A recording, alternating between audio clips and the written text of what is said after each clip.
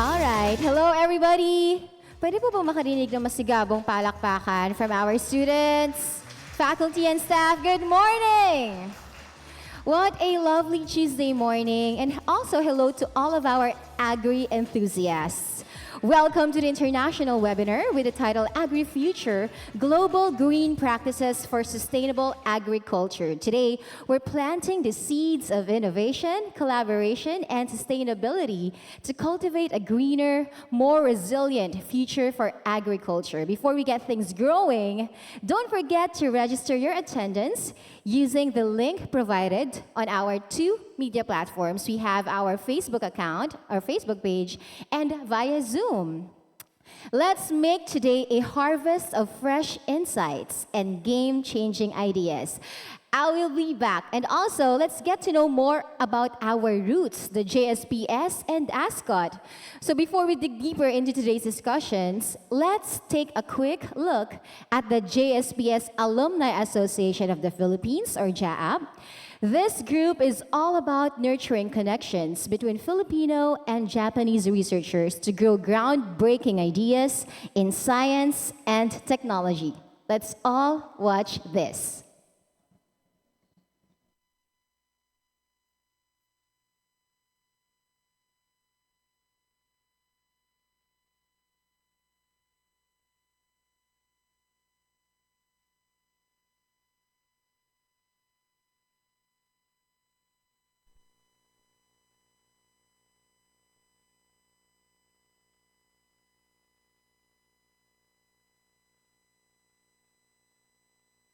JAAP is a group of scholars who had been sponsored by the Japan Society for the Promotion of Science, or JSPS, and had completed their PhD Ronpaku program in Japan. Dr. Pag-asa D. Caspilio from De La Salle University, or DLSU, was the founding president. She was followed by Dr. Maria Natalia R. Di Maano from the University of Santo Tomas, and then by Dr. Maricar S. Prudente, also from DLSU. During the time of Dr. Prudente in 2012, the PRF was reorganized and was transformed into JAAP, covering not only the JSPS Ronpaku Fellows but also all the other fellows that had undergone exchange programs in Japan through the JSPS Scholarship and Exchange Programs. A JSPS pin is provided by JSPS for each JSPS alumni through JAAP. JAAP was registered under the Securities and Exchange Commission in 2013.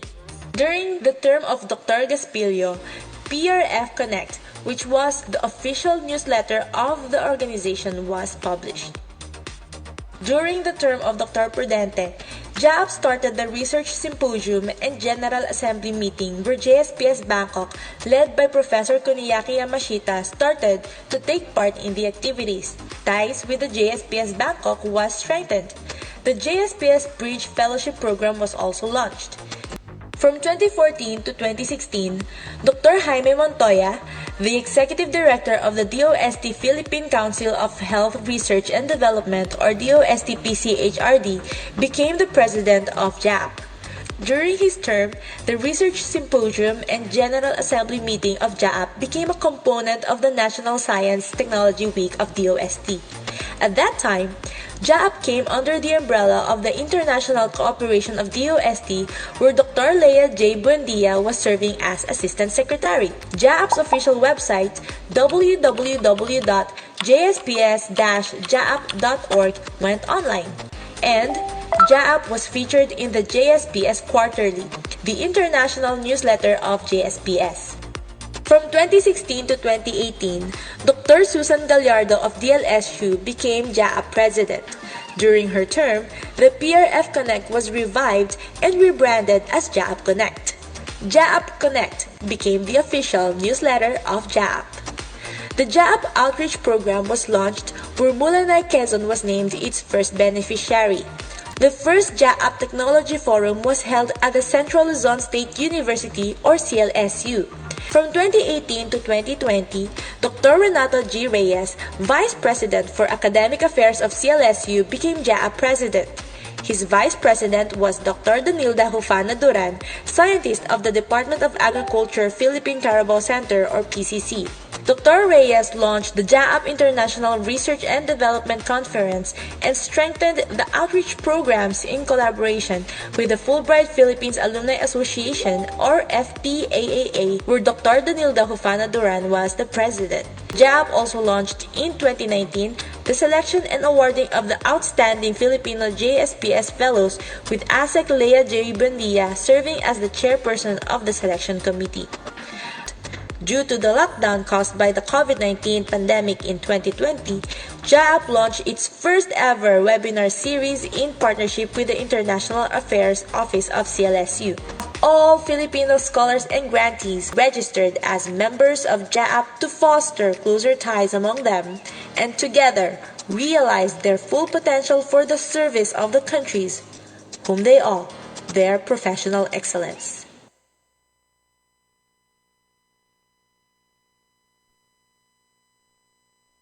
Right, and there you have it, the JSPS, ladies and gentlemen.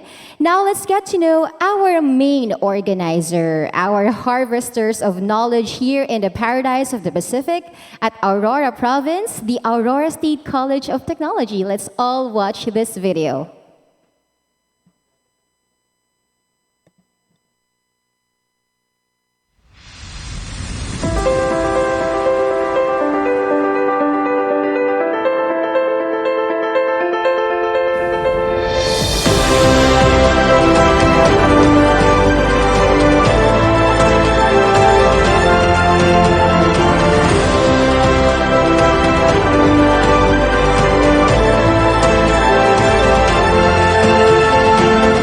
The province of Aurora is known as the hidden gem in the east coast of central Luzon. For its lush greeneries, mesmerizing seaside, rich culture, arts, and history situated in one landscape. At the heart of the province lies the future.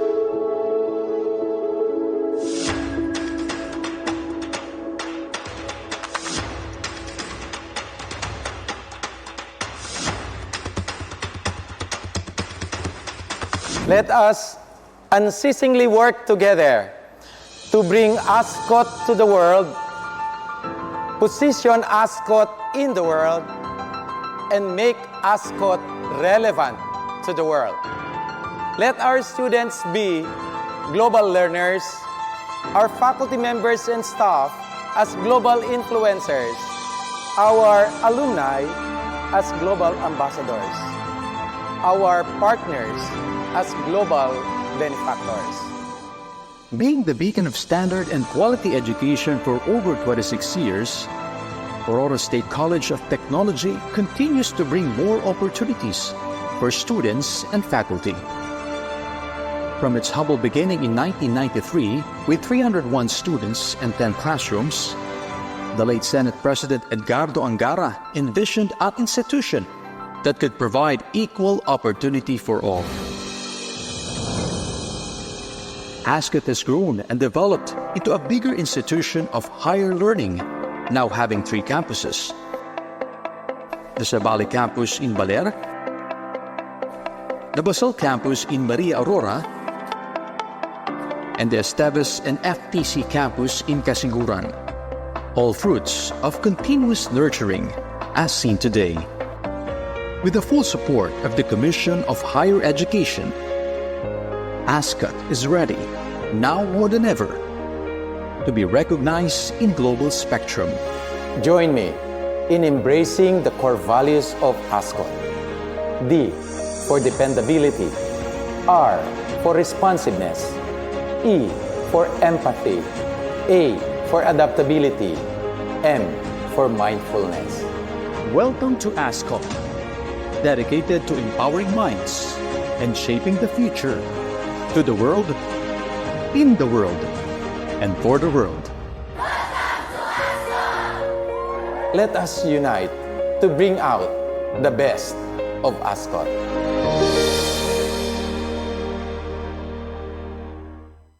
Indeed, ASCOT to the world, ASCOT in the world, and ASCOT for the world. Agriculture thrives through collaboration, and today's event is proof of that. This international webinar wouldn't be possible without a strong partnership between institutions dedicated to advancing sustainable agriculture and research. First, a big shout out to our main organizer, the Aurora State College of Technology. Palakpakan po natin ang commitment ng ating institution to agricultural innovation, to continue nurturing future-ready solutions for farming communities. Joining ASCOT in making this webinar possible are our esteemed co-organizers and partners. We have the JSPS Alumni Association of the Philippines, JAAP, for fostering scientific collaboration between Filipino and Japanese researchers. Actually, pang-lima na po natin itong international webinar with them, so thank you very much, and there's still more to go. The Japan Society for the Promotion of Science, or JSPS Bangkok office, bridging international research efforts to drive global agricultural progress.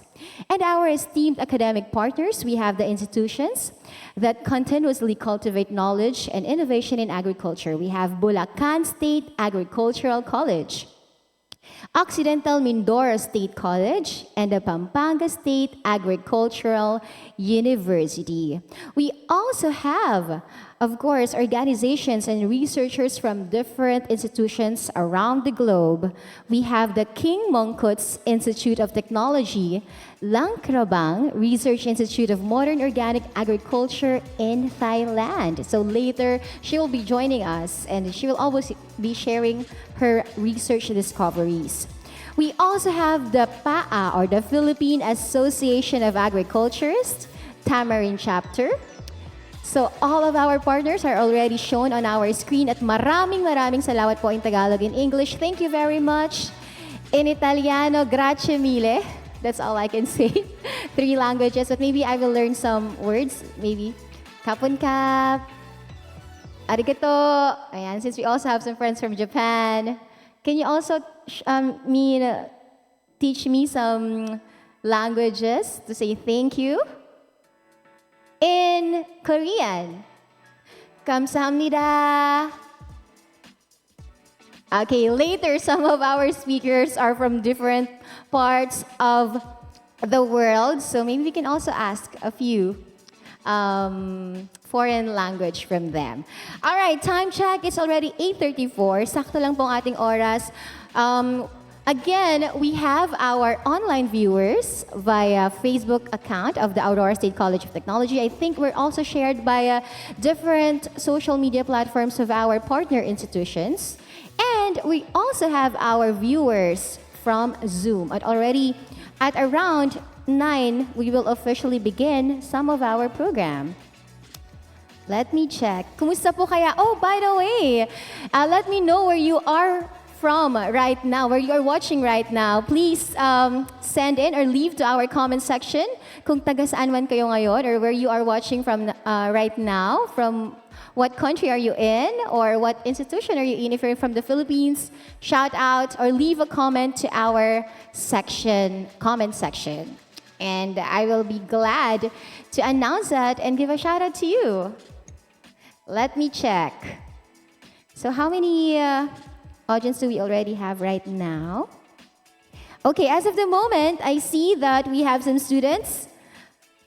A BSA Crop Science students, there's a lot. Oh, they're flooding now our Facebook page. Thank you. Good morning to you, students. Are you ready to learn from different researchers around the globe? Diba? Very global, very international, I must say. So we have Charlotte Baloloy, BSA CS4A student. Hi, good morning to you.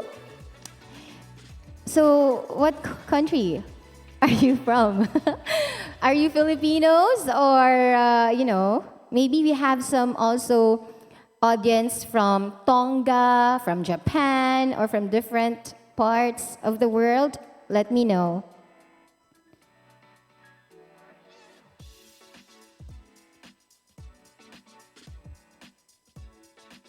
So again, to all of our students, thank you very much. Don't forget, please register, and also stand by, because we will also be sending the link to our evaluation form. You can only get your certificate after filling out our registration forms. I would like to, of course, acknowledge also our key officials present here today. We have the presidents of the Alumni Association. The Alumni Association is also currently watching. We have Sir Casper Ortiz. Good morning to you. And to the Faculty Staff Association President. Hello po. Good morning, Ma'am Jocelyn Diaz. And to the Vice President. Yes, of course, Ma'am Michelle Resueño. And also to the deans of different schools of ASCOT. We have the Dean of Accountancy. Ayan. Hello po kay Doc Rick Gonzalez. And to the Dean of the Industrial Technology. Hello po, good morning, Doc Zante. Of course, our Vice President for Academic Affairs and concurrent Dean of the School of Agricultural Sciences. Good morning po kay Ma'am Doc Kabatan. Good morning to you, everyone. Are we now ready? Siyempre, ready na po tayo. So without any further ado, let's begin. Let's begin by honoring our nations with the Philippine and Japanese national anthems, followed by a moment of silence of our opening prayer as we seek wisdom for today's discussions. Let us all rise.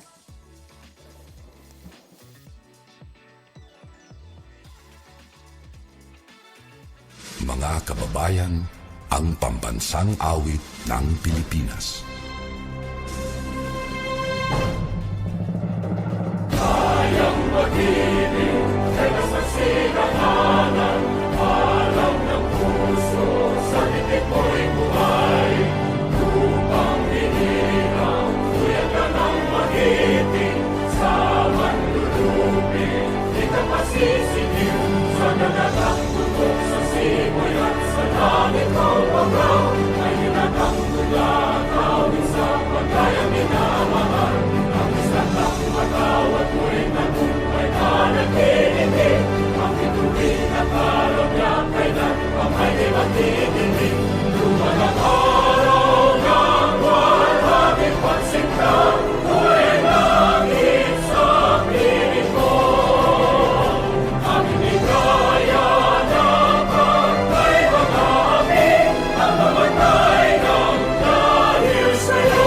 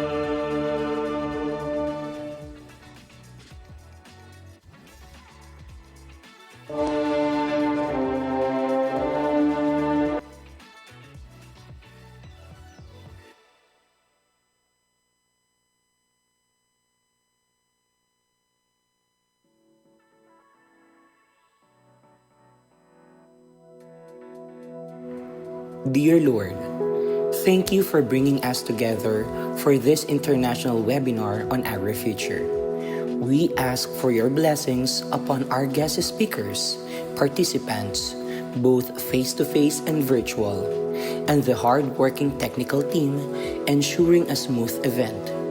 May we be united in purpose, eager to learn, and inspired to take action toward sustainable agriculture. Fill our hearts with wisdom, our minds with innovation, and our hands with the diligence to nurture the earth you have entrusted to us. We offer this event to you, Lord. Amen.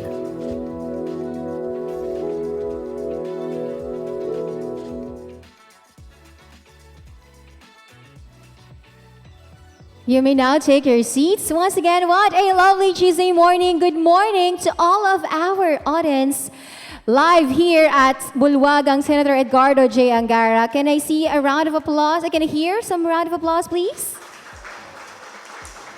Good morning to each and everyone. This is already our 5th international webinar, of course organized by Aurora State College of Technology. Our college president, Dr. Renato G. Reyes, has always been very passionate and really hardworking to connect with different speakers all around the globe. And we are really blessed because he has a lot and more to go on international webinars. We're done with IT, we're done with forestry, we're done with education, and fisheries. Right now, it's all about agriculture, something that my heart is really also passionate about. I'm into growing chickens, and we have a cow, we have tilapia too. So I'm also looking forward to some of our speakers' discoveries today until later in the afternoon. It's still early. Later, we will be checking on our speakers if they already join in via Zoom. But for all of our guests, again, don't forget to register. We've already provided the link on the comment section. Feel free to engage if you have questions or if you have comments or if there's something that, spark in your, something sparked within you. You can always feel free to share it at the comment section. So right now, I can see that we have a lot of audience already. Nagpapa-shoutout sila. So, recording hi. in progress. Hello to you, to Fidel Gadang, to all of our BSA CS students who are currently joining today. Good morning po sa inyong lahat. Good morning, everyone. Time check. All right, 8:43.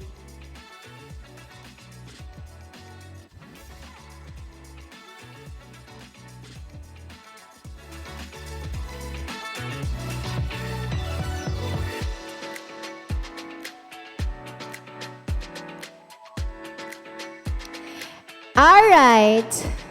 May I invite po pala all of our participants to please fill in first the first 2 rows of our chairs. And hello to our students. Okay, feel free to raise your questions later, okay? So we also have our moderators to help you out. To sum up the discussions. Hello to you. So, anong year nyo na ba ngayon? 3rd year. Okay. Wow, lapit na. Exciting talaga ang ating discussion today. I've seen the backgrounds of all of our speakers, scientists, award-winning, napakadaming publications here and abroad. And we are really in a treat, especially this is a free international webinar. Can you imagine that? To some, they need to pay for this to have their certificates, but now it's all for free. And not only 2, 3, 5 participants, but we have, speakers, but we have 7 speakers. Isn't that amazing? Really amazing. Okay, again, we are accepting 300 participants via Zoom. But don't you worry if hindi na po kayo makapasok sa ating Zoom. Our Facebook is also live, and you can still avail of the certificates by responding or filling out our evaluation form, which will be sent every after session. Right? Okay. So again, we would like to thank all of our partner institutions. Allow me to acknowledge them one by one because without their support, this event would not be possible. Maraming salamat po. First of all, of course, the main organizer is the Aurora State College of Technology, and joining ASCOT is JSPS Alumni Association of the Philippines, or JAAP. The Japan Society for the Promotion of Science, or JSPS Bangkok office, Bulacan Agricultural State College, Occidental Mindoro State College, Pampanga State Agricultural University, Association of Agricultural Technology for Southeast Asia, Philippine Association of Agriculture Stavern Chapter, and the King Mongkut's Institute of Technology, Ladkrabang. Thank you very much. And this also is brought to you by the School of Agricultural Sciences of ASCOT.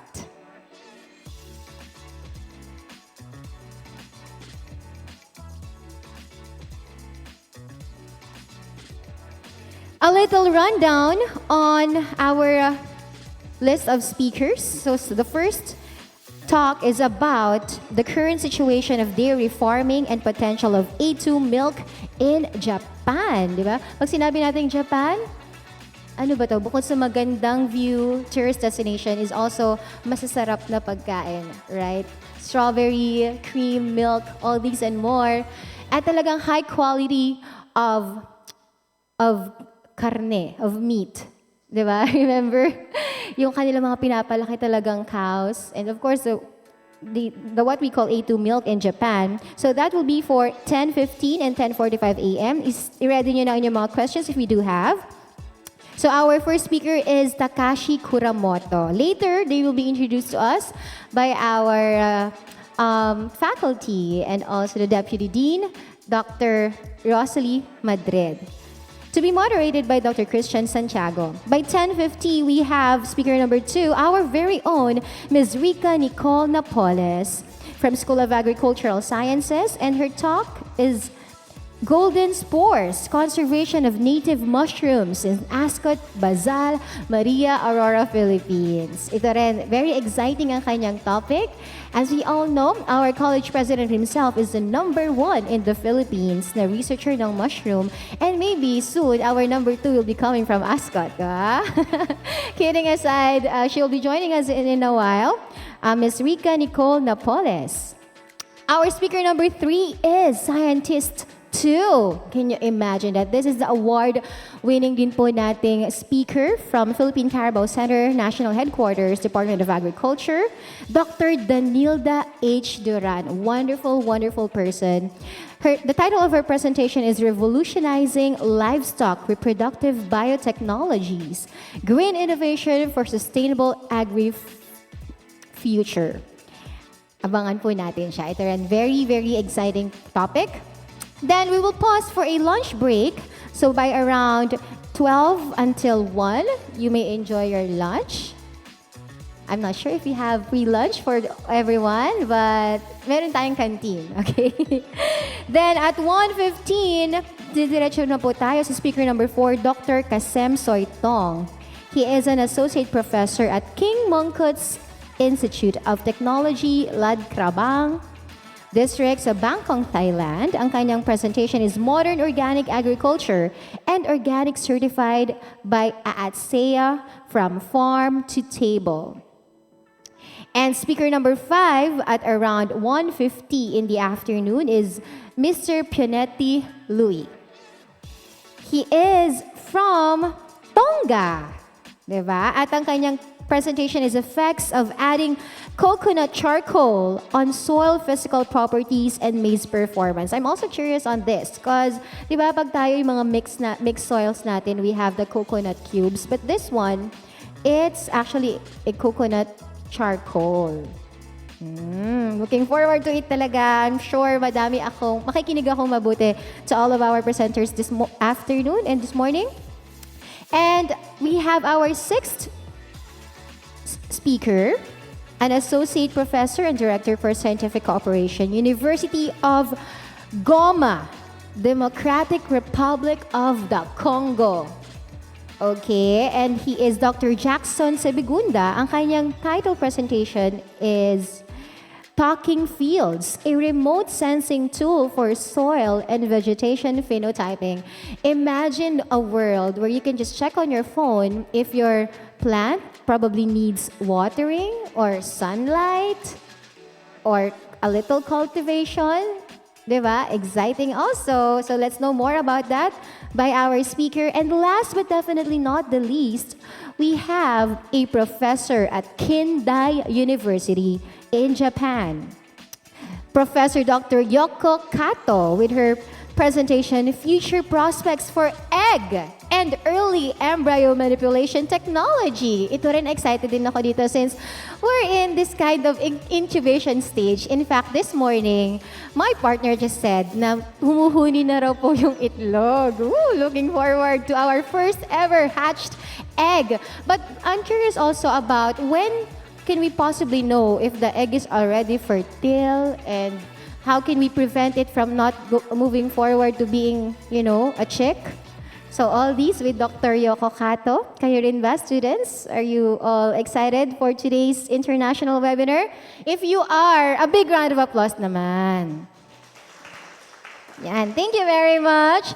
So yan natin mga rundown, and later please stay until the end because we will have a group photo and also an info session on the JSPS scholarship and fellowship programs. Some of our speakers are actually alumni of the JSPS program. Our president himself also have been to different countries. Aral lang ng aral and balik lang sa Pilipinas to return all of his services for us. Kaya we're blessed really to have them. Baka naman kayo ang susunod na nating mga scholars and we also speaking dito sa mga international webinars. Sana. Looking forward to it. So makinig lang tayong mabuti, okay? So time check. Okay, maybe we can now proceed with our program. So to officially welcome us, we have Dr. Maria Luz F. Cabatan, the Vice President for Academic Affairs and Dean of the School of Agricultural Sciences. Let's have her as she cultivates the future of agri-innovation. Once again, let's welcome the leader in biopesticides and pigmented rice research, Dr. Cabatan.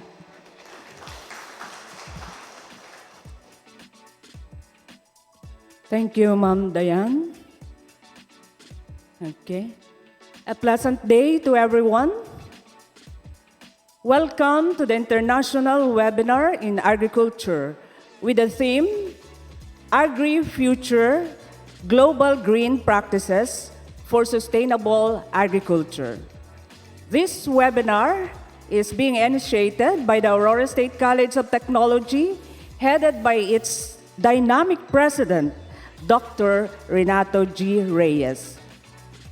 Palakpakan po natin si Sir. Ayan.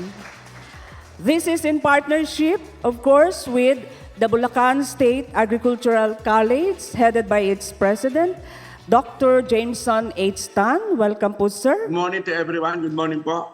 Good morning po. The Occidental Mindoro State College, headed by its president, Dr. Albert C. Edanyol. Good morning, sir. Good morning, ma'am. Good morning. The Pampanga State Agricultural University, headed by its university president, Dr. Anita G. David. Good morning, ma'am. Wala pa ata si ma'am. The Philippine Association of Agriculturists, Tamarin Chapter, headed by its president, Dr. Hermogenes M. Pagya.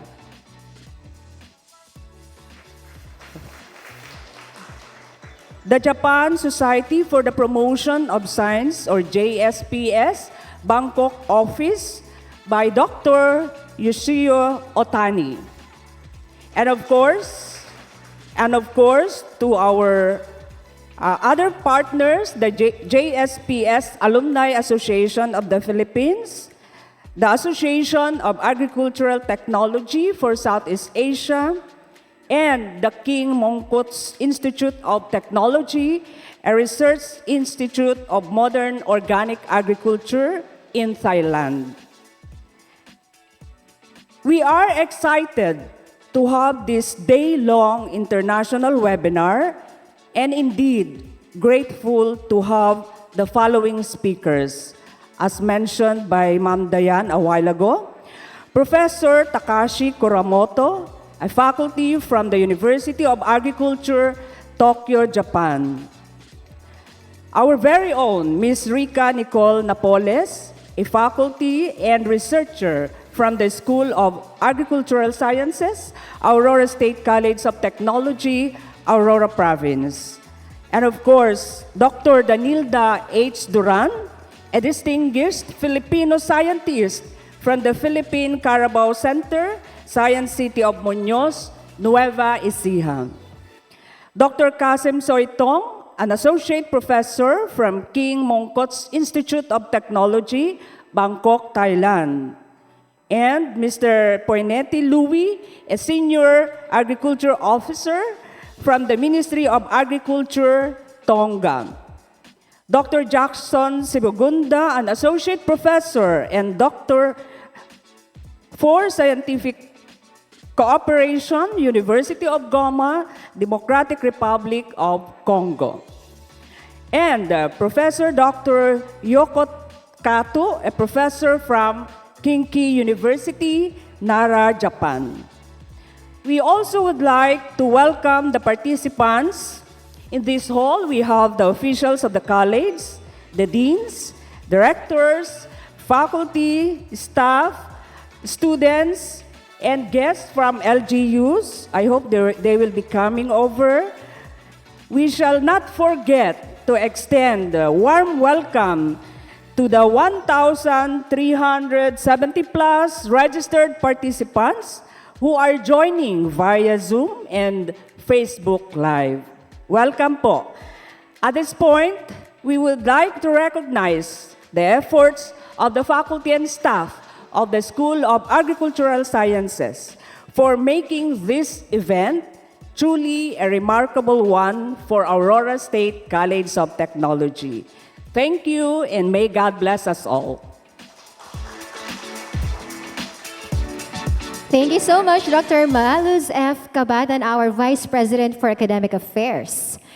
Up next, here with us, of course, is our college president, Dr. Renato G. Reyes, a trailblazer in mushroom research. With his leadership, ASCOT keeps pouring new ideas, cultivating innovation, and staying ahead in agriculture. Please welcome, once again, our college president for the greetings, Dr. Renato G. Reyes.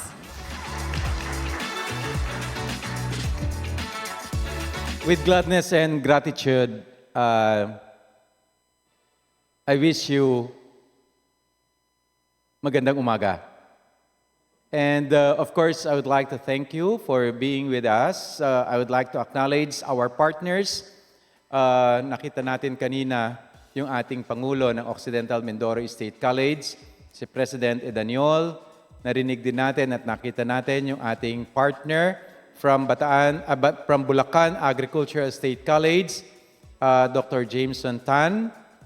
Our kababayan from Pampanga Agricultural State College, the President, President Anita David. Our partner, JSPS Alumni Association, headed by Dr. Karl Marx Quiazon. The JSPS Bangkok office, led by the Executive Director, Dr. Yoshio Otani. The founder of ATSEA. This is the Association of Agricultural Technology in Southeast Asia. The founder and the president, who will also be one of our speakers today, Dr. Kasim Soitong. Of course, the Philippine Association of Agriculturists in Central Luzon, the Tamarin chapter, the president, Dr. Hermoines Pagya, and the other partners who are here, the School of Agricultural Sciences of ASCOT, the deans of the different schools of ASCOT. I can see here Dean Rick Gonzalez of the School of Business, Accountancy, and Business Management, the faculty president, Dr. Jocelyn Diaz, the dean of the School of Forestry and Environmental Sciences, Ma'am Ma'am Michelle Resueño, the dean of the School of Industrial Technology, Sir Roderick Sante, our dear students, as well as faculty members and staff. Again, a pleasant morning to all of us. Indeed, this meeting, it's not just an ordinary meeting. It is a meeting that will actually spur cooperation among partner institutions, both national regional, as well as international. It was also in this meeting where you will gain insights from our international speakers from as far as Africa, Micronesia, from Tonga, from Japan, from Thailand, and of course, from the Philippines. It is also through this webinar where you can, in a way, hybridize your knowledge that would lead to more innovations. So let us just be positive as we listen to the different lectures that our esteemed speakers will deliver this morning. Again, magandang umaga sa ating lahat. Thank you very much, Dr. Renato G. Reyes, the College President of the main organizer in this international webinar. Marami pong salamat. Harvesting knowledge with us today is Dr. Jameson H. Tan, the President of Bulwagang Agricultural State College. A driving force in sustainable farming education and research, he continues to cultivate innovation in the field. Good morning, Dr. Jameson. Would like to know if you're ready in our Zoom.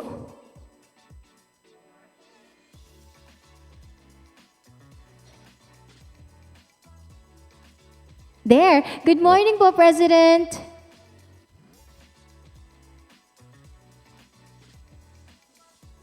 I can already see Dr. Jameson Tan, the President of BASI. He will be delivering his greetings.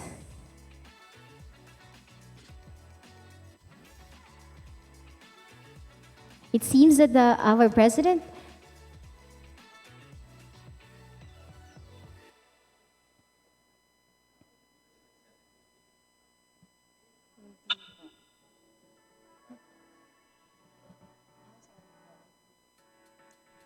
Hi, Dr. Jameson Tan. Good morning po. Checking in if you want to greet us live.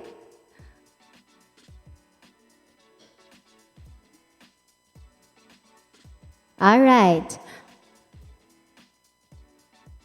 We will confirm that maybe we can switch it po muna. Let's first have the President of Occidental Mindoro State College. He is a leader in agricultural innovation and environmental conservation. He's growing a greener future. Welcome, Dr. Albert Clamor Edaniol. Good morning po. Hi, good morning. Hello. Good morning. Am I loud and clear? Yes, good morning po. Hey, good morning. Thank you. Good morning, everyone. Greetings from the western island of Mindoro, the land of Mangyan, and the home of Tamaraos, and the homeland of the Occidental Mindoro State College. It is my pleasure to greet Dr. Renato G. Reyes, the President of the host college of Aurora State College of Technology, and my fellow co-organizer from the Philippine State Universities and Colleges, to Dr. Jameson H. Tan, President of the Bulwagang Agricultural State College, Dr. Anita G. David, President of Pampanga State College, State Agricultural College, and Dr. Hermogenes Impagia, President of the Philippine Association of Agriculturists, Tamarin Chapter.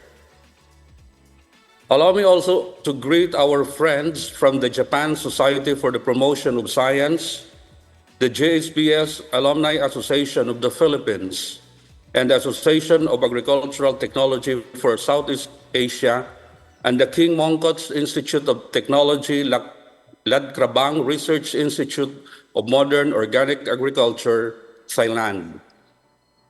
First, our gratitude to the Aurora State College of Technology for trusting us, the Occidental Mindoro State College for the second time of co-organizing this very important international webinar with the theme Agri-future, Global Green Practices for Sustainable Agriculture. It is a joy working and collaborating with you in this kind of fruitful endeavor for the pursuit of knowledge and excellence. Today, I have the honor of speaking before the renowned experts in the field of agriculture, as well as the next generation of aspiring agricultural leaders. Excuse me. Attending here with me in this conference are the students and faculty members of our agriculture campus who wish to learn new discoveries and advancements in the field. As the president of an institution who banners agriculture programs, and as a farmer myself, I am also excited to hear innovation from our esteemed speakers. As Occidental Mindoro State College prides itself as the institution who values research and innovations in various fields, we ensure that opportunities like this are never wasted. Hence, on behalf of the knowledge-driven community of OMSC, I express my heartfelt gratitude and congratulations to Dr. Reyes and to Aurora State College of Technology for organizing this very significant conference and for generously sharing it with us. We hope that in the future we can also do the same favor for ASCOT. May this conference be a catalyst for transformative ideas and lasting relationships or partnerships in the pursuit of sustainable and resilient agriculture. Once again, our warmest greetings and thank you very much. Wow, thank you very much, President Daniel of OMCS. We're so proud of you po. Thank you very much. Now we would like to do a quick mic and screen check before we begin to the President of BASI, Dr. James Tan. Good morning. Good morning po. Ayan, hello po. You may now proceed with the greetings. Okay po. Good morning to everyone. I am very honored to deliver greetings on behalf of the Bulwagang Agricultural State College. I am very pleased to see academicians, students, and researchers present today, which clearly reflect our collaborative approach towards strengthening agriculture. I would like to welcome all participants for their keen interest and enormous efforts to make this webinar possible. At the outset, I would like to thank the President of Aurora State College of Technology, Dr. Renato Reyes, and other co-organizers, President Daniel of Mindoro Occidental State College, President David of Pampanga Agricultural State University, the PAA President, Hermogenes Pagia, and other co-organizers who have already been introduced in this webinar. My special thanks to the team of President Reyes for coming up with this very, very important webinar. Today, we will listen to a diverse group of speakers, 7 experts from various parts of Asia on global green practices for sustainable agriculture. I am sure we will have a clear view on the current status and challenges in applying global green practices and how this can contribute to the achievement of sustainable development goals. Therefore, I am urging everyone to actively participate. Lastly, before I end my greetings, I would like also to acknowledge the presence of our beloved Regional Director of the Department of Science and Technology, Director Julio Cesar Sicat, for gracing this webinar. Again, thank you for attending and wish all of you a productive day and good outcomes. Magandang umaga po sa atin lahat. Thank you po. And thank you more. We've just heard the greetings from the President of Bulwagang Agricultural State College, Dr. Jameson H. Tan. Sharing another special message is Dr. Hermogenes M. Pagia, the President of PAA Tamarind Chapter, dedicated to growing stronger agri-research communities nationwide. Good morning po, Dr. Pagia. Good morning everyone. Hello. Am I loud and clear? Yes, very loud and clear. You may now proceed. Thank you very much. Warm greetings to all participants online our organizer of this event, the Aurora State College of Technology, headed by its dynamic president, Dr. Renato G. Reyes, and Vice President for Academic Affairs, Maria Luz Cabatan, along their partner institutions like Pampanga State Agricultural University, through its University President, Dr. Anita G. David, Bulwagang Agricultural State College President, Dr. Jameson H. Stan, and the Occidental Mindoro State College President, Dr. Albert C. Edanyol, and esteemed speakers of this international webinar on Agri-future, Global Green Practices for Sustainable Agriculture. On behalf of the Philippine Association for Agriculturists Tamarin Chapter, it is my honor to extend our support and appreciation to Aurora State College of Technology, School of Agricultural Sciences, for spearheading this momentous event. The Philippine sector, as we know, stands at a pivotal crossroads, facing both challenges and opportunities. Embracing global green practices such as climate-smart technologies, regenerative and conservation agriculture, and circular economies aligns with our national agenda to modernize the sector while safeguarding our natural resources. As we address the challenges towards a resilient future, it is crucial to embrace global green practices that ensure environmental sustainability, food security, and economic viability. This webinar serves as a platform to discuss green strategies, exchange best practices, and inspire action towards transforming agricultural systems. By bringing together experts, practitioners, and advocates from diverse regions, we strengthen our collective commitment to fostering sustainable agricultural practices that benefit present and future generations.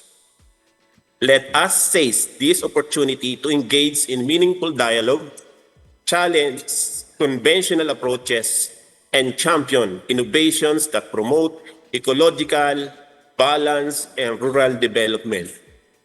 May this event ignite new partnerships, innovative ideas, and actionable solutions that will pave the way for the sustainable agricultural future. Once again, congratulations to the organizers and partners of this event. Mabuhay po tayong lahat. Mabuhay! Thank you very much, Dr. Hermogenes Empagia, the president of Tamarin Chapter, who also made a recent visit in our province. Thank you very much po, and indeed, mabuhay. We would also like to acknowledge the presence on our Zoom of our DOST Regional Director, the strong advocate for, cutting-edge agri-tech research. Hello po kay Dr. Julius Cesar Sicat. Good morning to you. And okay, finally, we are also honored to hear from Dr. Yoshio Otani, Executive Director of the JSPS Bangkok office, who will share insights on how Japan Society for the Promotion of Science continues to fertilize global research collaborations. Good morning, Dr. Otani.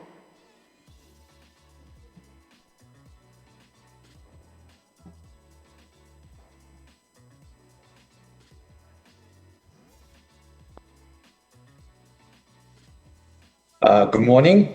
I'm Yoshio Otani, Director of JSPS Bangkok Office. On behalf of Japan Society for the Promotion of Science, JSPS, I'd like to express my sincere appreciation to Dr. Renato, the President of the Aurora State College of Technology in Aurora Province, Philippines, and he is also the former President of JSPS Alumni Association of the Philippines, JAAP, for him to kindly invite JAAP to co-host this info session on Japanese government scholarships.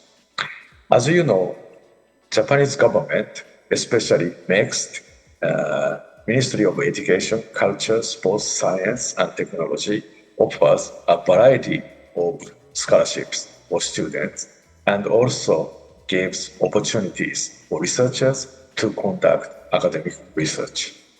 JSPS, under the auspices of MEXT, supports young researchers to start up research at university or institutions after obtaining academic degrees. We offer various fellowship programs and international collaborative research programs, such as postdoctoral fellowship programs, bilateral programs, and core-to-core programs. By offering seamless support to potential young researchers from students in early age of academic researcher, we believe they can establish firm basis to find out their lifelong research subject and continuous research collaborations with Japanese researchers. I wish today's symposium is useful for all the attendants to seek further collaboration with Japanese researchers. Thank you for your attention.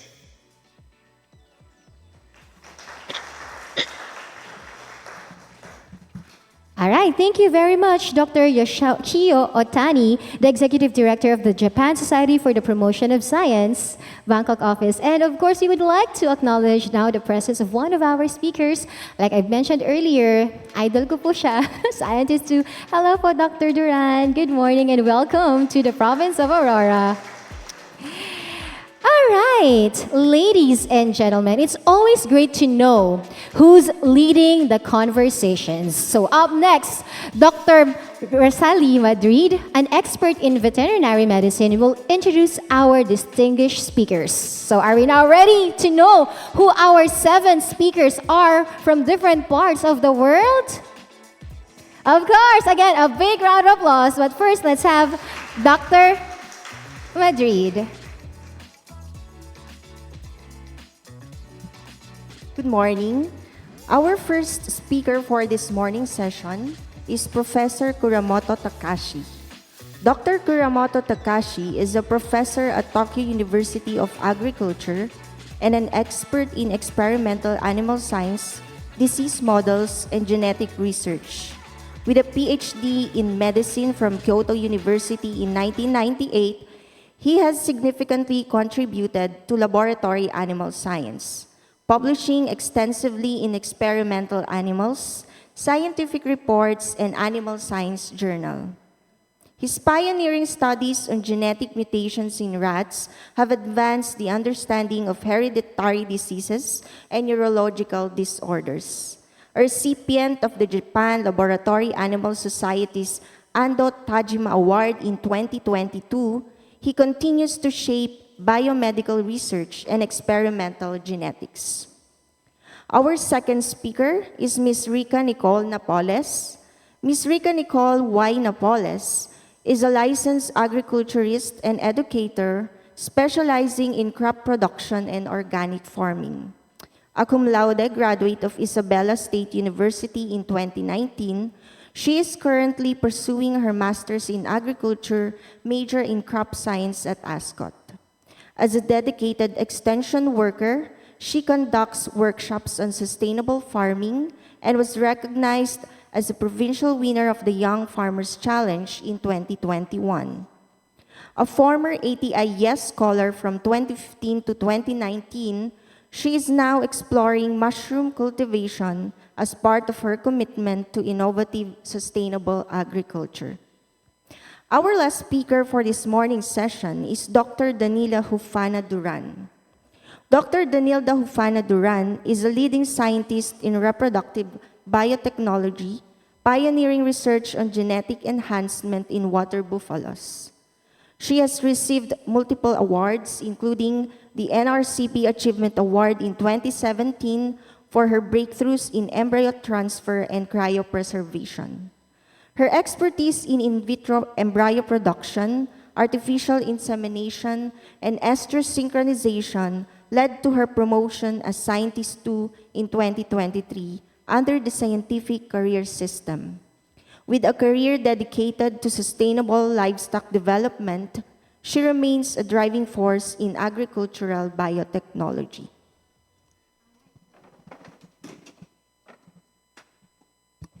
All right. And po ating first speakers for the first session on our morning session. A big round of applause again to all of our speakers, please. Are we now ready? I would like now first to check if our first speaker is already on our Zoom, because actually on our schedule, he is supposed to talk at around 10 or 9:52. So we're actually very early. With that, since po parang, would you like to make a switch po to our speaker number 2? Okay. All right.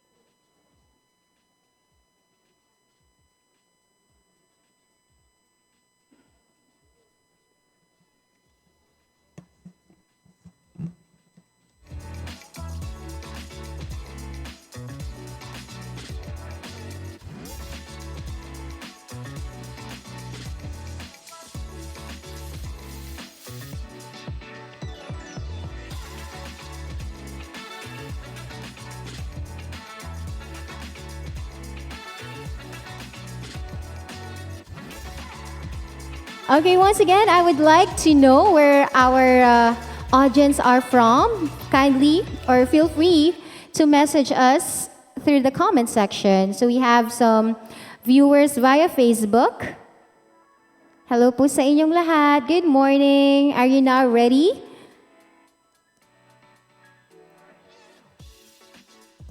So our time now, it's 9:24.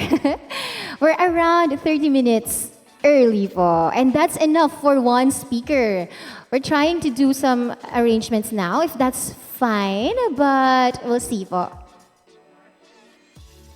Okay, again, if you have questions, feel free to raise them on our comment section, but we also have later a time for a Q&A with our moderators at standby. We are really in a treat.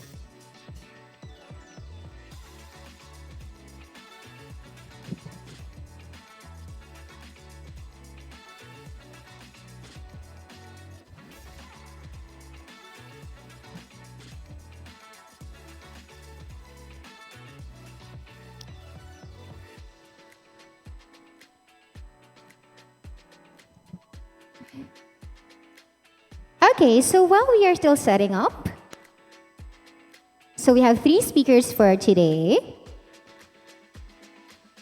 Instead, okay, I would just like to confirm, since Professor Takashi Kuramoto from Japan has been told that his time is at around 10:15.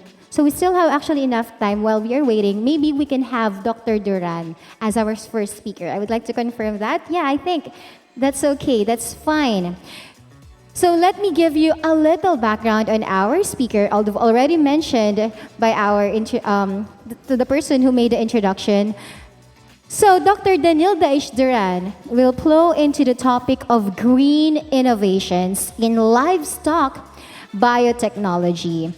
She will be sharing some eco-friendly ways to improve livestock farming while keeping sustainability at its core. I'm so excited to have an amazing, award-winning, so many researches published, like hundreds, I must say. Also an outstanding alumni and faculty of CLSU.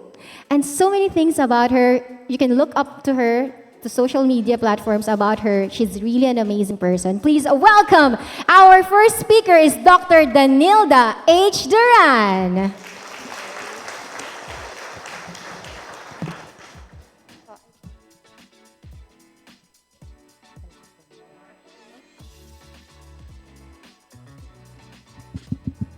Okay, so good morning everyone to the President of ASCOT and all the presidents of the organizing that organized this conference, and of course our very own Dr. Yushu Otani, the Director of JSPS Bangkok, all the members of JAAP who are watching online, and all the students and faculty members of ASCOT who are here with us today. Good morning. So I am privileged to talk to you today the topic on revolutionizing livestock reproductive biotechnologies, giving emphasis on green innovations and ano nga ba yung title ng topic ko? Nawala na. Great innovations for sustainable agri-future. Okay, so I just choose this topic to be in line with the theme of this conference now. So, next slide, please. Okay. Okay.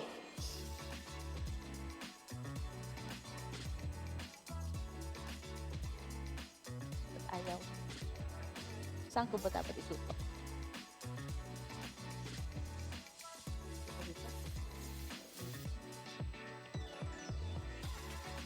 It's not moving.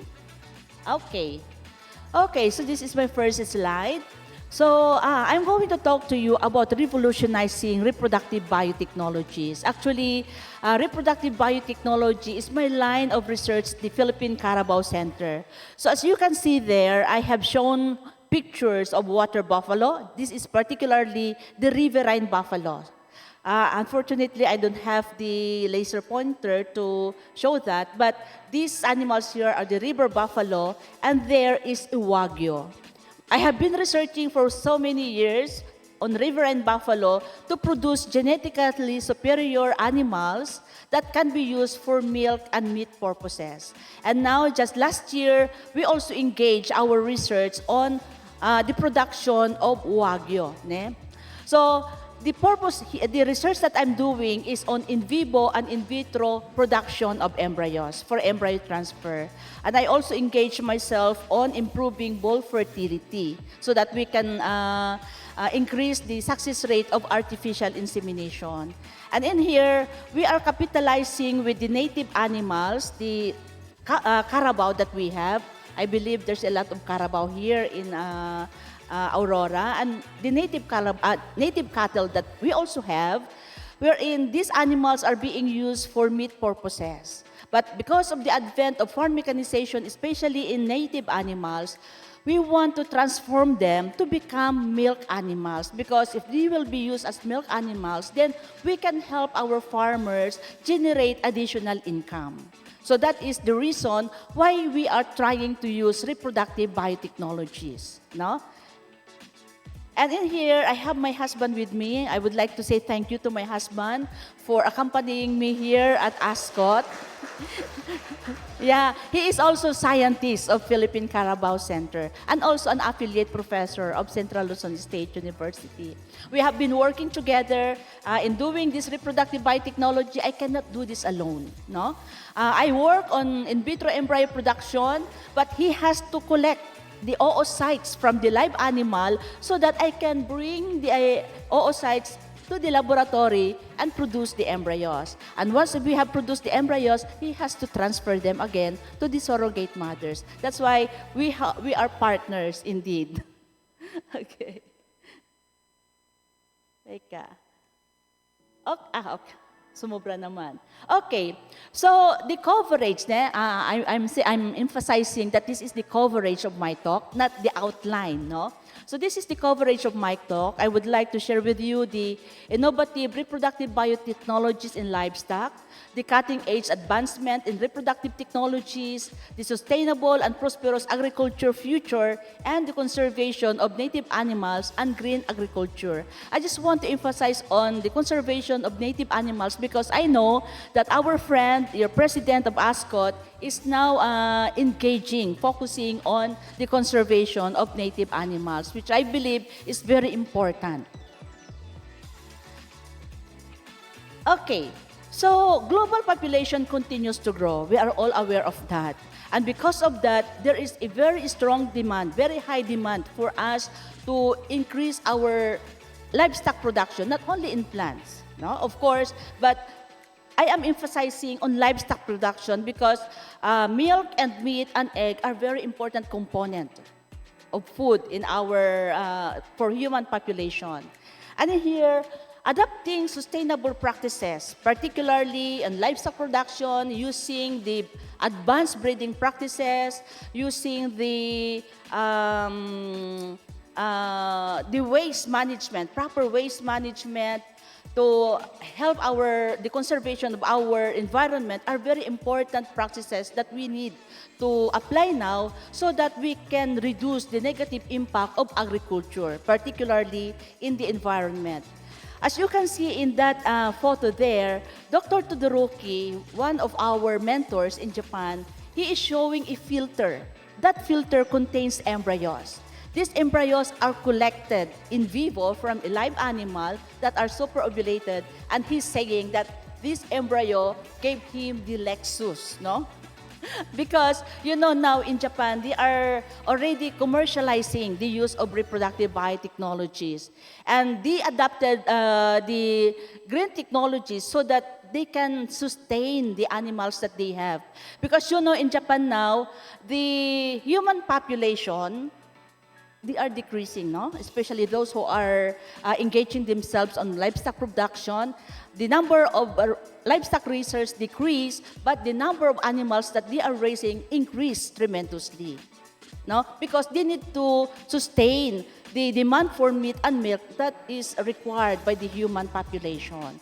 So, yun. And in here, it is very important to adopt the sustainable practices to sustain their livestock production. Okay, so the impact of livestock production can be divided into two. One is the impact on food security and the impact on environmental sustainability. When we say impact on food security, we are referring to the nutrient-rich food supply that human demands for their subsistence.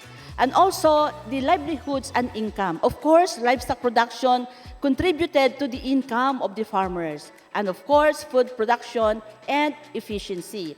But as we do livestock production, we cannot avoid the impact on environmental sustainability because there is this green gas emission, which they said livestock is contributing so much to the greenhouse emission of the environment. And of course, the land and water use, because we are using livestock, so we need pasture area. And of course, livestock demands water so much, so land and water use is highly needed for livestock production. And of course, if we have livestock production, we cannot avoid to have waste and pollution. And of course, that biodiversity as well. But even though there is this impact of livestock production, there is also balancing act that we can implement, such as efficient resource use and improved waste management, emission reduction, and biodiversity conservation. So we can control this environmental impact and we can sustain this food security as long as we will also implement this balancing act so that we can avoid the degradation in our environment.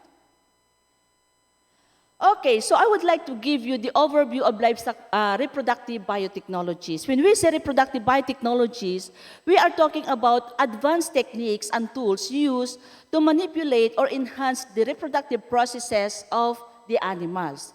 It is applied to improve genetic quality, reproduction efficiency, and overall productivity. And some of the the usual technologies that we are doing now in the Philippines is the artificial insemination. In fact, this is a very old reproductive biotechnology that we use to produce genetically or upgraded animals. So in case of water buffalo, we are using the riverine buffaloes to cross with our native carabao to produce the crossbred. And now we are also using the embryo transfer, no? So we are using embryo transfer because we want to facilitate the production of genetically superior animals, especially the purebred animals. So in here we are doing the in vitro embryo production and in vivo embryo production to produce the embryos that we need for embryo transfer. And we also had done some attempts on cloning at the Philippine Carabao Center. And all these methods help increase offspring numbers, introduce desirable traits, preserve endangered breeds, and reduce the spread of diseases in livestock population. Because if we are using reproductive biotechnologies, we can avoid the physical contact between male and female animals, thereby we are minimizing the transmission of any diseases.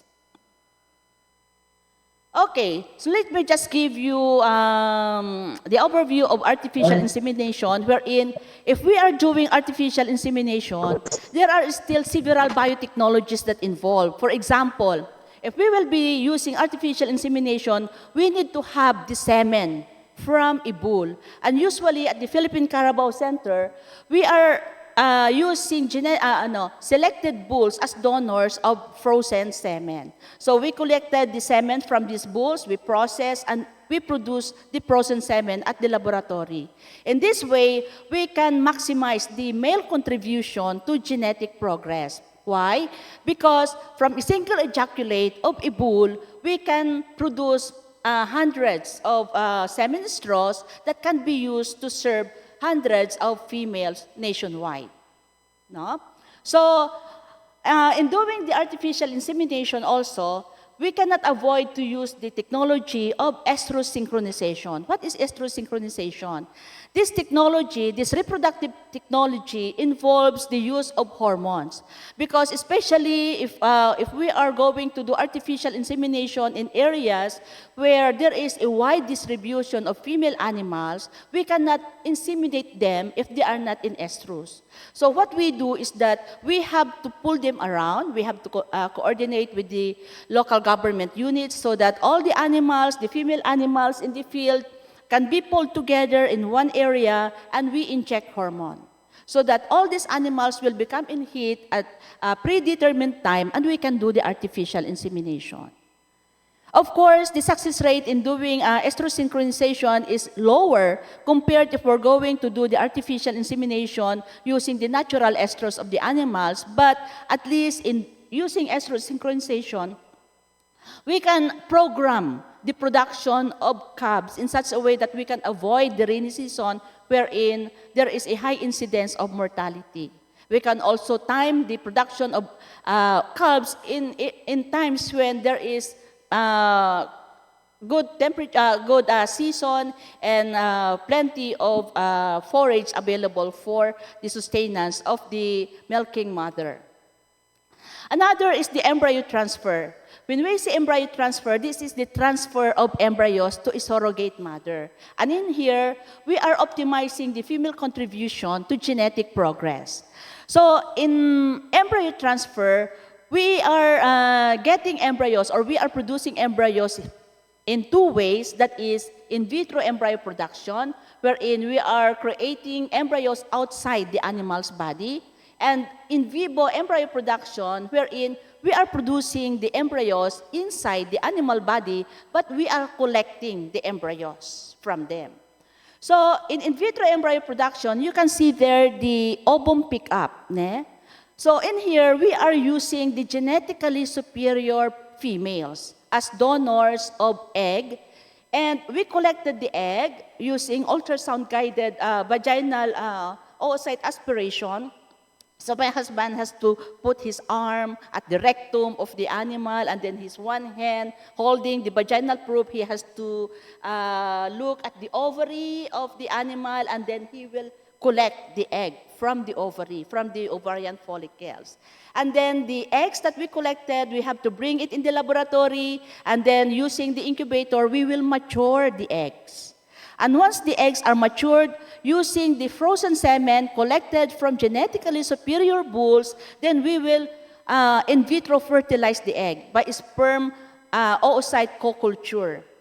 And then once we have finished the in vitro fertilization, then we will again culture the fertilized egg to develop the embryos. So for the in vitro maturation of oocyte, that is about 18 to 24 hours inside the incubator. And then, if we will do the in vitro fertilization, that is 8 to 16 hours inside the incubator again. And then, if we already produce the zygote, we have to wait until 5 days in water buffalo, 7 days for cattle to produce the pre-implantation stage embryos. So, imagine for the span of only about 8 days, then we can already have the embryo that we can transfer to a surrogate mother. Okay, so if we are producing purebred embryo, that means we're not going to wait about 20 years of continuous backcrossing just to produce the purebred animal. We only have to wait at least 10 months or 11 months for water buffalo or 9 months for cattle, and we can produce the purebred animals, the genetically superior animals. So usually, if there is already a prepared recipient, because we also have to prepare this recipient, so we can already do the embryo transfer. But if there's no prepared recipient, then we can do cryopreservation so that we can stack the embryo inside the liquid nitrogen, and we can bring that anywhere in the Philippines or in the world for embryo transfer. We have experienced that because we have established a satellite laboratory in India before, in early 200, just to produce riverine buffalo embryos, and we use it for embryo transfer here in the Philippines. So that is the in vitro embryo production. So once we have transferred the embryos, we hope that if we were able to impregnate the recipient animal, then we can produce a purebred animal, and then that purebred animal, once it grow again and reach the matured age, then we can use that animal again as source of eggs, no, for in vitro production of embryos. And usually, during embryo transfer, we are utilizing the native animals or crossbred animals as surrogate mothers. No? These are the inferior quality of cows that we use as surrogate mothers so that they will produce a purebred animal. For the in vivo embryo production, this involves the injection of hormones, more hormones to the animal so that we call it superovulation. Also, in that particular technology, we are also using animals that are genetically superior. And then we injected hormones to the animal to recruit the ovaries to produce more eggs. So here in vitro embryo production, if we are collecting the eggs from the ovary, only the natural egg. How many eggs are there? Only like that. But for superovulation, we are recruiting the ovaries of the animal to produce more egg. And then ovulate that egg, and after artificial insemination, we hope that there's a lot of embryos inside the uterine horn, so we will collect the embryo. So that technology, we call it multiple ovulation and embryo transfer, no? So once we have already collected the embryo, we can again do the transfer. And once it grows, we can produce purebred riverine buffalo or purebred wagyu that we can use again as donors of embryo. So in this technology, we are not going, as much as possible, we will be using these genetically superior female animals as donors of egg or embryo. And these inferior animals that we have as surrogate mothers so that we can facilitate the multiplication of purebred and genetically superior livestock. Okay, so this is actually the process of in vitro embryo production. So we have the genetically superior donor of egg, and then we have the genetically superior animal as donor of semen, and then we will collect the semen, we will collect the egg, and then we will do the in vitro fertilization. That one, once we produce the embryos, we can cryopreserve the embryos and bring it to the Philippines. This is actually the method that we use in establishing our satellite laboratory in India, wherein we produce the riverine buffaloes there, the purebred riverine buffaloes there, and did the embryo transfer here in the Philippines, and we were able to produce the calves using our native animals as surrogate mother. So this techniques is widely used in livestock breeding and conservation of native animals.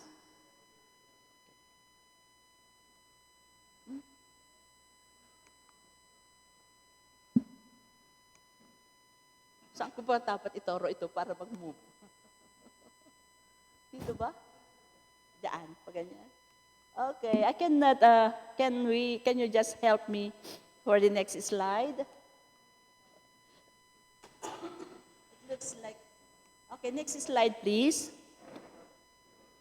Okay, so this is the in vitro embryo production, no? So this is actually the technology that we use to produce the embryos from India and then brought it to the Philippines in cryopreserved form.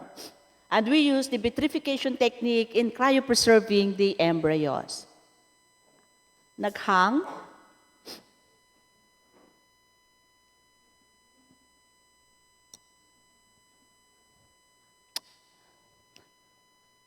And actually, we only harvest the embryos during pre-implantation stage because it's easier to cryopreserve the embryos at pre-implantation stage. If they are still at early stages, for example, from 4-cell, 8-cell, 16-cell, it's more difficult to cryopreserve them. Okay, so the prior slide showed us the in vitro embryo production, and this slide is about in vivo embryo production, no? So this involves multiple ovulation, as I have said a while ago. This involves multiple ovulation techniques where genetically superior animals, or females particularly, are injected with hormones to produce more embryos and collecting the embryos for embryo transfer. So you can see this figure here. Actually, this is a drawing of our daughter. You can see the arm of the technician towards the uterine horn of the animal. So there is the ovary, the oviduct, the uterine horn, and then at the second bifurcation of the uterus, of the uterine horn, that is the position by which we made a balloon. That is actually a balloon catheter. Once you inserted that into the reproductive tract of the animal, you have to guide that up to the uterine horn. And then you can see there the air inlet. So it's there where we will inject the air so that we can inflate the balloon, because that balloon will lock the uterine horn, so that once we will introduce the flushing medium, that flushing medium will flood the uterine horn. And once the uterine horn is flooded, then we can allow the embryos to float. And once we suck that one, we will suck the fluid, then we can collect the embryos. So we do that using about 50 ml of flushing medium. So that is the way by which we are collecting the embryos from superovulated animals, and that slide there showed the embryos that we usually retrieve if we do the in vivo collection of embryo. Usually, they are in uniform stages. And usually, the average of embryo that we can collect is about 8 embryos. But we can collect as high as 40, 60 embryos per animal, especially if it is cattle. But in riverine buffalo, the problem that we have is that the response of buffalo in superovulation treatment is a little bit lower compared to cattle. But in our experience last year, using new technology of superovulation, we were able to have an average of 7 corpus luteum from that animal, meaning we are expecting about 7 embryos from one donor. So compared with only one that we can get if we are going to use the natural. So using reproductive biotechnology would help us facilitate the production of purebred and genetically superior animals. Okay, so this is another reproductive biotechnology that is very important, the cryopreservation. So this involves freezing and storing embryos or sperm for future use. So we are putting the embryos inside the liquid nitrogen tank. We have 2 ways by which we can cryopreserve the embryo. One is the vitrification technique. In vitrification technique, this is actually the technique that we used when we were in India, because this technique does not require any sophisticated equipment. And here, we just put the embryo inside the straw. In this straw here, you can see we have to sharpen the edge of the straw, and then we will just put the embryo there, and then within 5 minutes, we have to plunk that in liquid nitrogen. So that is very rapid cryopreservation. But the slow freezing method involves a very sophisticated equipment, wherein the equipment, the decrease of temperature is gradual at 1 degree centigrade and then at 0.5 degrees centigrade. So that is actually a program freezing technique, wherein you have to put all the embryos on straw. So in putting the embryos, in loading the embryos, it should be like that. The embryo has to be at the middle, and there are some air spaces to protect the embryo. And then you will put in the slow freezing machine, and the cryopreservation is gradual. And you have to wait about 1.5 hours to complete the procedure. But this is a very effective technology by which we can preserve the viability of embryos, that even for generation to generation, we can keep the embryos inside the liquid nitrogen and still viable. Okay, so this is another technology that we have also tried in the Philippine Carabao Center, particularly the group of Dr. Atabay, the somatic cell nuclear transfer. And the somatic cell nuclear transfer, this is actually the technology of cloning. So in here, if you want to clone a genetically superior, the super animals, then you will just get a tissue, no?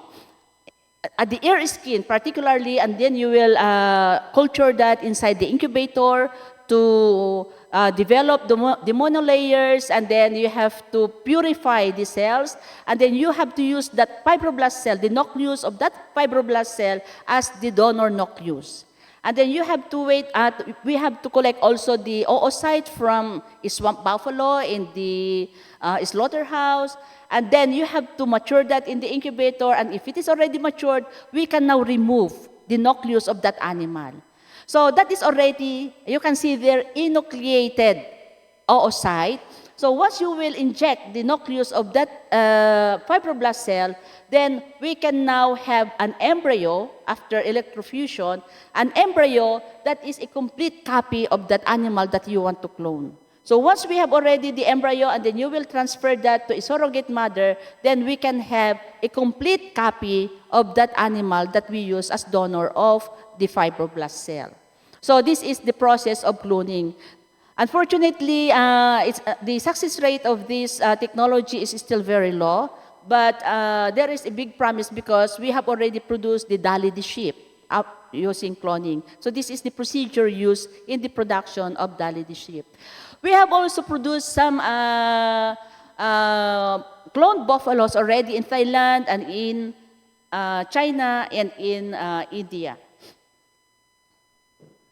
So these are the interplay of the reproductive biotechnologies that we use for the production and conservation of the animals.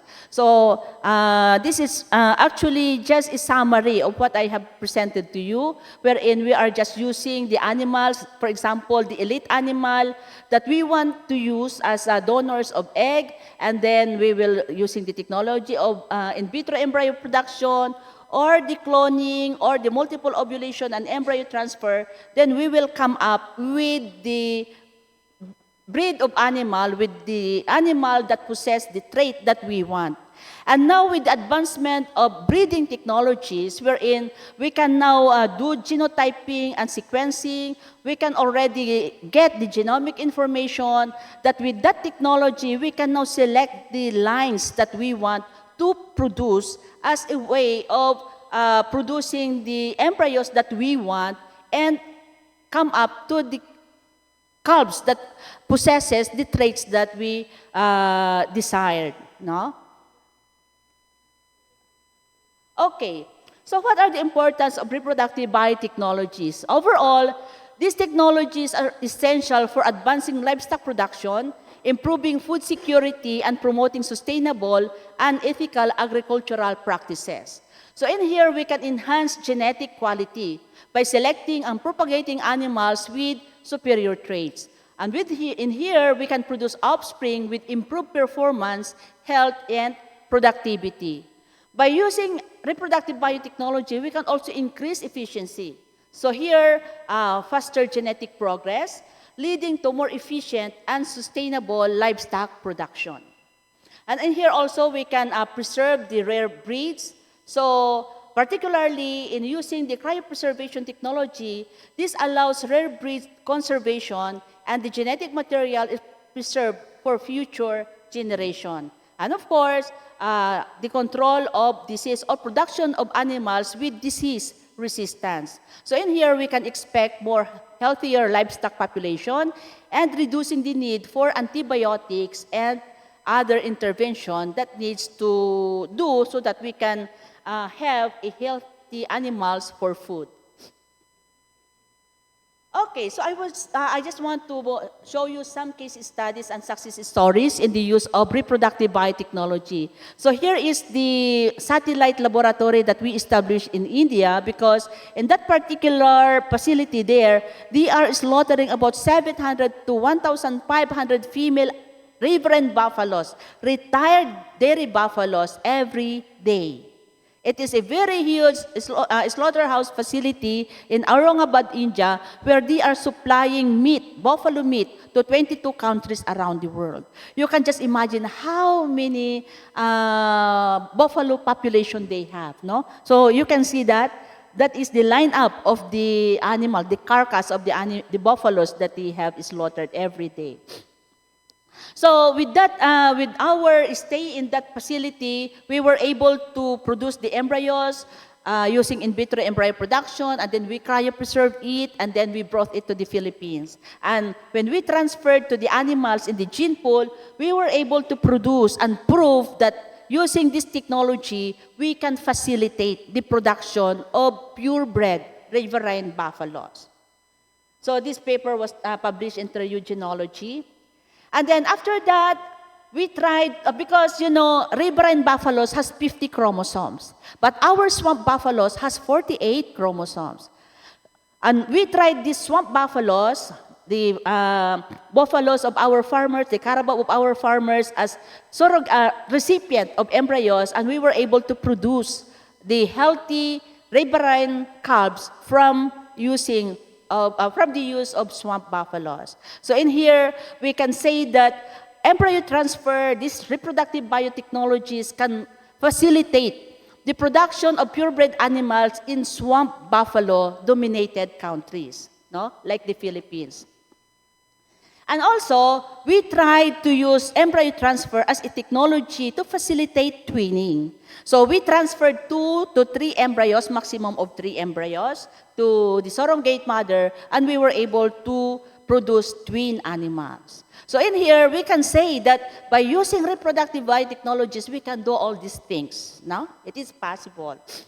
And now, just last year, we tried to engage also on the propagation of purebred Wagyu, because, you know, Wagyu is a very expensive animal. But there are few Filipino who were able to import Wagyu from Australia.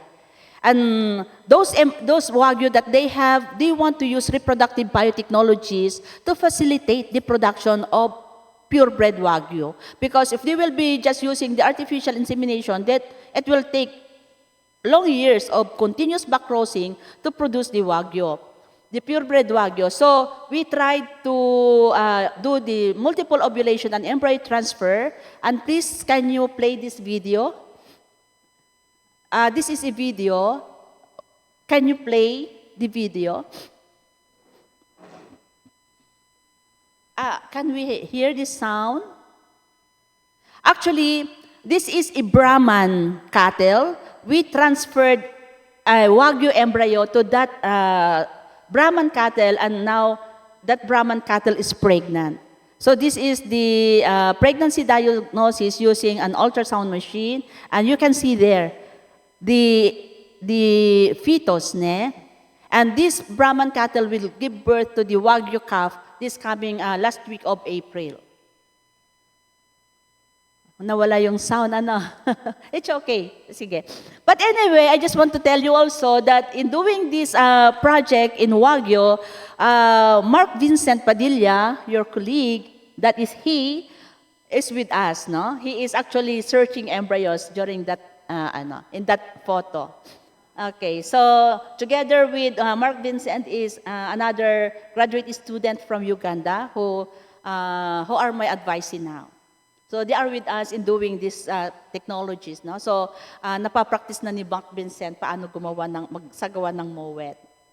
Okay, so I have to hurry up because the time is. Okay, so for the future of reproductive biotechnology in the Philippines, we want to have this kind of setup, if possible, if God's permit, because you know this is in Japan. This is the Team Todoroki. They have 2 mobile laboratories. When we say mobile laboratories, you can see that inside, no? Ito yung loob ng mobile laboratory. Wherein this mobile laboratory provides the clean and sterile facility by which they can collect and handle the embryos in the field, no? So this one. So I hope that in the future we can also have this one, because they are the one doing the commercial application of reproductive biotechnologies in Japan. They are going to different farms. They just super-ovulate the female and then they collect the embryos and do the embryo transfer. So if you want to know more about them, you can check that website there. The Team Todoroki. So the 4 additional directions of livestock reproductive biotechnologies is, of course, because we have the available embryo, we can now produce embryos in vitro or in vivo, then we can do genome editing, for example, using the CRISPR-Cas9. So in here, we can enhance the production of animals of desired traits, no? And we can also do improved cryopreservation, so that by improved cryopreservation, we can have better preservation of gametes and embryos and higher survival rates and genetic diversity. With this development, we are also expecting to have the artificial intelligence and machine learning as ways by which we can optimize breeding programs and predict the reproductive outcomes and improve the efficiency of the application of reproductive biotechnologies both at institutional herd and in farmers' area.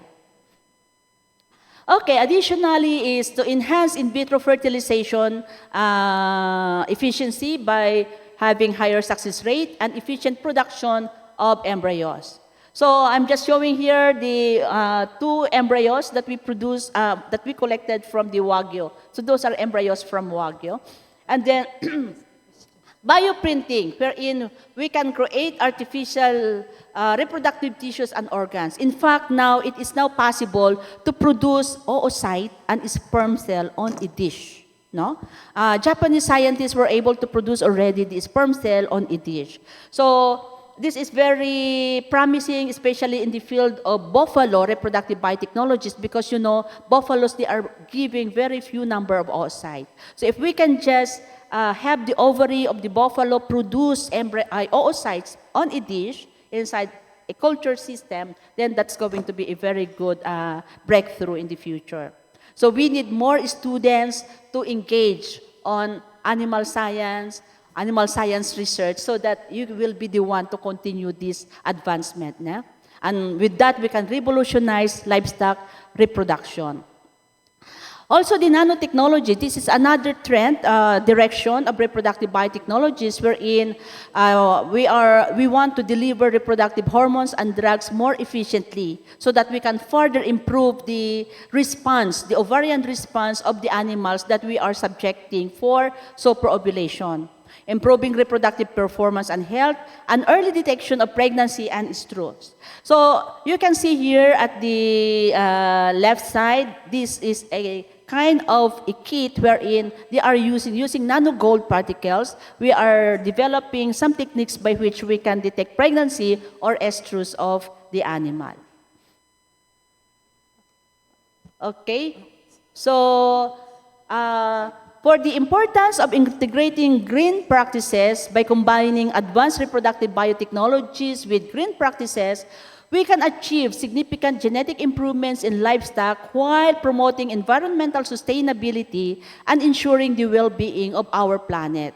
So in here, we need to implement resource efficiency. Because green practices ensure efficient use of animal resources. So in here, we have to capitalize, we have to maximize the use of genetically superior animals so that instead of needing more animals to produce more the needed milk and meat, we will only be maintaining few numbers of animals, but we can produce the meat and milk requirement that we desire. So in this way, we can minimize the use of land, we can minimize the use of water resources. Okay? So, and feed and promoting sustainability.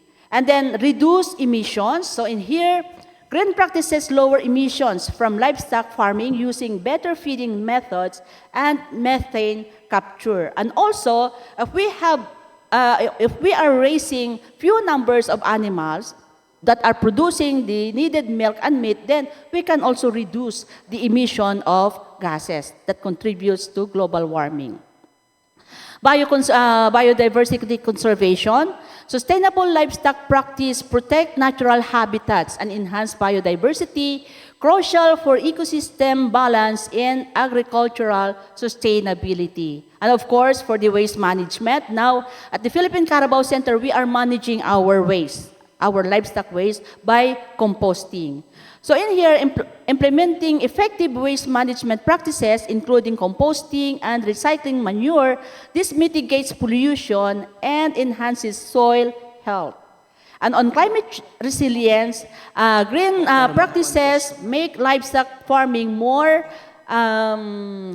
resilient to climate change, mitigating extreme water impacts and stabilizing food production. Yeah, because by producing genetically superior animals, using reproductive biotechnologies, then we can produce genetically superior animals that will produce more milk and meat that we need for human population.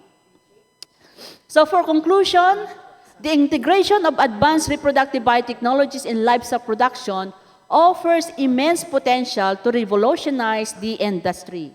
By harnessing the power of techniques such as in vitro embryo production, cryopreservation, and embryo transfer, we can achieve significant genetic improvements and conservation and enhance livestock performance, health, and sustainability.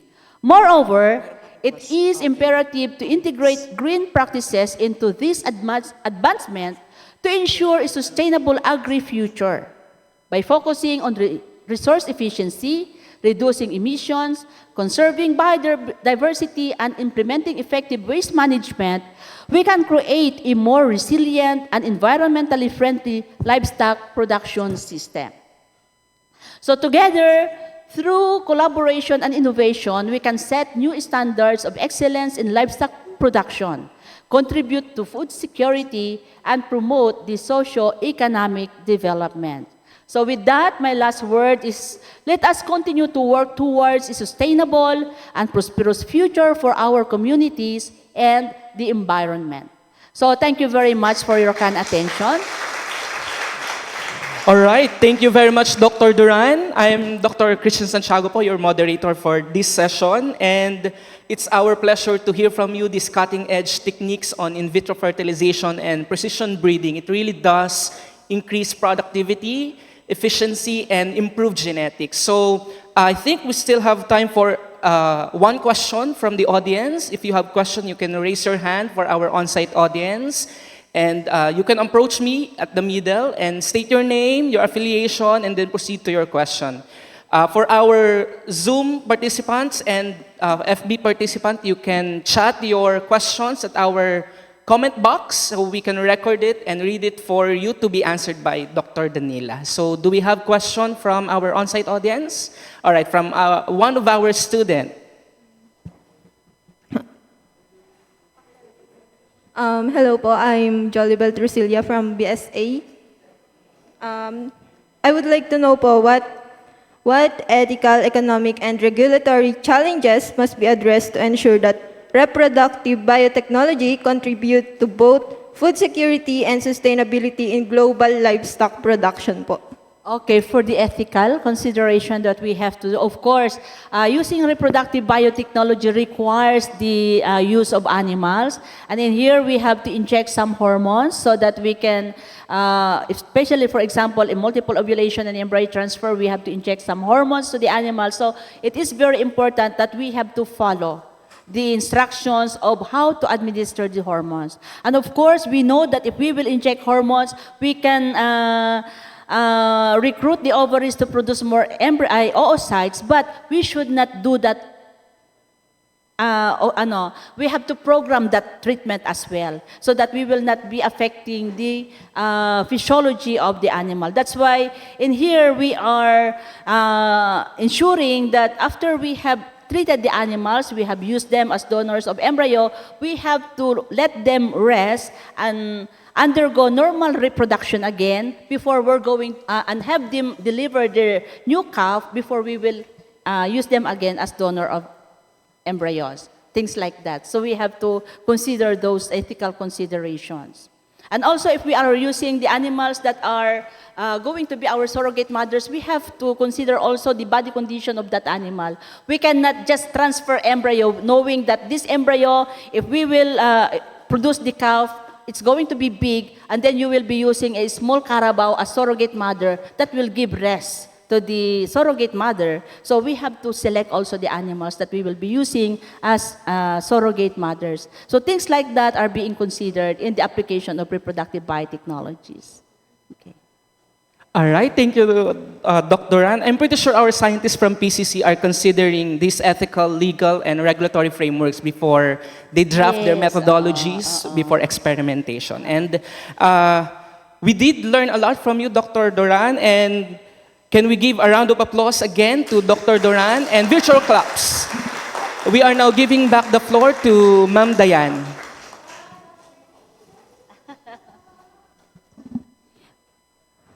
Wow. Once again, a big round of applause to our first speaker, ladies and gentlemen.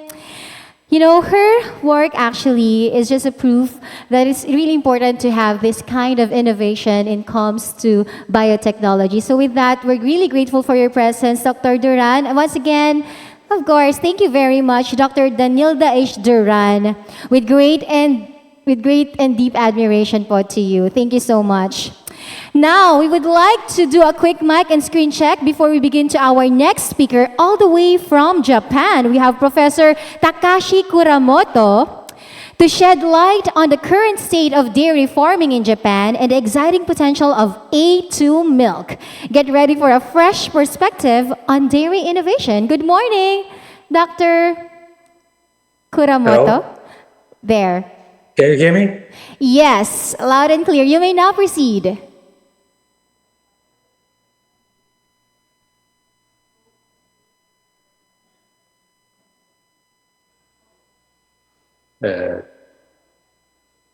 Can you hear me? Okay? Yes, yes, doctor. Yes.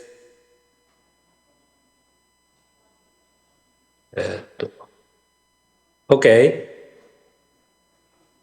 All right, we can already see your screen as well, so you may now start, Professor. Okay. Okay, can I start okay? Okay. Okay, thank you. Thank you, Chair, for your kind introduction. I am Takashi Kuramoto from the Tokyo University of Agriculture. So it's my great pleasure to present our recent work on A2 A2 milk in today's webinar.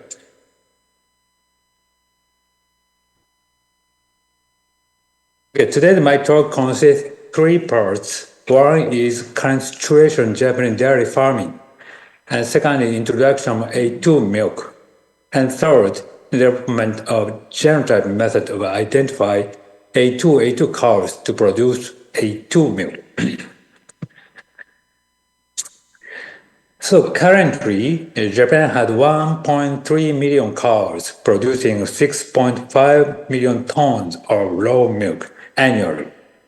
Almost half of this milk is produced in the Hokkaido area, this here, the north side of the Japan. This is a map of Japan. I have highlighted the top 7 milk producing prefectures in green. 1, 2, 3, 4, 5, 6, 7. Okay? I would like to remind you that these four prefectures around Tokyo,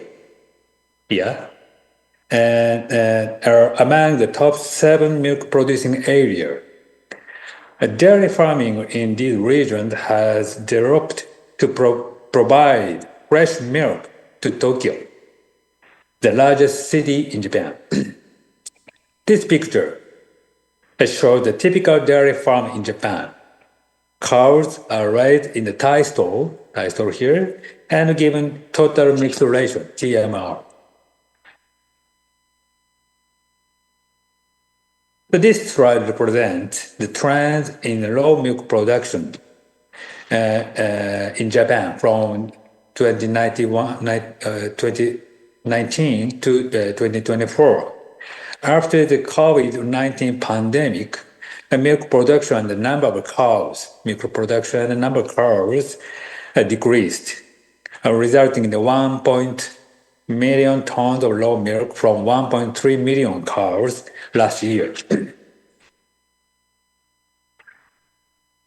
So as for the number of dairy farms, the numbers have gradually declined, reaching 12,000 last year.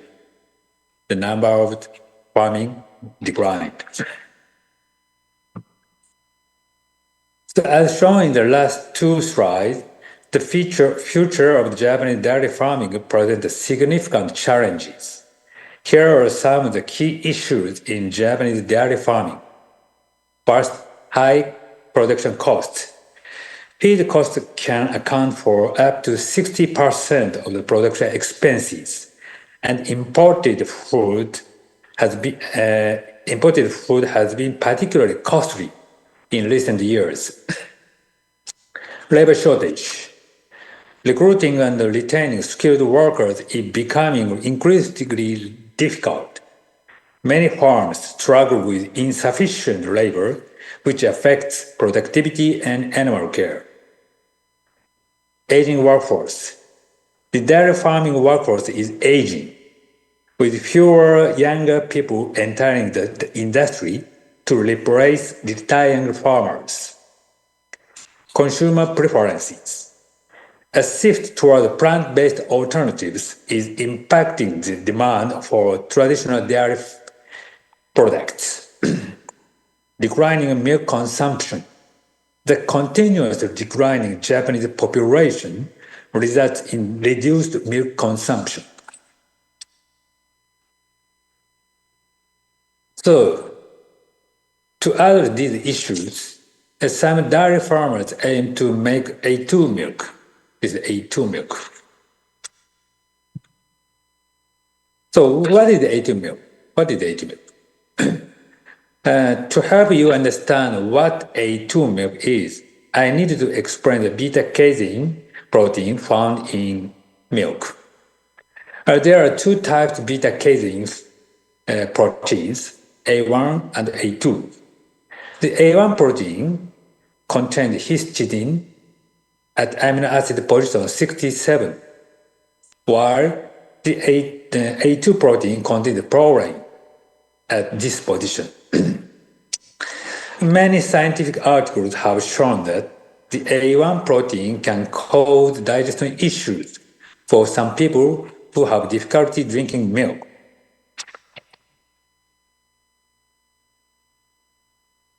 And A1 and A2 protein are encoded by A1 and A2 allele of the beta-casein gene, respectively.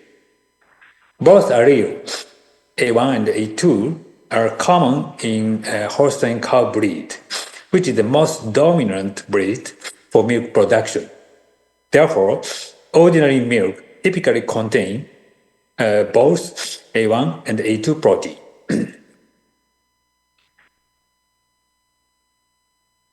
Because A1 beta casein might cause intestinal inflammation, milk produced exclusively from A2 cows has been introduced to the market and is called A2 milk.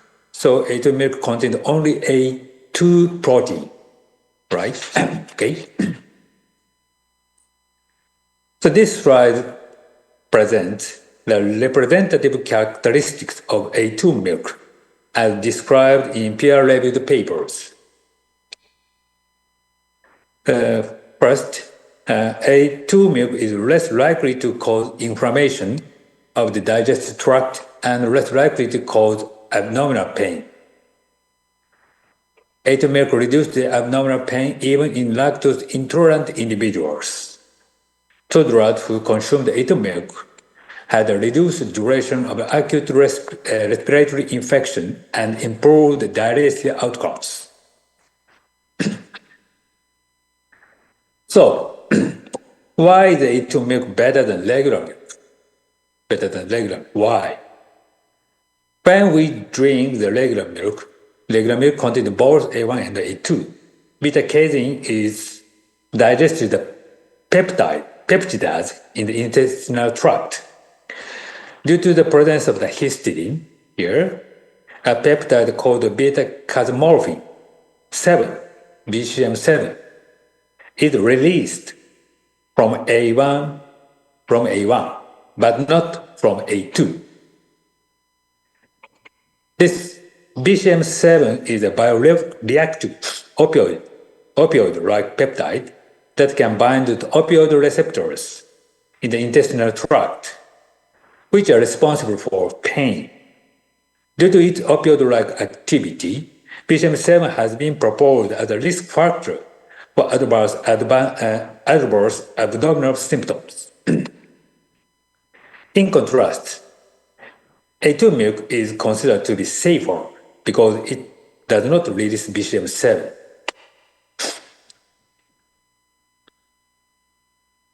In addition to the healthier aspect of A2 milk, market size of A2 milk is expected to increase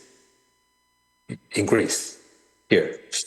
The global A2 milk market is expected to see significant growth in the coming years. In 2024, the market size was valued at approximately $4.0 billion, $4.0 billion, and is projected to grow at an annual growth rate of 18.5 from 2025 to 2030. However, in Japan, A2 milk was not popular or produced several years ago. Then, we started research to support A2 milk production in Japan.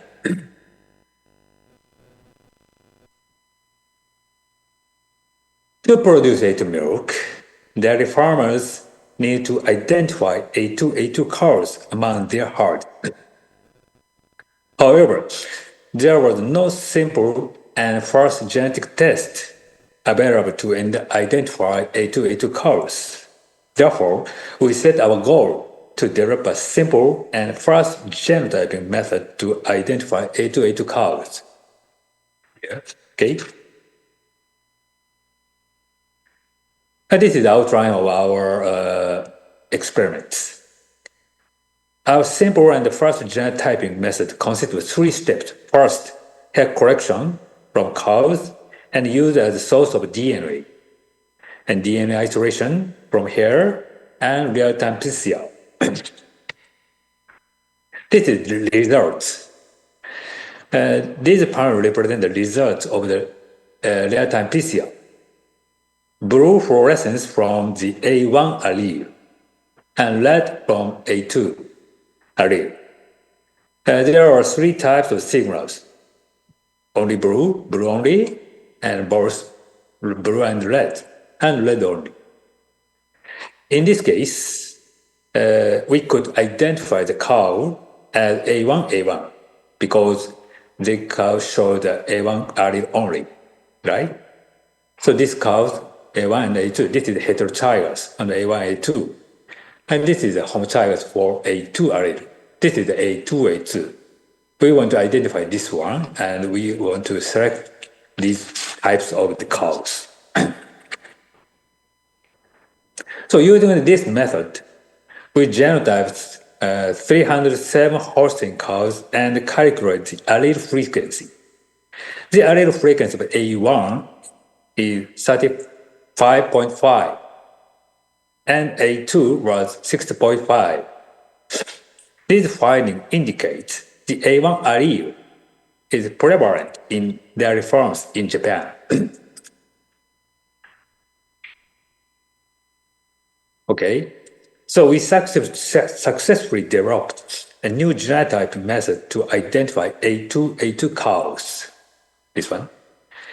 This method effectively enables us to select A2 cows for production of A2 milk. Additionally, we found that A1 allele was prevalent in dairy farms in Japan. Okay, so we developed a new genetic method to identify A2 cows, but it required isolating genomic DNA from hair. We collect hair and isolate the DNA and the PCR. To make the genotyping process simpler and faster, we aim to use individual milk directly as a PCR template. Towards simpler and faster genotyping, we use the milk directly, use the milk as a PCR template. We believe this method would shorten the time needed to identify A2 cows. So we collected raw milk from the cows whose genotypes are already known. And additionally, we aim to use sterilized milk, such as ultra high temperature treated milk and pasteurized milk, right? And we perform real-time PCR using 1 microliter milk samples as PCR templates. But this is the results. These panels show fluorescent signal obtained from raw milk. Blue signal are obtained from the milk of A1 cow milk, genotyped cow. Red signal from the A2 cow milk, and black signal are obtained from A1 heterozygous cow milk, right? So you can see signal from here. Yeah. If you use A2 cow milk, you can only get A2 signal only, right? So we performed the scatter analysis. This analysis shows that 3 genotypes are clearly separated. This one, this one, this one, into distinct groups, indicating that we could identify the beta-casein allele from raw milk. Similarly, we could detect the A1 and A2 alleles from the sterilized milk. These panels were obtained from A2 cow milk that was sterilized. You can see the A2 signal only from the A2 sterilized milk, such as pasteurized UHT-treated milk. We found that milk can be directly used as PCR templates. Although we developed a new genetic test method, some concerns still remain. Is the milk from the selected cow truly A2 milk? free from A1 beta casein in dairy farms. Even when A2 cows are selected and isolated, cows with other genotypes also exist on same farm. Therefore, there is a risk of A1 milk contamination in A2 milk during milking and storage in the tank. To reduce this risk, we must check A2 milk to ensure it does not contain A1. So we thought that our real-time PCR method could be applicable for checking A2 milk. Then we created test mixture in which A1 milk was mixed with A2 milk at concentration of 1, 2, 3, 10, 25, 50%. We then performed real-time PCR to detect the A1 allele. When we could detect the A1 allele in the test mixtures, we determined the percentage to be the detection limits. Right? This is the result. Here the representative result from the test mixture of raw milk. When we obtain the CT value is automatically calculated from the RT-PCR machine. Okay, so this is CT value threshold. We judged A1 allele to be detected. If we got the CT value, we judged the A1 allele to be detected. For raw milk, the A1 allele could be detected in 2%, 5%, 10%, and more. But not in the A1, but not in the 1% A1 mixtures. Therefore, we concluded that real-time PCR can detect the A1 signal when A1 milk is mixed at concentration greater than 2%.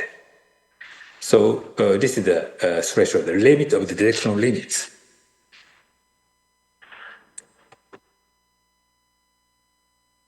Similarly to raw milk, we determined the detection limit of the A1 allele in sterilized milk. We found that the detection limit for pasteurized milk was 5%, while for UHT, ultra-high high temperature treated milk, 20%. This is very high. So you can, as you know, UTH treatment induces physical and chemical modifications on the structure of the milk protein. So we concluded that detection limit is higher the UHT milk compared to pasteurized milk, because the protein may be destroyed with UHT treatment.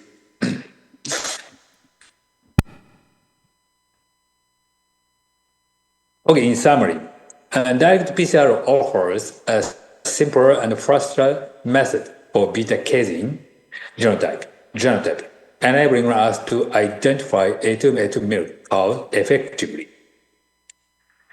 And this method we developed here can also be applied to quantify the A1 allele in milk products, allowing us to check the purity of the A2 milk.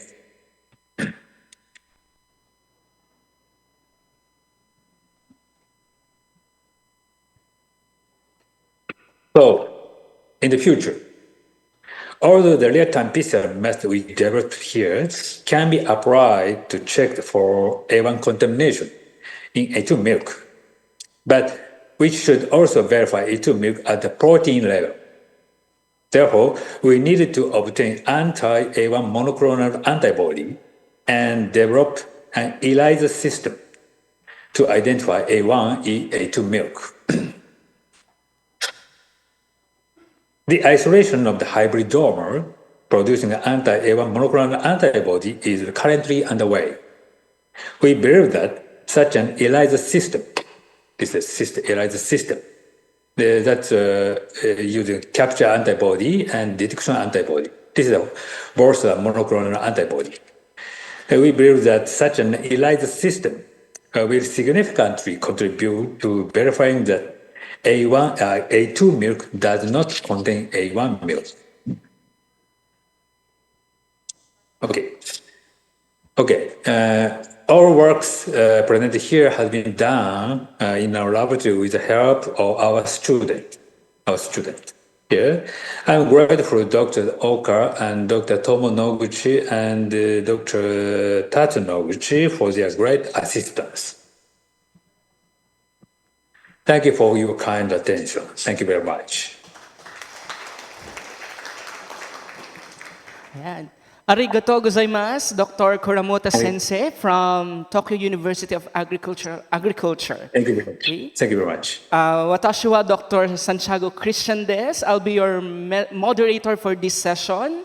And I would really like to, just a simple appreciation of the research and development of Japan is doing, di ba? A simple amino acid, just a single amino acid affects the impact of the product when consumed by humans. So imagine just histidine and then we just have to replace it for proline to make it more easy on the digestion of humans. So in that regards, a very interesting talk. We are open for questions, clarification, and comments for Dr. Kuramoto Sensei. So anyone from our audience? Yes? Just state your name, your affiliation, then proceed to your question. Chadkeni Corpus, BSA. My question is, given the health concerns associated with A1 beta-casein, what is the practical challenges and economic implications of transitioning Japanese dairy farms toward predominantly A2A2 herds?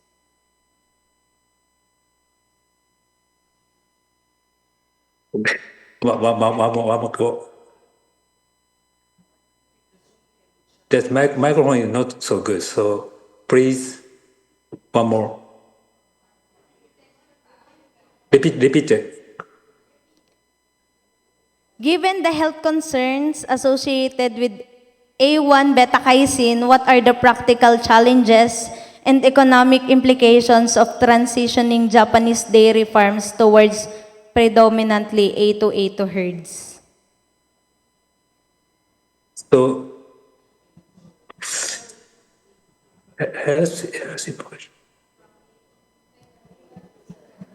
in summary po, practical challenges and economic implications of transitioning from A1 to A2 herds. Implication?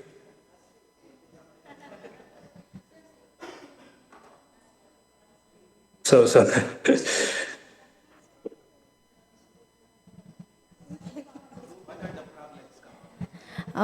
what are the problems and challenges?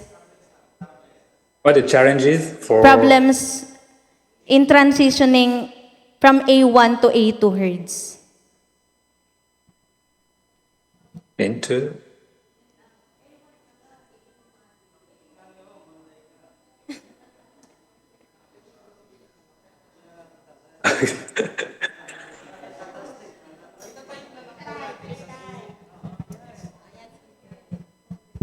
Hi, Sensei. Ohayo gozaimasu. Duran Danilda des. Shitsumon sensei wa, A1 kara, A2 madi no, nani ga mundai ga arimasu ka? Arimasu ka? From A1 herd, no? They are trying to convert into A2 herd. What are the challenges that the farmers experience in doing that? Are there any challenges in transforming A1 herd to A2 herd? Yes. So you mean there are some challenge from ordinary herd to A2 herd? Yes. Are there any challenge or problem encountered by the farmers? The farmers? Problem or challenges, Sensei, Naniga, munday arimas ka? Arimasen. For farmers, Oo. Ewan kara. Eito made. 今からいつまで今は先生、今は A1 cow ありますですよ。でも、あなたの研究は A2 cow できましたですね。問題がありますか？ farmers は。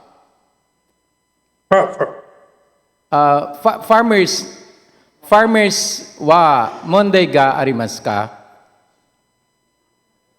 farm worker. So now some farmers are trying to change their heart. Now ongoing underway. So acceptability はどんなぐらいpercent はどんなぐらいですか？ acceptability テクノロジーはテクノロジーがどんなぐらい背が高いですか or 低いだけですか？ I think this technology is very reliable. Reliable because we can determine the genotype of the beta casein very accurately. So farmers ni問題がありません先生。farmers ni 問題がありませんですね。No. Okay. わかりました。Alright, thank you very much, Dr. Kuramoto. And thankfully, our guest speaker and our president is very fluent in the Japanese language. We can indulge more for another question from the audience before we end this session. Anyone? I think we have from the Zoom, a question is, he read his paper on genetic polymorphism of bovine beta-casein gene. How does the newly developed cyclive PCR-based genotyping method differ compared to the traditional sequencing techniques in terms of accuracy, cost, and efficiency for detecting B-casein polymorphism? I think it's typewritten, Dr. Kuramoto, in our Zoom chat box. Zoom chat box? Yes.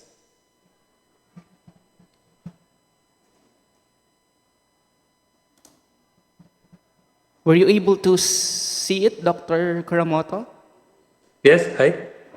I think we have a question on the Zoom. Sweet. On the chat box. Chat box? Yes.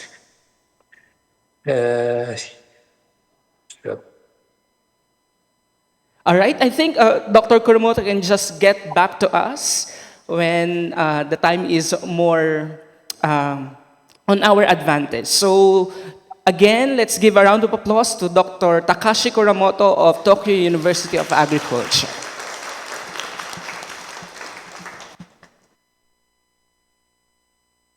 That's right. Thank you very much, Professor Kuramoto. Okay, just in case there's question on the Zoom, you can probably just reply on it if you have extra time. But thank you very much. Okay.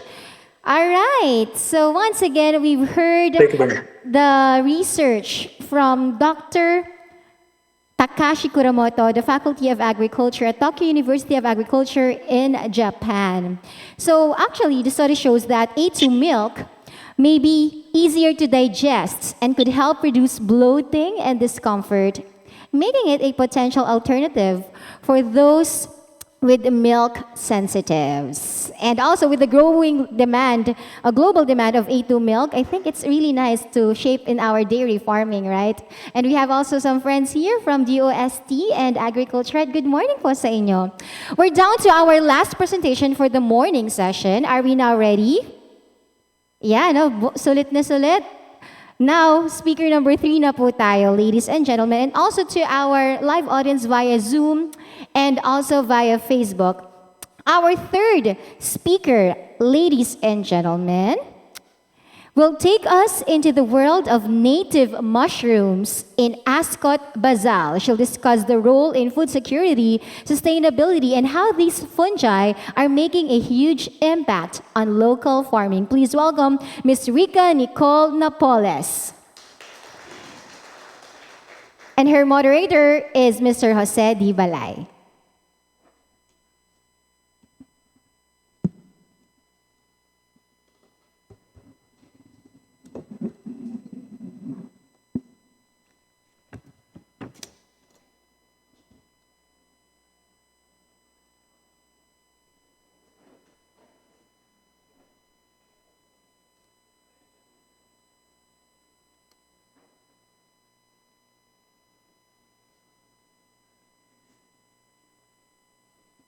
Ayan, so good morning everyone. Hi! Mabu-mabu?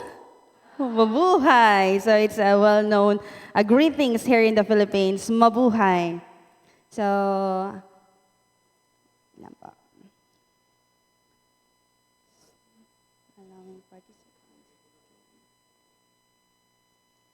am I audible in our live Facebook and Zoom audience? Yes, thank you so much.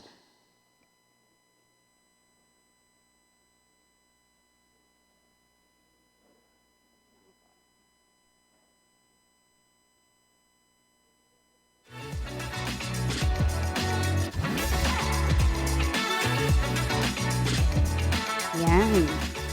So once again, good morning to every one of us, to our key officials, to our facilitators, to our, of course, to our participants for this one whole day webinar series, to our physical audiences and to our live audience. So it's my biggest pleasure to be here today to discuss a significant topic. So my topic for today is golden spores, conservation of native mushrooms in ASCOT Basal, Maria, Aurora, Philippines.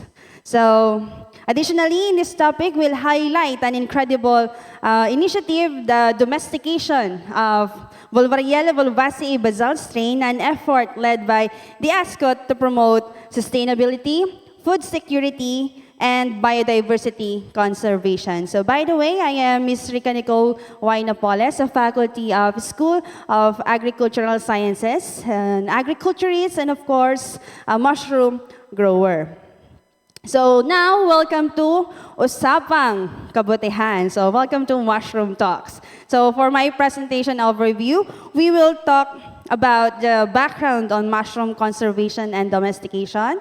We will also talk about the native mushroom species in ASCOT Basal, studies on wild macrofungi distribution in Basal, as well as the domestication of Bulwagang Bulwaceae basal strain, and the sustainability, food security, and biodiversity conservation efforts of ASCOT. So the objectives of this presentation is to first discuss the conservation of native mushrooms in ASCOT Basal, highlight the domestication process of V. Bulwaceae basal strain, and explore the benefits of this conservation effort for the environment, local communities, and scientific research. So by the end of this lecture, you should be able to understand the ecological and economic importance of native species of mushrooms, identify conservation challenges and strategies, recognize the role of sustainable mushroom cultivation, and explore potential applications for community-based mushroom farming. So let us now proceed to our lecture proper. So what is mushroom? So do all of us here know what mushroom is? So I hope by the end of this lecture, we will know what mushrooms is. So mushroom belongs to kingdom fungi and play a vital ecological role. So mushrooms are non-timber forest products, which means they are obtained without cutting down trees, making them essential for sustainable forest management, livelihood, and biodiversity conservation. And from this definition, Chang and Miles describe mushroom as classified as a macrofungus having a distinctive fruiting body that can be hypogynous or epigynous, above the ground or below the ground, big enough to be seen by the naked eye and to be picked by hand. Short history. Historically, mushrooms have been valued for food and medicine, and it was only known as food for the gods. So we are very lucky today because we can consume mushrooms anytime and anywhere. So benefits of growing mushrooms. So why do we grow our mushrooms? First is for safety and health. Mushroom plays essential role and offers a wealth of health benefits that make them valuable addition to any diet. So not only they are delicious and versatile, but also they provide a range of essential nutrients that promote overall well-being. In this picture, in this slide, we can see that mushrooms can be nutritious but also dangerous. Bakit? Why? Why did I say that mushrooms are nutritious but also dangerous? So from this picture presented in this slide, the first picture or the one picture in this slide is a poisonous type mushroom and the other is a edible type mushroom. So who can guess which is the poisonous and the not edible ones? Who says the right picture is the edible one? Who says the left picture is the poisonous ones? So it is very crucial to properly identify our mushrooms. So based on this picture, the picture on the right is the Amanita vaginata, a well-known poisonous mushrooms. And the pictures on the left is the Bulwagang volvacea mushroom. So were almost identical. So another example is this, another mushroom species. So which of these is the poisonous ones and which is the edible ones? Picture A or the picture B? Picture A or the picture B? So let us see. So according to this picture, so they are superficially looks similar. So picture A is the delicious Bulwagang volvacea, while the picture B is the another poisonous Amanita mushroom or the death cup mushroom. So next, so very Gen Z, Generation Z slide. So this next slide is another benefit of knowing our mushrooms, or why do we grow mushrooms? For biodiversity and conservation. Mushrooms play an essential role in ecosystems as decomposers, breaking down organic matter and recycling nutrients into the soil. So fungi are also called symbionts. So fungi form symbiotic relationship with plants. So as we can see in the picture above, so that's the mycelia, helping them to absorb nutrients. So whoever made, what's the movie title? The Avatar. So whoever made the Avatar movie knows what mushroom does in our ecosystem. So when the Avatar creature connects its hair or the tendrils on another organism in the ecosystem, it enables mental communication between the two entities and the sharing of information, including memories, emotions, and sensory input. So just like the mycelium, or the fungus, or the fungi, it expands underground that creates network of connections between all plant species, also something like the internet does today. So which allows them not only to communicate, but also to take care of themselves, protect themselves, and feed themselves. So what is its effect on the ecosystem? So when a tree in the forest is cut down, This mycelium communicates to too many trees that one of the forest tree is dying, and all the other trees through the mycelium begin to care for the remaining trunk to try to save that life. So they feed it with water, protect it, because that dying trunk is still part of the forest family. So understanding their ecological roles helps in conservation efforts, ensuring that the forests and soil ecosystems remain healthy and sustainable. Another benefit is for economic and nutritional value. So mushroom cultivation is a good form of a cash crop. Mabilisang business. And it is also a sustainable business. Why? Because here in the Philippines, specifically here in Aurora, we have the raw materials here in our locality. The banana trunks, banana leaves, sodas, cocoa coir substrates. So every substrates, every raw materials are free here in our locality. And you can also venture in this kind of business as a passive income, for not just for farmers, but also for students and any other agribusiness enthusiasts.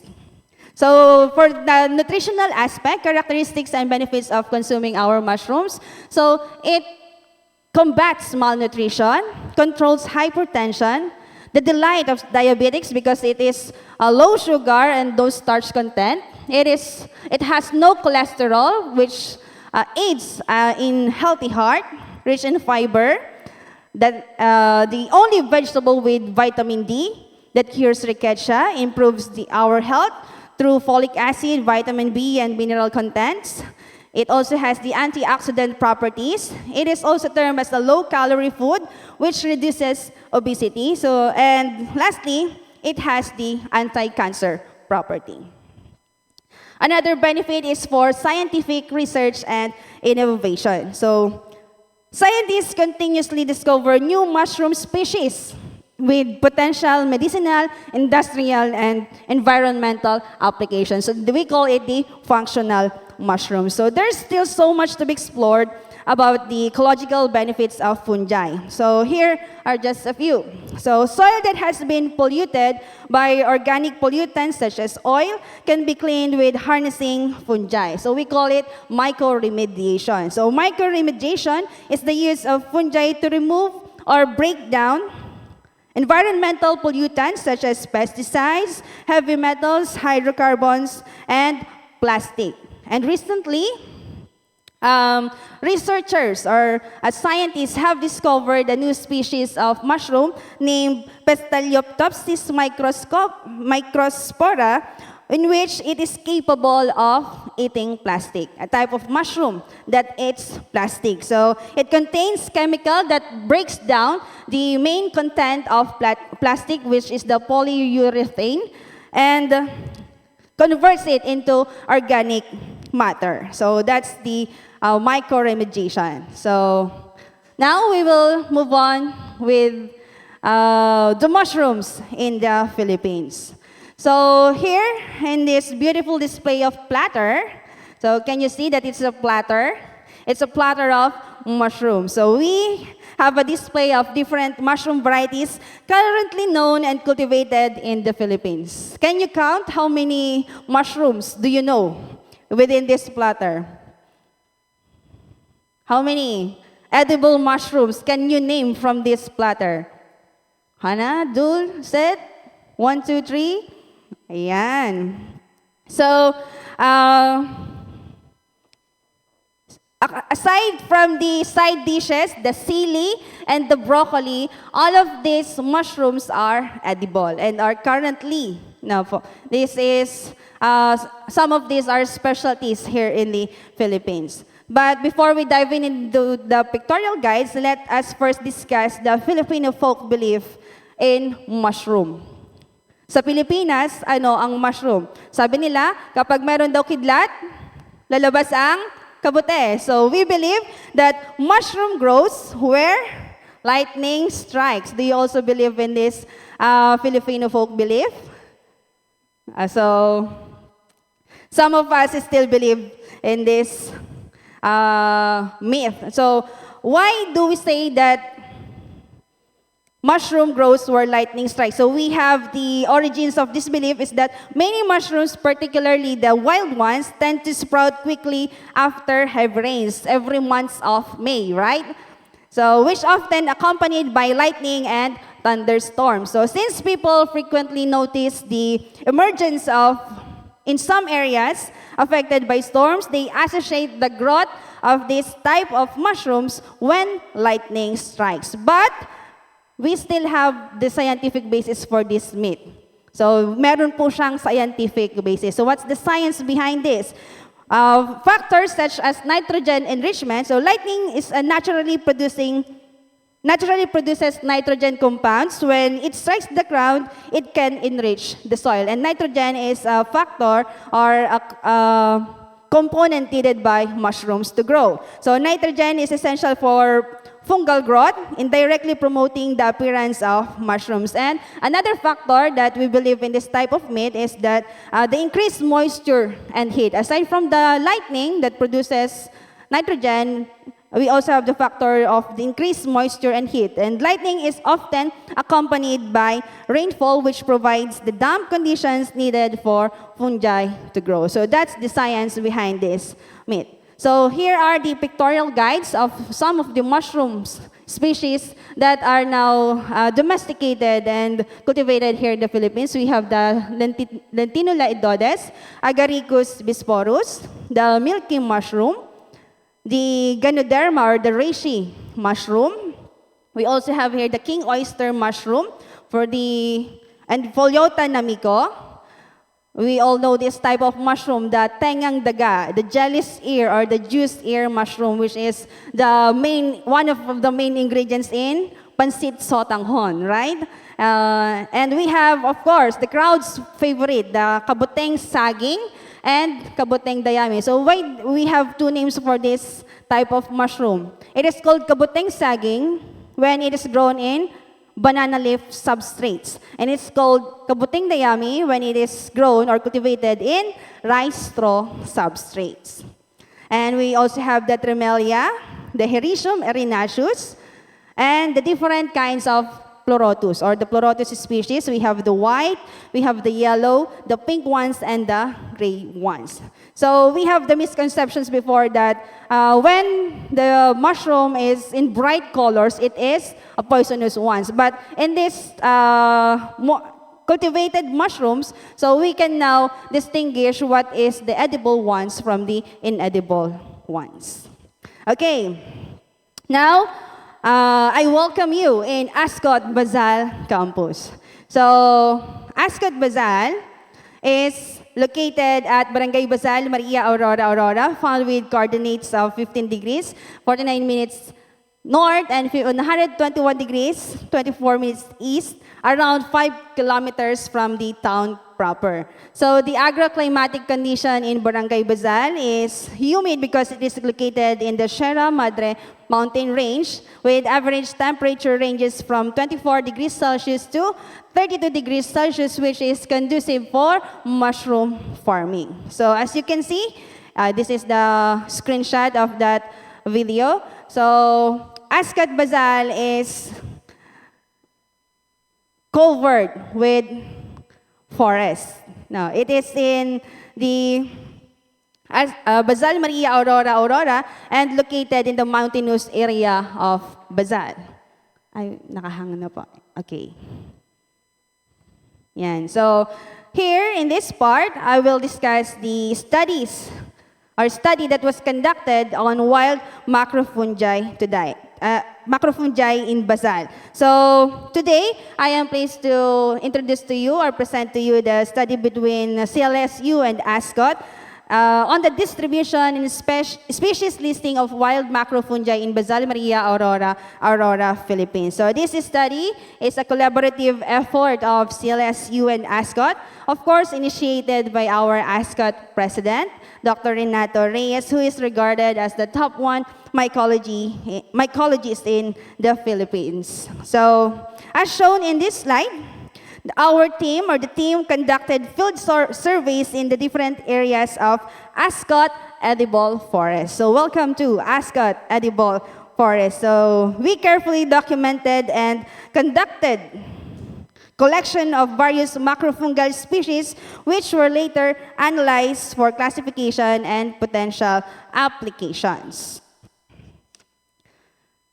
So the primary objective of this research is to document the natural habitat and the distribution of macrofungi in basal. So by studying this fungi, it aims to contribute valuable information for conservation, ecological management, and potential applications in biotechnology.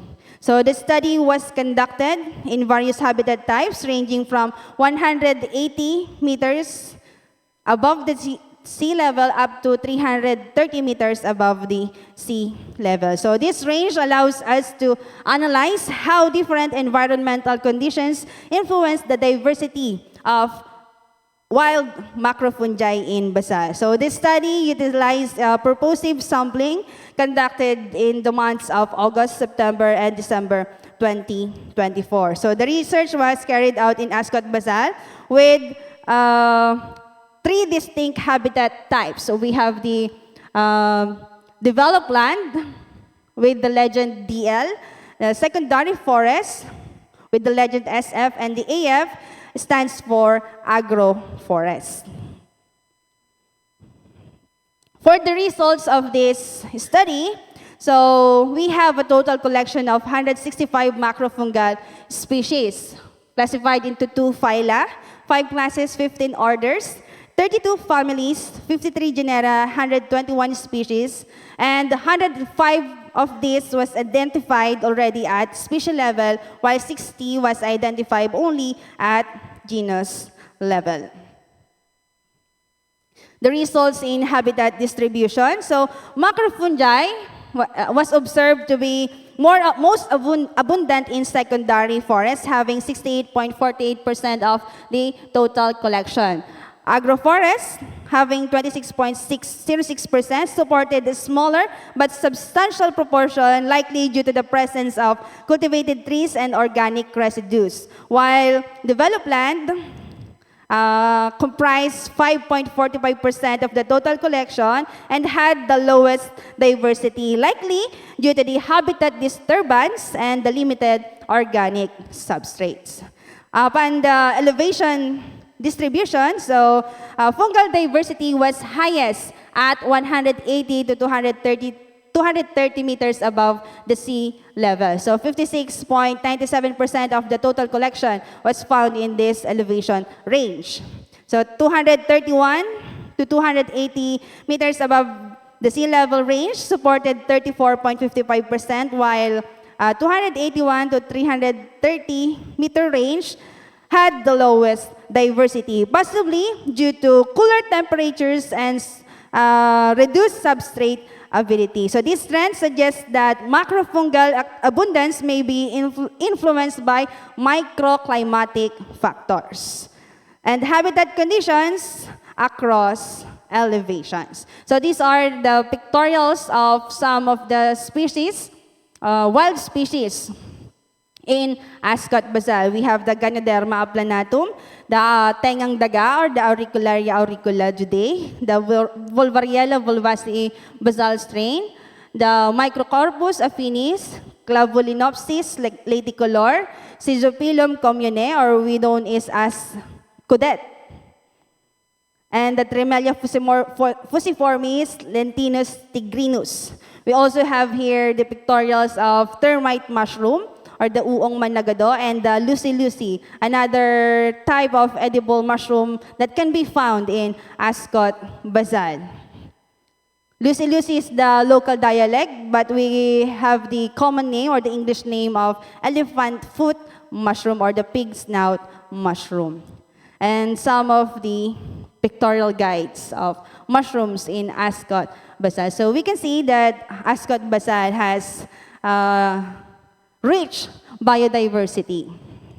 In this part, I will be discussing the table on the edibility, growth habits, substrate, and habitat of macrofungal species found in basal. For mushrooms, for the edibility part, so mushrooms are classified into edibles, not edibles, edible but not palatable, poisonous, and psychoactive or hallucinogenic. So the majority, according to the results of this study that was conducted, so the majority of the species in the table are not edible, indicating a dominance of fungi that are either inedible or potentially toxic. So several species are marked as edible, such as the auricularia, the termite mushroom, the cocaina, the Philobatus manipularis. And some fungi are tagged as edible but not palatable, such as Ganoderma aplanatum and Ganoderma cortesi, because they have other functional uses, meaning they may be used for medicinal purposes but are not commonly eaten. So in the substrate preferences, so we have two types of mushroom. We have the wood rotting mushroom and the leaf litter mushroom. So according to the table, rotten woods is the most common substrate. So most of the species were found in the rotten woods, and a few fungi are found in the soil, and some of the species grow on leaf litters. For the growth habit, we have 4 types: the gregarious, solitary, the scattered growth pattern, and the cespitous growth pattern. So some of the species are classified as solitarily, such as the Bulbitus, meaning they exist independently. And some of the species are cespitous, meaning they grow in clumps, such as the Pleurotus species. There. So here in this figure,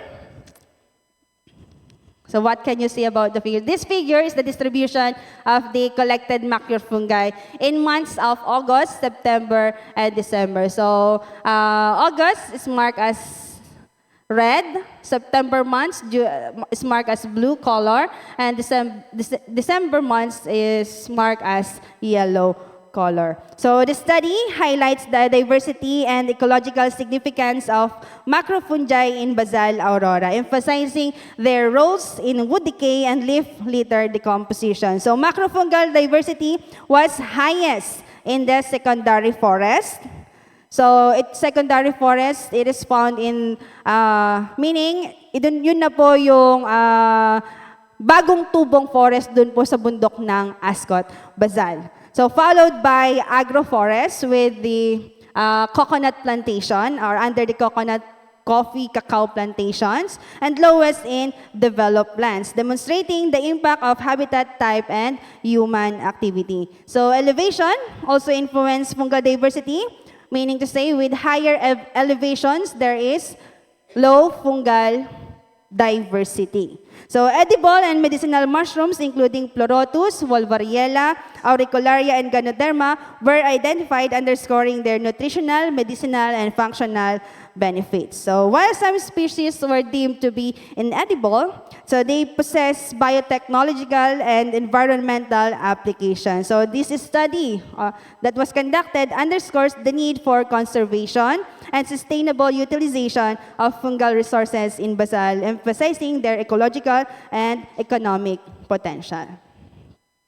So the importance of macrofungi, it plays the key roles in decomposition, soil enrichment, and nutrient cycling. So, however, various factors threaten the macrofungal activities, such as habitat loss due to deforestation and land use changes disrupts fungal ecosystem. So the significance of conserving mushrooms, it protects ecologically valuable fungi, including the edible and medicinal species. It also ensures sustainable use of fungal resources of nutrition, medicine, and economic benefits. So what can we do? We are now in the part of call to action. What can we do? So first, we must implement conservation strategies that protect the forest, even though it's a secondary forest in ASCOT Basal, and minimize habitat disruption. So this sustainable harvesting and cultivation is also encouraged. And finally, further research on fungi ecology is needed to support conservation efforts and promote sustainable use. So, in conclusion of the conducted study, preserving macrofungal diversity is vital for both ecological balance and human well-being. So, for this part, ASCOT take the initiative to lead a research and documentation of native fungi in ASCOT Basal. Another conservation initiatives led by ASCOT was the community engagement and education programs, and extension activities was also conducted to promote sustainable farming of sustainable mushroom farming. So we also conduct trainings on our agriculture students to strengthen their capability in agribusiness ventures. Yan.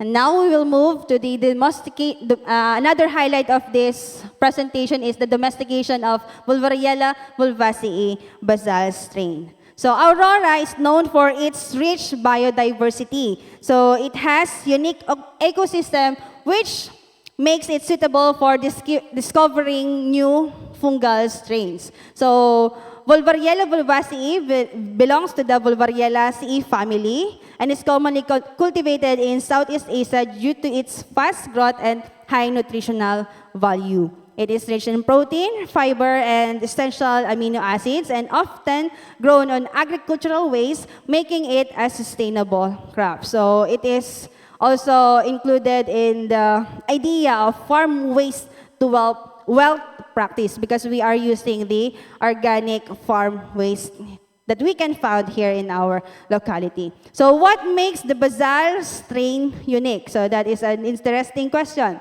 So the Bulwaria bulwasii basal strain found in the ASCOT basal forest exhibits these unique characteristics. Number one, it is adapted to the local climate condition, making it resilient to environmental changes. So in my observation upon conducting this study is compared to other strains from other provinces in CLSU, in Isabela, basal strain is really adapted in our condition.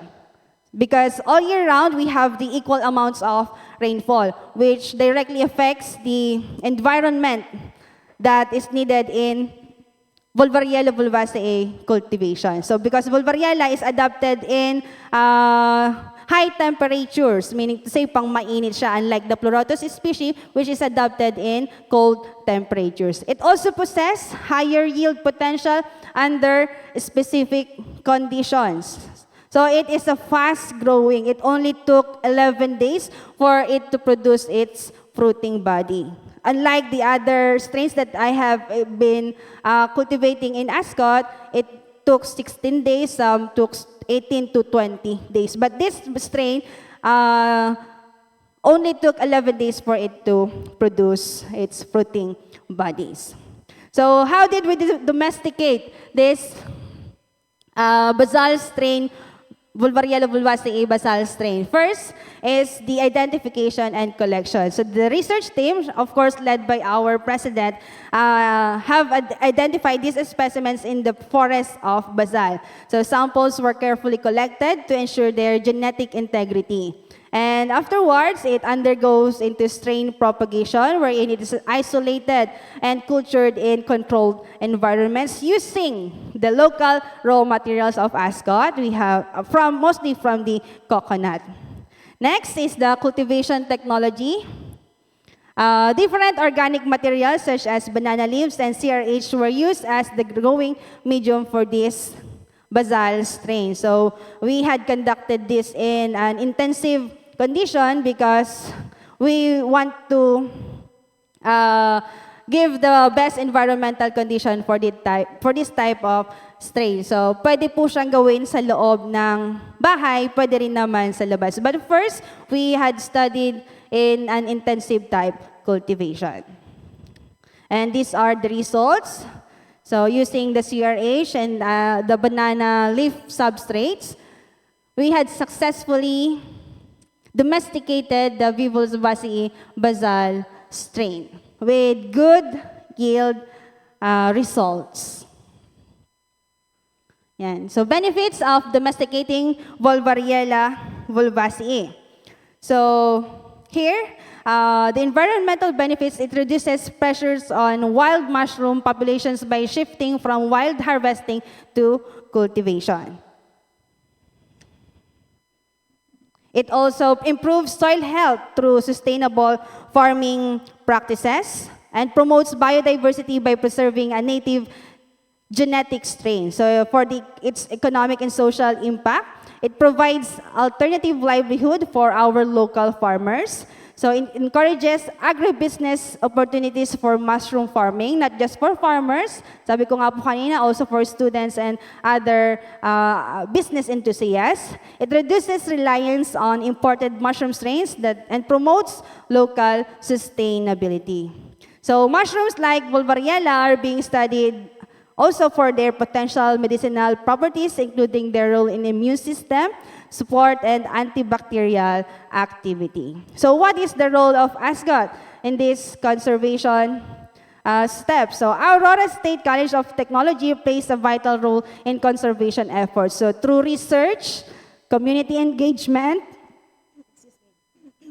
and innovative cultivation, ASCOT aims to protect and utilize native mushrooms for sustainability and economic development.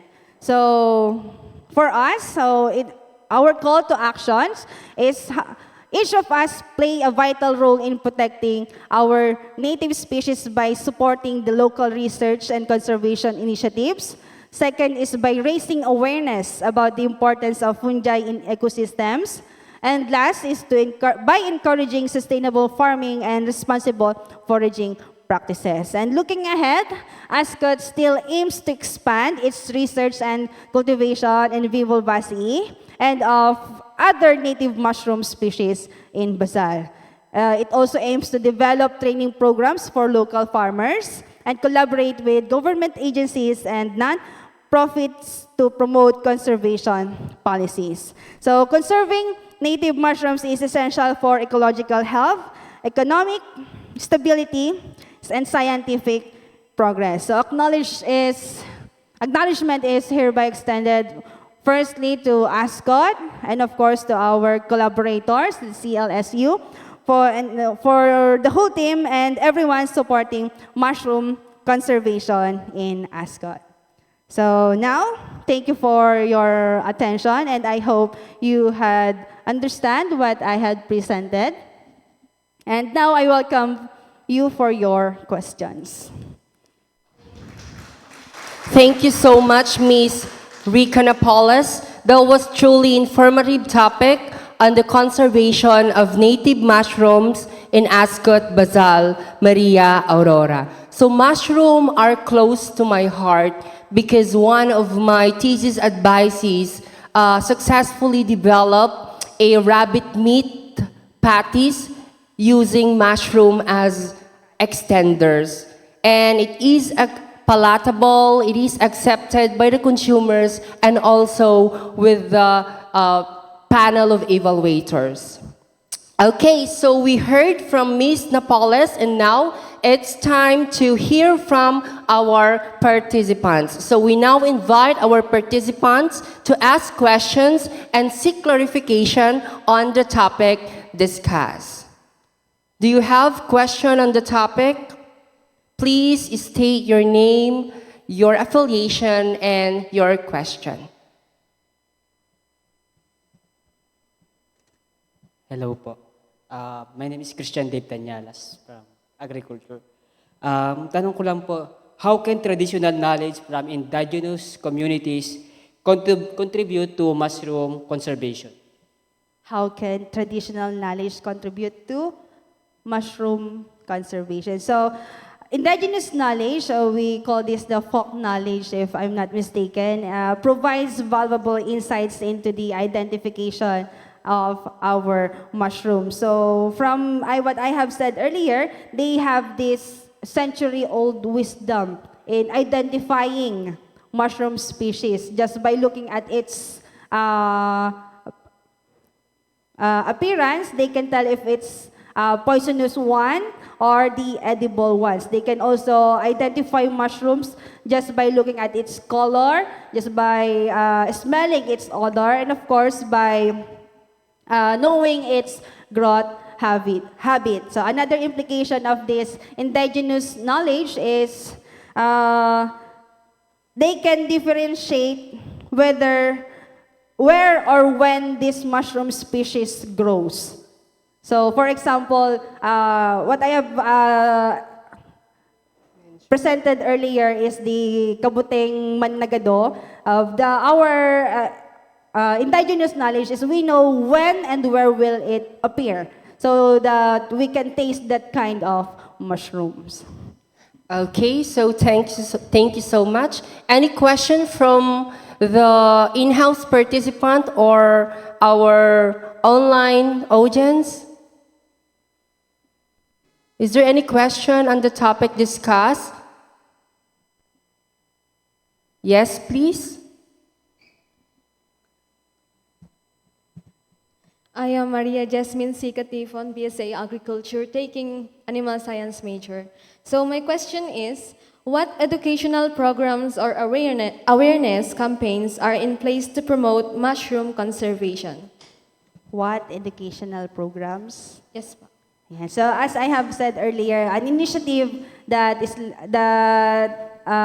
ASCOT is taking now is by institutions like ASCOT, like CLSU, continues to extend its effort to conduct extension and training in mushroom production, mushroom cultivation, and different barangays. And of course, we also extend our knowledge in the cultivation practices in our students, mostly for BS Agriculture students here in ASCOT. We are conducting hands-on training for you to know the cultivation technologies in the different kinds of mushroom species here in the Philippines.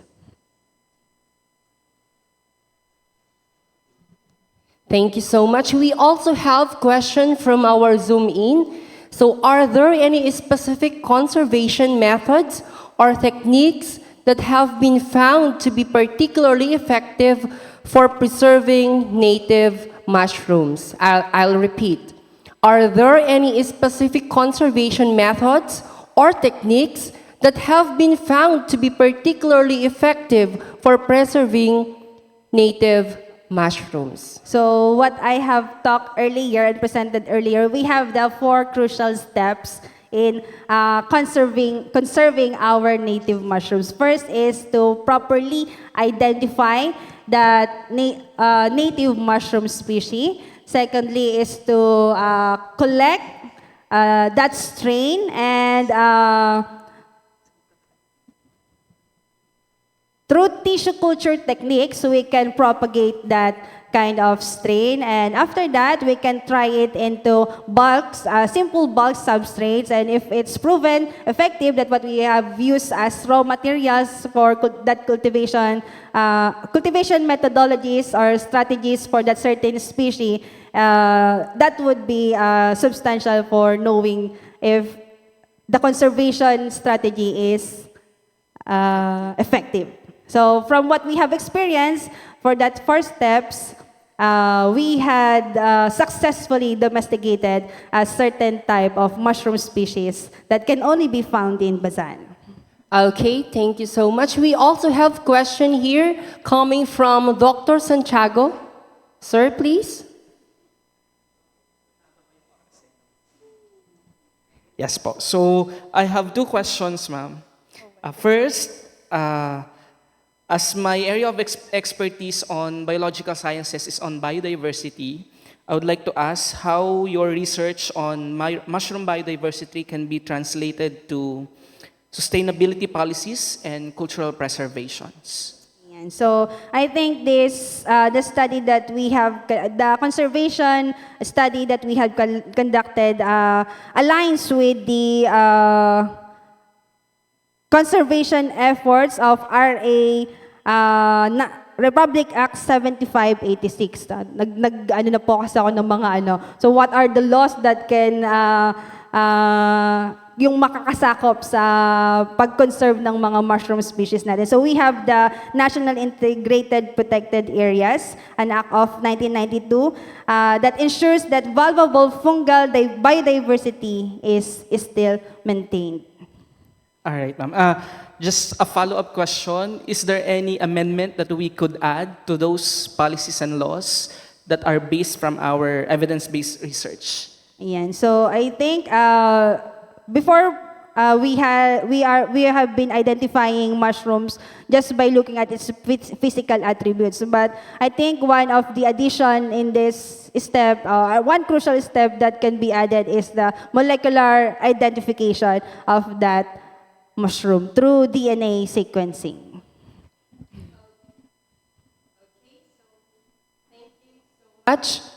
Are there any questions from our participants? I think there are no more questions. So we've had a truly insightful discussion today about the vital role of native mushroom in the ecosystem of ASCOT Maria Aurora. It's clear that their conservation is crucial for maintaining biodiversity and ecological balance in our local environment.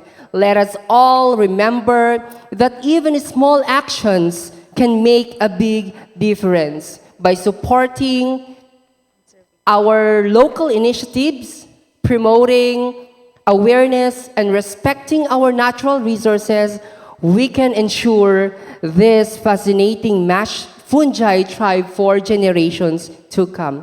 Thank you for your participation and for your commitment to preserving the unique biodiversity of Aurora. Once again, let's give a round of applause to Miss Rica Napoles. Back to you, Ma'am Diane. Thank you so much. Wow, that concludes or that wraps up our morning session. Once again, a big round of applause to all of our amazing speakers. But before we head on to the distribution of certificates to our esteemed speakers, actually, we would like to make a small request once again to one of our speakers because one of our live audience actually posted a question. May I invite over again Dr. Duran?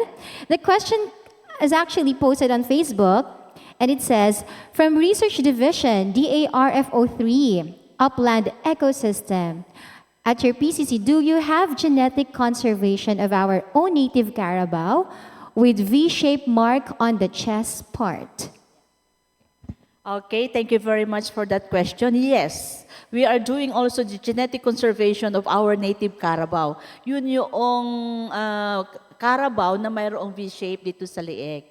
Actually, our GIP coordinator, Dr. Bing Flores, Esther Flores, is the one who's doing the genetic conservation of this animal. And in fact, we have established a collaboration with the Occidental Mindoro State College to work on the conservation process by which we're going to put up a gene pool also in Mindoro for the conservation of these native animals.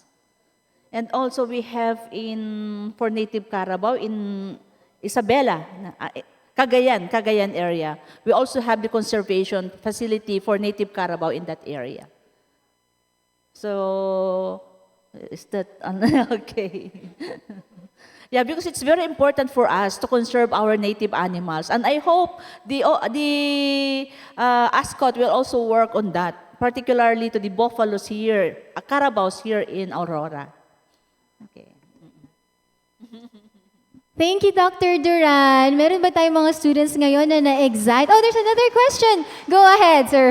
Hello, Doc. I'm Jose, faculty of the School of Agricultural Sciences. This is my question. So based from your study, in the absence of surrogate mother, for how long can properly cryopreserved embryo retain its viability, and thus transporting cryopreserved embryo to a distant location affect their viability? Okay, that is a very nice question. We can keep the viability of the embryo under the liquid nitrogen through generation and generation and generation and generations to come, provided we maintain the level of the liquid nitrogen. We're not going to let the liquid nitrogen reach the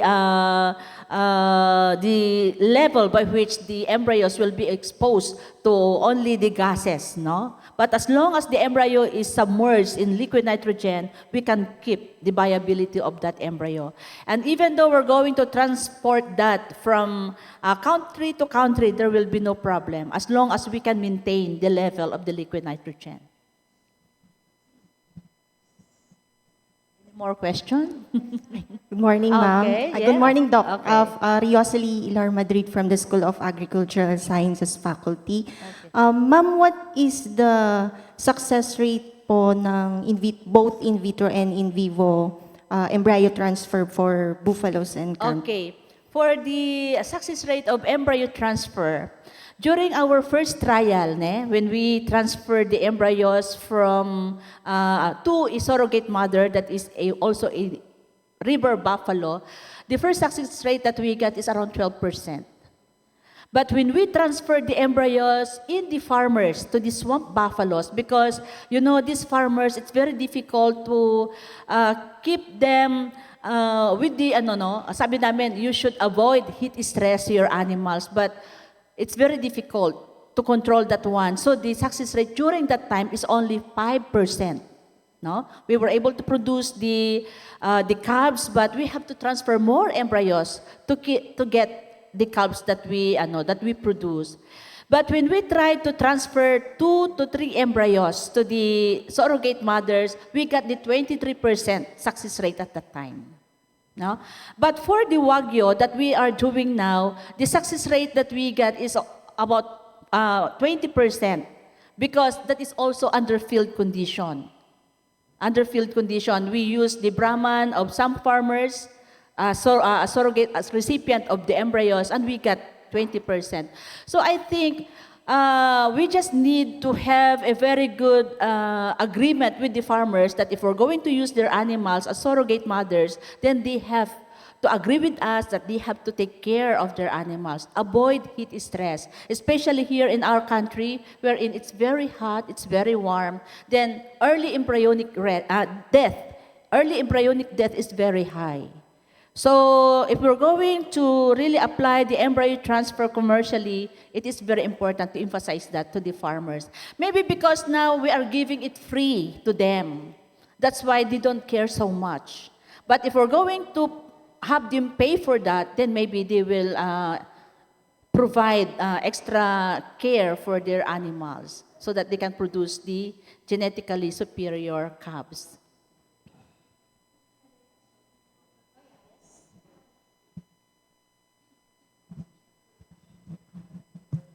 Hello po, good morning. My name is Daniel Beltran and I'm from ASCOT Basal, major in animal science. So here's my question po. In the context of embryo transfer, can a single donor animal produce multiple embryos within a year? If so, is it possible to produce multiple calves from one set of biological parents by transferring these embryos to surrogate mothers? Of course.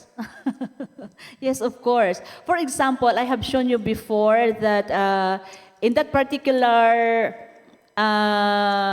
picture that I have shown you, there are about 14 embryos in there. With especially the success rate that Japan is demonstrating, they are getting about 60% calf production rate for the embryo transfer. So it means from 14 embryos that they collected from that single donor, then 60% of that will become a calf. So it is possible that per one collection, for one trial of in vivo collection of embryo, we can produce more calves from a single donor. That's why that is the essence of multiple ovulation and embryo transfer technology.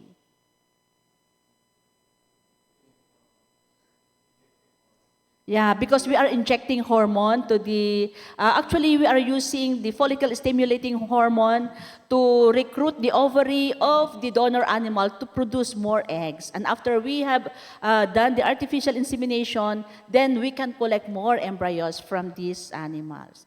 So we have to have a very good superovulation treatment. And so far now, there is already, this technology is already commercialized.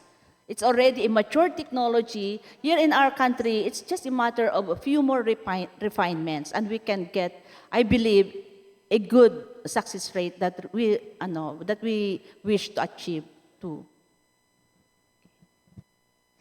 Wow, evidently before this morning, we have a very engaged, audience by asking a lot of questions.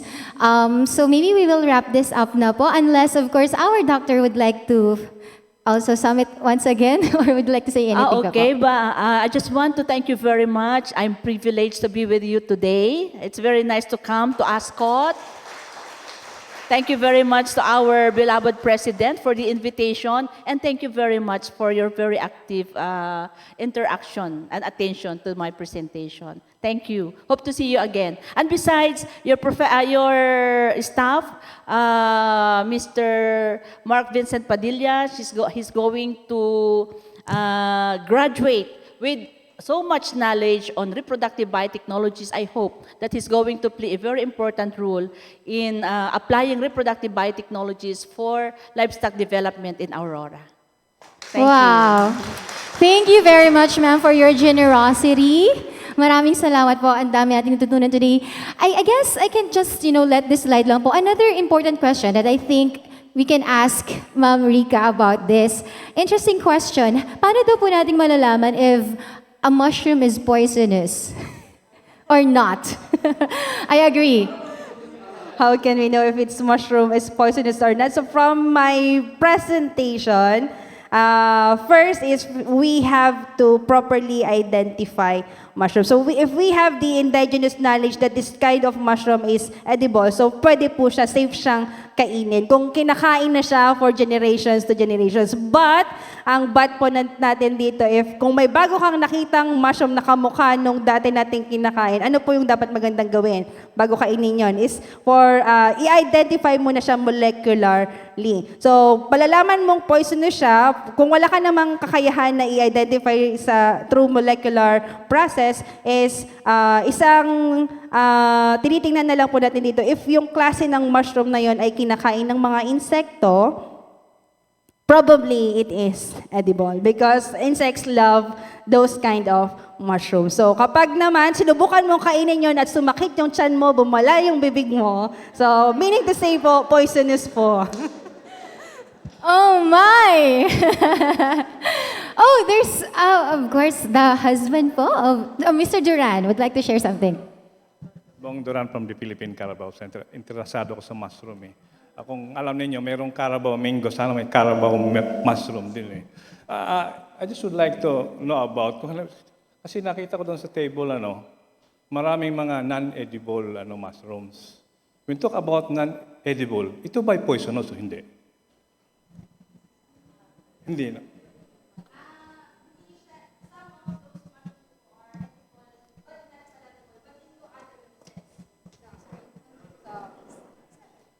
We call them functional mushrooms, sir, because some of those mushrooms, like the Ganoderma or the Reishi, so they are edible in powdered form na inihahalo po as medicine or inihahalo sa tea, as powdered additives in different mushroom soups. Ganun po siya.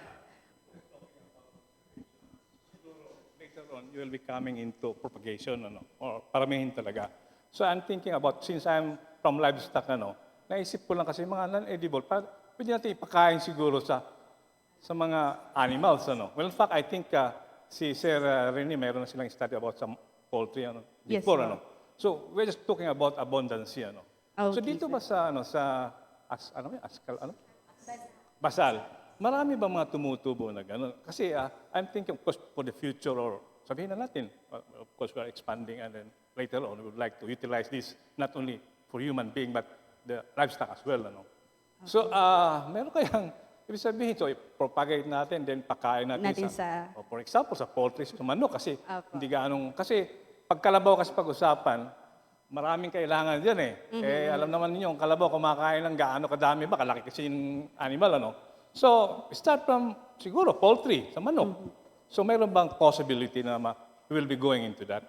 Ang isa pong study na tinitignan po namin ngayon with animal science majors po dito sa ASCOT Basal is by using the substrate pa mo. Hindi pa po namin nasubukan yung mismong mushroom na ipakain, but the substrate from the pleurotus cultivation or oyster mushroom cultivation can be used as animal feed.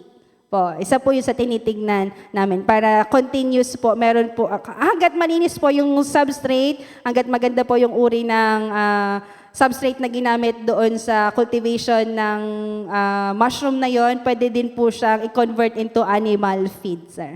Okay. But, yes. Thank you very much. So meron akong naisip pang karagdagan na tanong. So you mentioned also about herbal. Herbal mushrooms. So naisip ko lang kasi, marami tayong mga herbal plants, we are also utilizing it in animals as well, Yung, halimbawa, yung pang-alis ng bulate. And then, well, talking about consumption for, halimbawa, sa animals, we mentioned about milk and meat na pag-usapan kanina, kasi even sa Japan, gano'n din ang kanilang trend ngayon, Or siguro, going to that. So, wala bang, halimbawa, pakainin natin ng ganito at para ma-reduce yung fat content ng animal or ano bang ibang siguro sa milk pakainin natin ng ganito para makapag-produce ng more lactoferrin para doon sa parang milk-like yung di ba yung gatas ng nanay mataas yung lactoferrin content, di ba? So mga ganun ba or di kaya pakainin kaya para yung when I was in Korea merong study na halimbawa yung sa leptin para kahit konti ang kinakain, nakakaano lang maraming Siyempre sa growth, lumalaki siya mabilis. So wala din bang ganun? Kaya siguro, kung wala man, baka siguro it's also good research in future para makadagdag benefits para doon sa ating mushroom. Kasi marami tayong mushroom dito sa Philippines. Yes, sir. So, thank you so much, sir, for that idea. So, for right now, so yung pangalan pong nasabi ko, yun pa lang po yung isa sa natitingnan natin. But we are very thankful for that wonderful idea, sir. So, together with the ANSI major, sir, we will try to do research regarding that matter. Thank you so much po. Thank you so much. And since nga we're in a treat na po and we have scientists in the house, maybe we can also ask a few messages na rin from the number one mycology scientist in the Philippines, our President, Dr. Renato Reyes. Pres? I just would like to add the information that was given by our speaker with regards to the mushrooms that she presented, as well as with regards to the question that you've raised. For the information of everybody, mushroom is a very good source of beta-glucan. Beta-glucan is a water-soluble polysaccharide that exhibits immunomodulating properties. So this can actually be used for animal health and even for human health, yung beta-glucan. Kasi beta-glucan is part of the primary cell wall. So automatic na yung mushroom, lahat actually ng fungi ay mayroong beta-glucan. It's just a matter of it's just a question of how you will harness the availability of beta-glucan in the medium.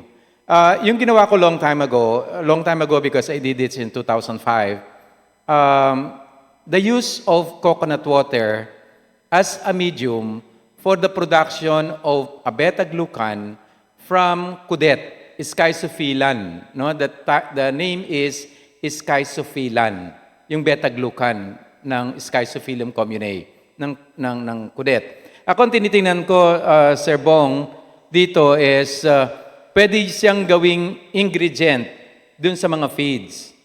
For example, even in silage preparation, instead of using bacteria or yeast, you might as well use edible mushroom to delignify first, to delignify the hemicellulosic substrate. Because the hemicellulosic substrate is also rich with lignin. And that's the very reason why the leaf material, once it's dry, is brown in color. Because if it doesn't have lignin, the color is white because of the cellulosic content. No? But since there is lignin in the substrate, in the leaf material, the color becomes brown. And lignin is quite recalcitrant. Mahirap siyang i-decompose. Kaya ang ginagamit usually mga white rat fungi or white rat mushrooms to delignify the substrate. So, di ba tayo sa animal science, gumagamit kayo ng delignifier, yung kuminsan sodium hydroxide ba ito? Yung ginagamit niyo, which is not natural. Ang ano natin, kung talagang gusto nyo explore ang potential ng mushroom, you use a white rat mushroom that could delignify the substrate and maintain the mycelia that is rich in beta-glucan. That is also rich in amino acid. Just a while back, sinabi ko kay Dr. Duran, yung ating scientist ngayong umaga, yung kalalabas na information natin that was sent to me by my professor from Tokyo University of Agriculture with regards to our ngusong baboy. Yung kabuting ngusong baboy, alam niyo napaka-interesting. Ito yung data nung kanyang amino acid content. There are 920.8 milligrams of amino acid per 100 grams of mushroom. Dun sa ngusong baboy. Just imagine kung gaano kadaming amino acid content itong ating ngusong baboy. No? Wala pa doon yung beta-glucan na sinasabi ko. Kaya nga maganda siyang material as natural source ng nutraceuticals, both for animals as well as for human. Ang maganda naman dito sa Aurora, you can grow it using coconut water. Kaya nga when you go to my lab there, yung katabing yung sa mismong tinutuluyan ko dito sa ASCOT, makita mo yung mga mushrooms doon na kinukultivate ko. Isa na nga yung Bulbariella bulbacea. We prepared the culture of this Bulbariella bulbacea basal strain. Meron tayong Tricale urina, yung ngusong baboy. Meron pa tayong yung wild Pleurotus jamor na dito sa basal lang nakuha natin. Bagamat this one is not unique to basal, but I would say we are very happy because we already have this collection. Kasi posible, yung Bulbariella bulbacea dito ay iba sa Bulbariella bulbacea sa ibang lugar. May kanya-kanyang katangian yan. Para bang ako ay iba sa iyo at iba sa kanya. Pero pare-pareho tayong tao. So may kanya-kanya tayong performance. That's why it's very important indeed to collect the wild strains or the strains. If these are wild strains, you domesticate them and you keep them. No? Importante yon, which I suppose Dr. Duran already emphasized that also para do sa genetic conservation. That's why dito sa in ASCOT, I would like you to dwell on conservation agriculture. And that will actually make us unique from the other institutions. No, conservation agriculture, yung ating magiging focus. Dwell on what we have, harness what we have. Okay? Bring out the best of what we have. Yun ang message ko lagi sa inyo. So pwede, Sir Bong, na pwedeng gamiting sources. All right, thank you very much, Dr. Reyes. Maraming salamat po sa lahat ng ating mga speakers na from mushroom to buffaloes to A2 dairy milk. Grabe, ang dami natin tutunan. Pero first session pa lang po yan. Of course, we want to thank you po with your generosity and contributing also your expert knowledge this morning. So with that, we would like to present you with this certificate of recognition. And allow me to read the content. Can we flash this on screen? So, of course, we have Dr. Danilda H. Duran, Buffalo Reproductive Biotechnologies Advanced Techniques like IVF and cryopreservation are enhancing buffalo breeding, boosting milk. Can we please join us here in front? And meat production and ensuring climate-resilient livestock farming. President Reyes, please also join Dr. Duran with also our Vice President for Academic Affairs. Let's, of course, have a group photo with our wonderful speaker. Once again, Dr. Danilda H. Duran. And also, to the better half, of course. Ma'am Duran won't be, extra inspired today to give a talk without you around. And Ma'am Joseline Diaz, please also join us here. All right. Thank you so much to Dr. Danilda H. Duran for generously sharing her knowledge as a resource speaker on the topic Revolutionizing Livestock Reproductive Biotechnologies, Green Innovation for Sustainable Agri-Future during the international webinar on Agri-Future, Global Green Practices for Sustainable Agriculture, held today. Thank you so much. And also, native mushrooms in ASCOT Basal.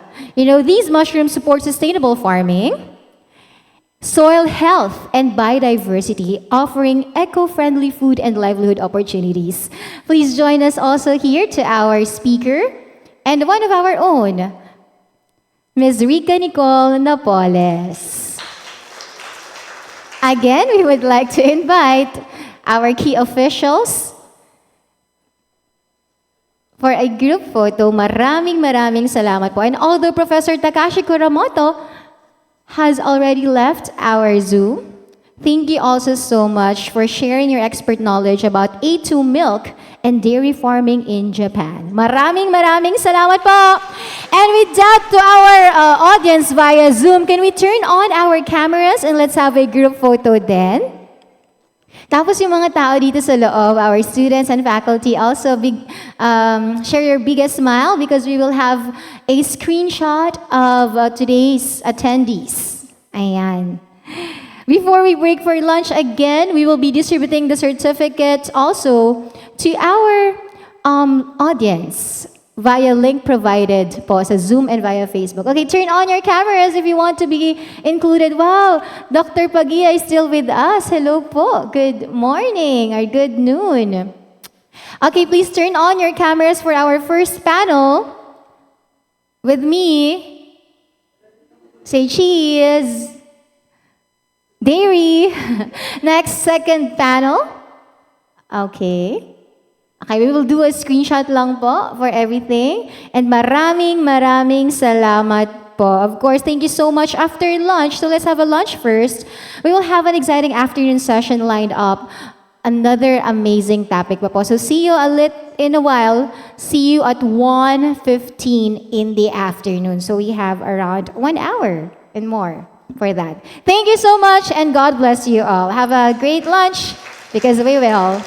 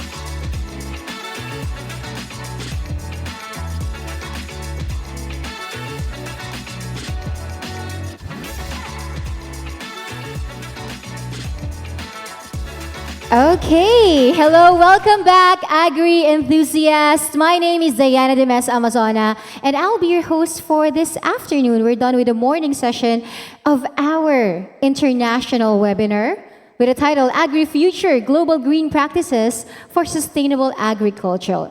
Sure, this is brought to you by Aurora State College of Technology, School of Agricultural Sciences, and with our esteemed partners, in which we've already shown with you.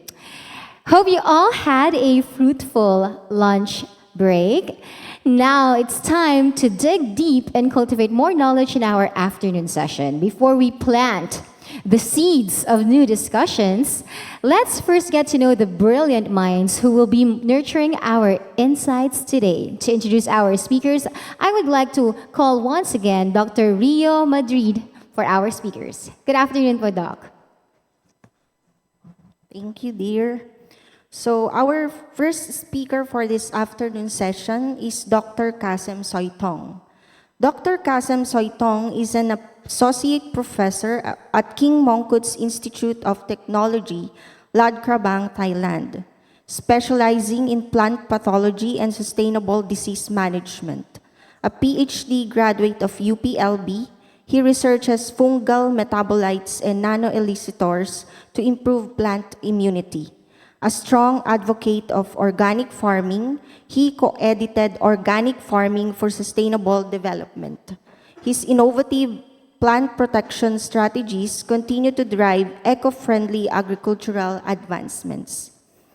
Our second speaker is Mr. Payonetti Louis. Mr. Payonetti Louis is a senior agriculture officer at the Ministry of Agriculture, Foods and Forestry in Tonga. With extensive experience in agricultural development and food security, he plays a crucial role in promoting sustainable farming practices and policy implementation to strengthen the country's agriculture sector. His expertise spans crop management, soil conservation, and climate-resilient agriculture, supporting local farmers and communities in enhancing food production and sustainability across the region. Our third speaker is Dr. Jackson Sabigunda. Dr. Jackson Sabigunda is a plant breeder, sustainability researcher, and research fellow at the International Sustainability Academy. Based in the Democratic Republic of the Congo, he specializes in climate-smart agriculture, genetics, and urban farming innovations. As Vice Dean for Research at the University of Goma, he oversees postgraduate research and academic partnerships. A co-founder of iHead Africa, he champions education, health, and sustainable agribusiness to support marginalized communities. Our last but not the least speaker for this day is Professor Yoko Kato. Dr. Yoko Kato is a professor at Kindai University, Japan, specializing in laboratory animal science and reproductive biotechnology. Her work on oocyte rescue, embryo technologies, and nuclear transfer has advanced reproductive biology. A leading researcher in somatic cell nuclear reprogramming, she continues to spearhead JSPS-funded projects, contributing to innovations in animal science and biotechnology.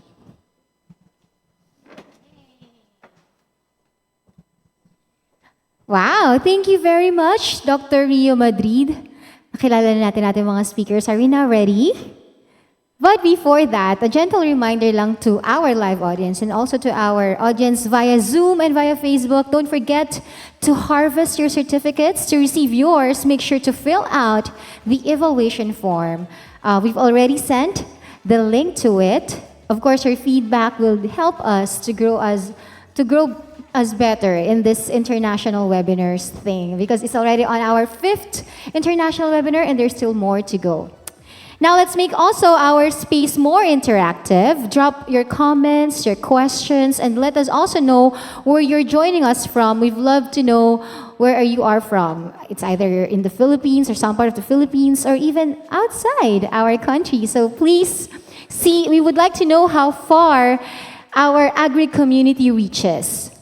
Time check, it's 8 minutes before 1 in the afternoon. So in a little while, our first speaker will be joining us. Our first speaker is actually all the way from Thailand. Do you have any Thailand words that you know?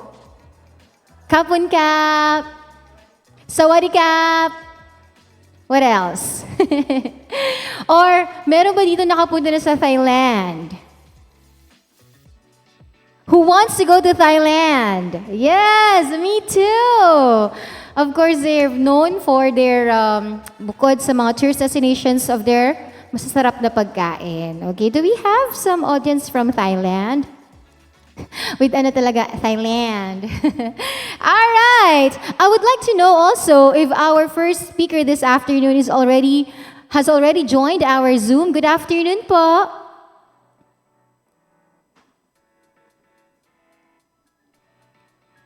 So we have Professor Dr.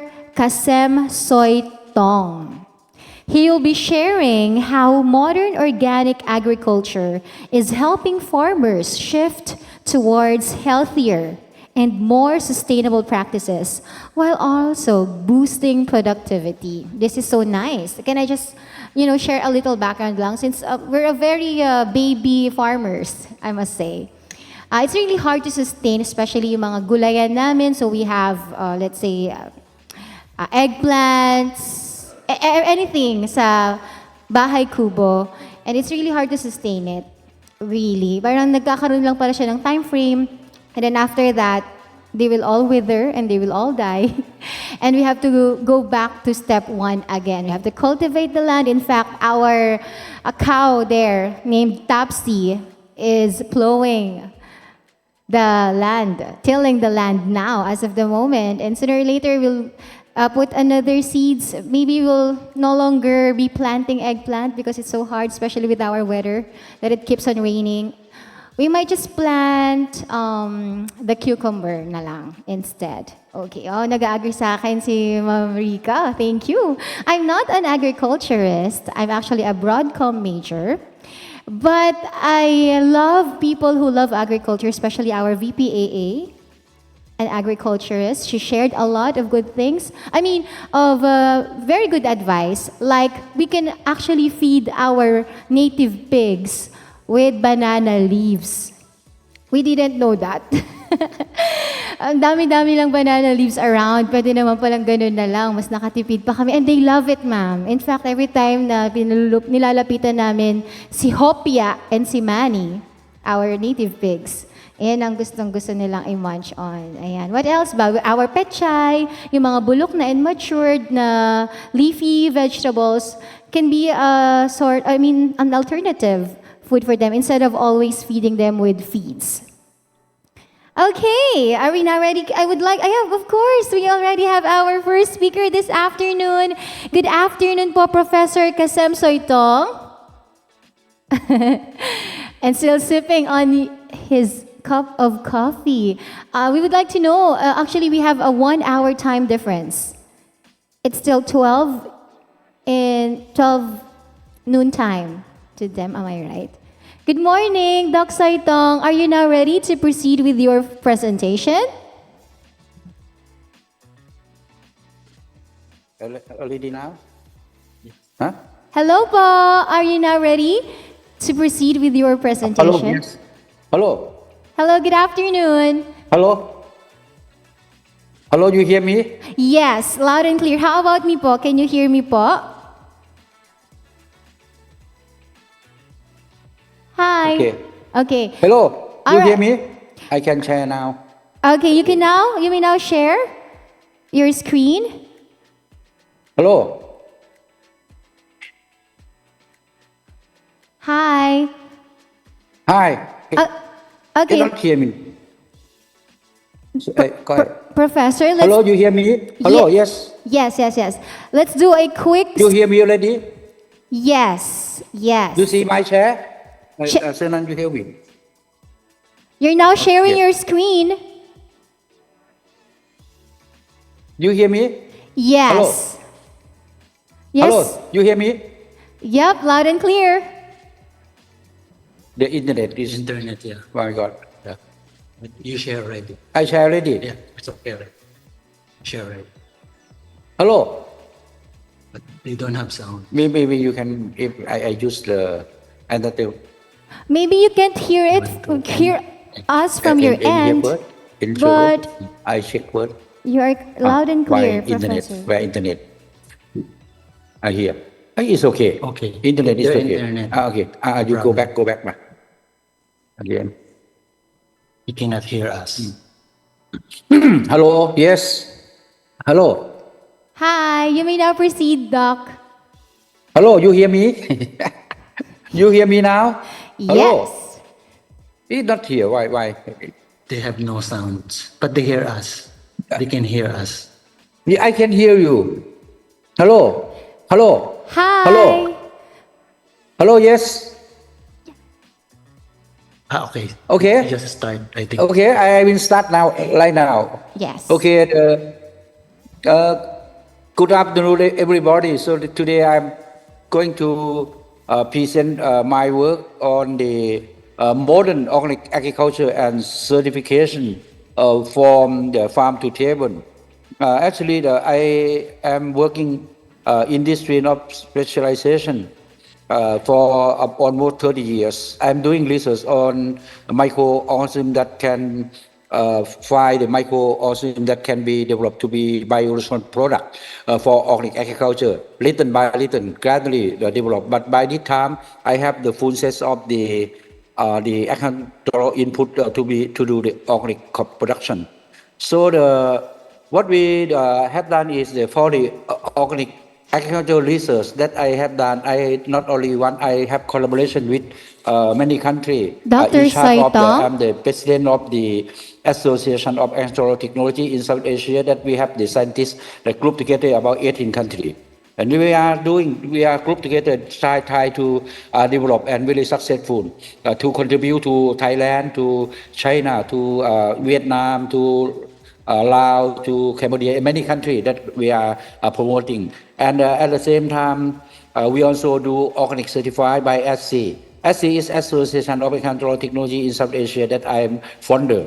And I established the ASCI is until now it has been over 15 years ago. And what we do is we try to promote the organic agriculture in the new by the scientific basis.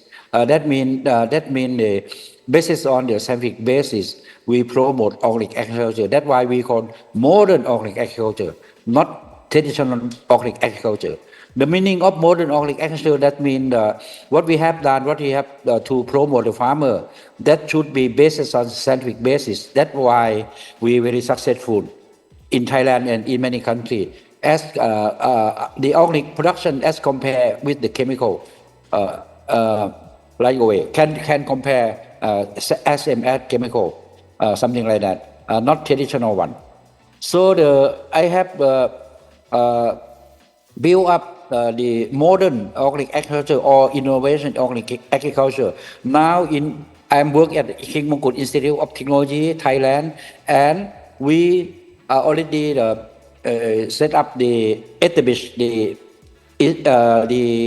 Research Institute of Modern Organic Agriculture at KMTL, Bangkok, Thailand. At the same time, about last year, we also built up the Research Institute of Modern Organic Agriculture in India. And we are pursuing also the established the Institute of the Innovation or Modern Organic Agriculture in Latvia also, and in Vietnam and other countries too, to work together, something like that. So what I have done is about the chemical. The chemical, about 100 years ago, the farmer have been applied the chemical fertilizer, chemical pesticide, and after some time, everybody know that they are caused environmental problem. The soil become bad, soil become compact, acidity and low yield, especially plant disease or the plant pathogen and insect sometimes also resistant to those chemical pesticides also. That is the problem also. And also the problem for human being. A lot of the consumer or farmer, they got the disease because of the toxic agrochemical, especially cancer. Especially in South Asia now, the cancer is become number one disease in those countries. So this is what that means we have tried to stop apply we have stopped the toxic chemical by the scientific way. That's why I call modern organic agriculture. So in many countries, about 7 years ago, they tried to reduce the toxic chemical. They call JAAP. JAAP, that's good. That means GAP or good agricultural practice. That means they still apply chemical fertilizer. They can still apply pesticide at recommendation by the government or something like that. But finally, the organic product, organic vegetable, organic fruits must have the toxic chemical lower standard, but it's still toxic. That's it. We pass that one. Now we are promoting to do organic agriculture, and if the farmer they like to do the organic agriculture, they must be stopped immediately. And after they stop, we will go to help the farmer to check soil, water, and surrounding environment, and we have teach the farmer, or we have some bio product to help the farmer to do right away. In this period we call NAP. NAP that means non-agrochemical, non-agrochemical production in conversion period to organic agriculture. This is what I will do, and I have been experiences to be the organic expert in Laos, in other country, and go to many places. I just passed through. So this is a modern organic agriculture that I have been said. The modern organic agriculture now, we also, this year we are going to set up the new curriculum of the modern organic agriculture, master and doctor degree by research. So this has been consortium with the Satyama University in India and possible in Russia, because in the end of this month I will go to Russia, and then we are going to set up the Institute of the Innovation Organic Agriculture in Russia. That means this curriculum will be consortium to each other like that. And this new curriculum of the modern organic agriculture, master and doctor degree in modern organic agriculture will be, if possible, be endorsed by IFOM. IFOM is International Federation of Organic Agriculture Movement. Everybody know, okay, something like that. And this is what I said. SC is not SC is doing organic certified by organic certified. That what our requirement? Our requirement is not actually we are the same standard as IFOM, organic USDA and other. But you notice that the IFOM or organic USDA mostly they concerning about toxic agrochemical. That means they concerning about pesticides, chemical fungicide, herbicide, insecticide must not detected. And after that they will certify. And after certify they also charge money.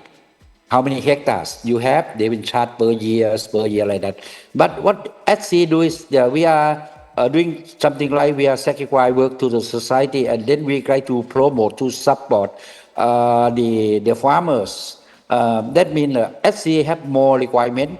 We are not only examine, not only evaluate the toxic agrochemical, but also we also looking for nitrate. Nitrate also cause cancer. Everybody know. The nitrates come from what? Come from chemical fertilizer. So that means the organic farming, the organic farmer, they must not apply chemical fertilizer, because they apply chemical fertilizer a lot. They will find nitrate accumulation in agricultural product. We also concerned about this. And another requirement that also we also checking heavy metal, like cadmium, chromium, arsenic, lead, and so on. We also check the heavy metal. Heavy metal also cause cancer and other diseases. human disease. Everybody know. We concerning about this one also. So that means and the other requirement we also check about human pathogen like Salmonella, E. coli also. We also concerning about this. So that means if the farmer, the organic farmer meet our requirement, we have quick test in the field. So the organic inspection of the SC that I nominated every year. We have international organic inspector about 10 countries. And the organic inspector will be work as the organic expert as well. What they have done that if they find some problem, for example, they find some problem in the field, for example, they find a lot of heavy metal over standard. So we have some bio product for soil remediation, bioremediation. We have microorganisms like bacteria, Actinomyces, Streptomyces, and other. This one I work with India, Dr. Lalita from India. So we have the bioproduct to degrade or decrease heavy metal in water, in soil. Finally, we through heavy metal in the organic product should be lower standard, something like that. So that means this is a new or modern organic agriculture, something like that. If this is what I said. The other thing is the SC will like to promote the young scientists to be work in this field of specialization, because the research is very important. We have to do more research application for application research of that means we need the young scientists to do a lot of the thing about the organic research, organic agricultural research. Then I said that's why I try to let the young scientists to meet with the senior scientists together every year. I have been set up the International Conference on Integration of Science Technology for Sustainable Development. I call IKIS. The IKIS is already the IKIS conference is we organize years by years, move country by country. We move from Thailand to Laos, to Vietnam, to Myanmar, to Indonesia, to Philippines also, and to Indonesia and to India, China.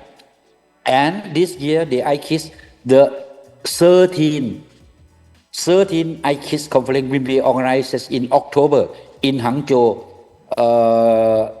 China, by this year. That means I try to let the senior scientists in this field of specialization to meet with the young scientists to be collaboration, because I feeling that we are not one man show. We must be do together. We must be group together to brainstorm about this thing. When I teach the student, I don't like to be a teacher. I don't like you to be my student, or I don't like to be a teacher. I like the partner to work together. Okay, that is most important, to help each other. So that's why we develop everything together like that. And another thing is I also set up the International Journal of the Agricultural Technology, or IJAT, until now 21 years already. And now IJAT is the scope indexed by SJR Scopus.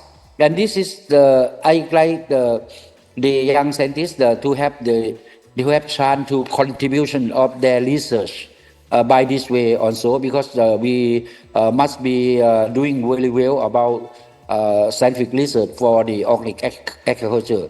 That's why we need a lot of the bio product, and we need a lot of things to do, like not only bio product, but also we must be study on organic seed, organic animal feed, and other or plant breeding resistant to get the resistant variety or other to stop the chemical. That is our target. And this is what we have done. This is our network.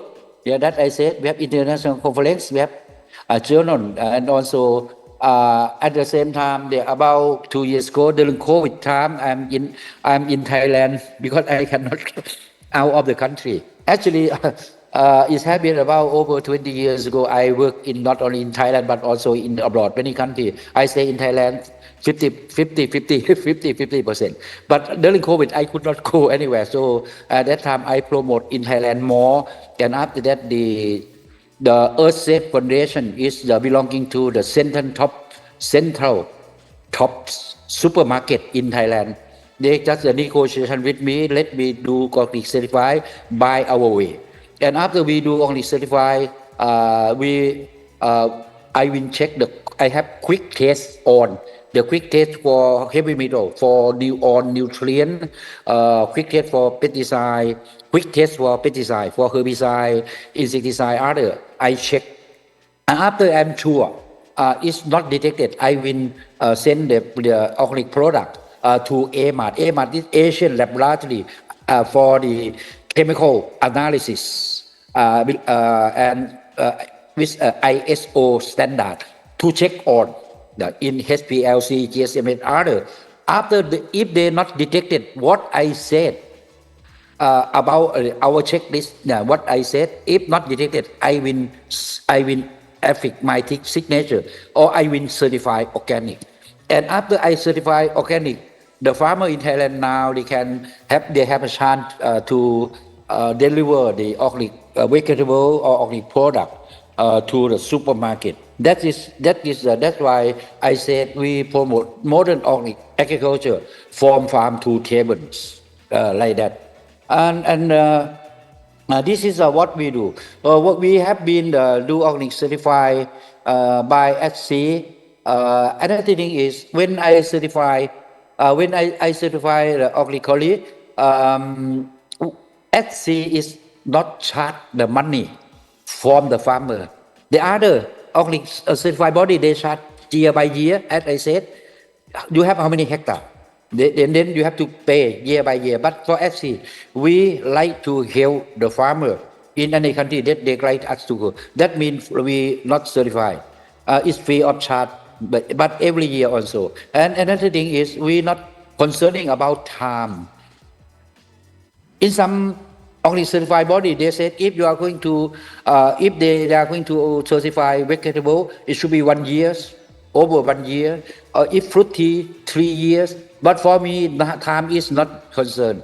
I concerning about the organic products like vegetable, fruits, fish, shrimp, milk.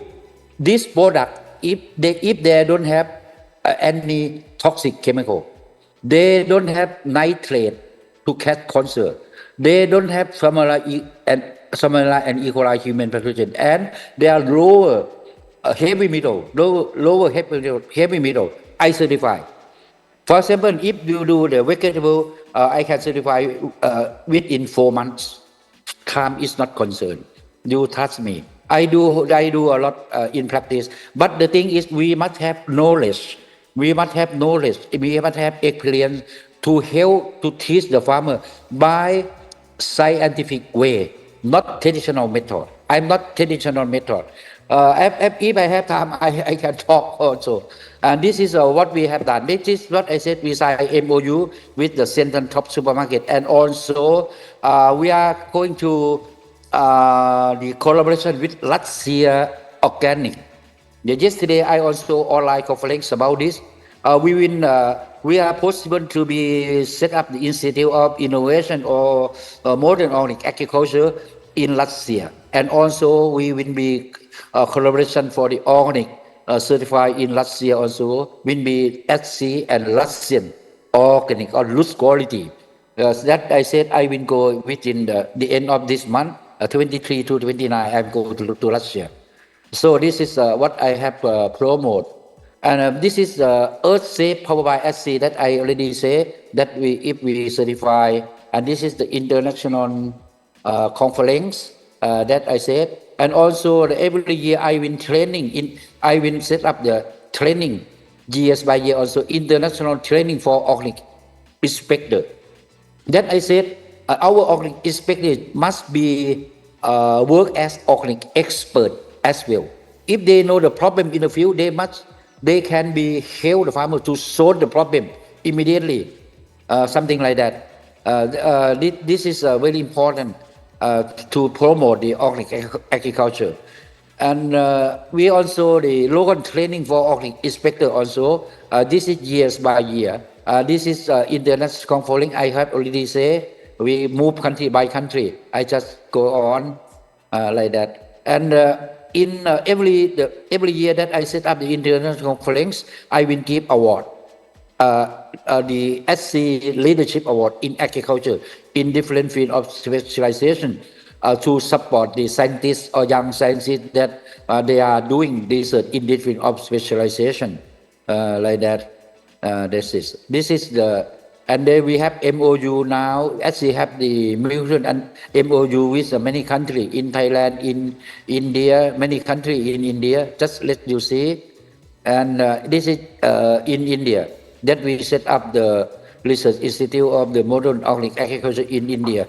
This one, I have the staff there and also do organic certified in India also. So now by this time in my lab, I mean Research Institute of Modern Organic Agriculture here, we have the internship student from Indonesia, from India, and also PhD student from India. We have also my student from Philippines, Sernan, you show. This is Sernan. Yeah. Hello. Hello, mabuhay. Mabuhay.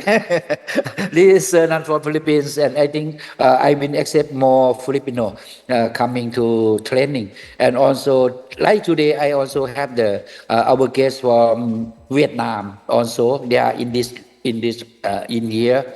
So this is that means it is very important to. I also have the students from Cambodia, from other country also. We will accept. I accept the student come to study master, doctor, and also internship or come for training. You can negotiate. You can collaboration with me later, something like that. This is what I have done, and. This is I do organic certified with many kinds. Actually, I have done organic certified until now over 10 years. I act as the consultant of some organic company that they promote the farmer to do to plant or to do organic vegetable fruits, and then after that the company buy and up and then sell in supermarket. I have experience about over 120 species of vegetable and fruit to do the organic. This is from my experiences. So what we try to do is what I said already. We have research contribution. Research investigation is the most important for modern organic agriculture to be for the successful for the organic production, both not only organic crop production but also organic animal production also, and then organic certification must be certified by some organic some certified body that at acceptable level, because the farmer they are do organic, they cannot certify by themselves. Nobody will trust or not reliable that our farm do organic already. Who will accept something like that? That's why we need the certified body like SC organic certified, IFOM, USDA, and so on. And that is for what? For marketing. For marketing. This is important. And that I said why we have to do because the chemical they cause the environmental change. I will not talk too much. By the time you know already, our global is increased temperature 1 to 2 degrees Celsius every year. Everywhere is hot, like in Thailand now, so hot, and the soil that they have been using chemical, they become hard soil, become acid, low nutrient, low organic matter. They cannot increase yield. So we have to turn to the nature by scientific way. That is modern organic agriculture. That is. So this is what I concerning about the organic agriculture, especially the soil is very important. I can improve the soil to be organic soil, to be proper pH, for plant uptake, like we can adjust the pH of the soil until 6.5 to 6.8 or 7. This is the proper pH on plant nutrient will be easy to uptake, like nitrogen, phosphorus, potassium, calcium, sulfur, magnesium, copper, boron, zinc, iron, and manganese. This is all requirement, all required plant required for growth. Should be proper pH, and also soil should be air and soil and water drainage very well also. How can we do? Somebody said, oh, we have to improve the soil. We need 10 years, we need 5 years, 2 years. For me, if you come to work with me, I can improve the soil within half an hour, become solid soil. What do you think about if you think about the forestry soil? Forestry soil is very rich of nutrient. They have soil physics like the water and air drainage very well, and high organic matter. In soil chemistry, like rich of nutrient, amino and organic matter, and also pH is proper, and also soil biology. That means the soil have very good beneficial microorganisms. Then that's why we can make the soil become the organic soil or like forestry soil immediately. If you have know-how, I have that one. Then I have experience in the field. This one not work in pot. I have experience in the field already. Like that, I can adjust. But what we do is, like forestry soil that I said already, we will try to do organic soil first. If the soil is rich of nutrients, as I said, the plant will be grow very well. After the plant grow very well, will be strong, and they will be protect the disease and insect. At the same time, they will have immunity by themselves also. This is what I said. So the soil management is very important. Soil and water management and nutritional management. We know already that nutritional and crop management. We learn in agriculture. We know what plant require. They require high carbon, hydrogen, oxygen. That is, if the leaf is green, they have chlorophyll, they can photosynthesis. They have photosynthesis. That's it. They are the nitrogen, phosphorus, potassium, calcium, sulfur, magnesium. Copper, this is major element, and minor element, copper, boron, zinc, iron, choline, manganese, this is minor element. They cannot lack. So that means we have to concern about abiotic factors, not abiotic factor and biotic factor.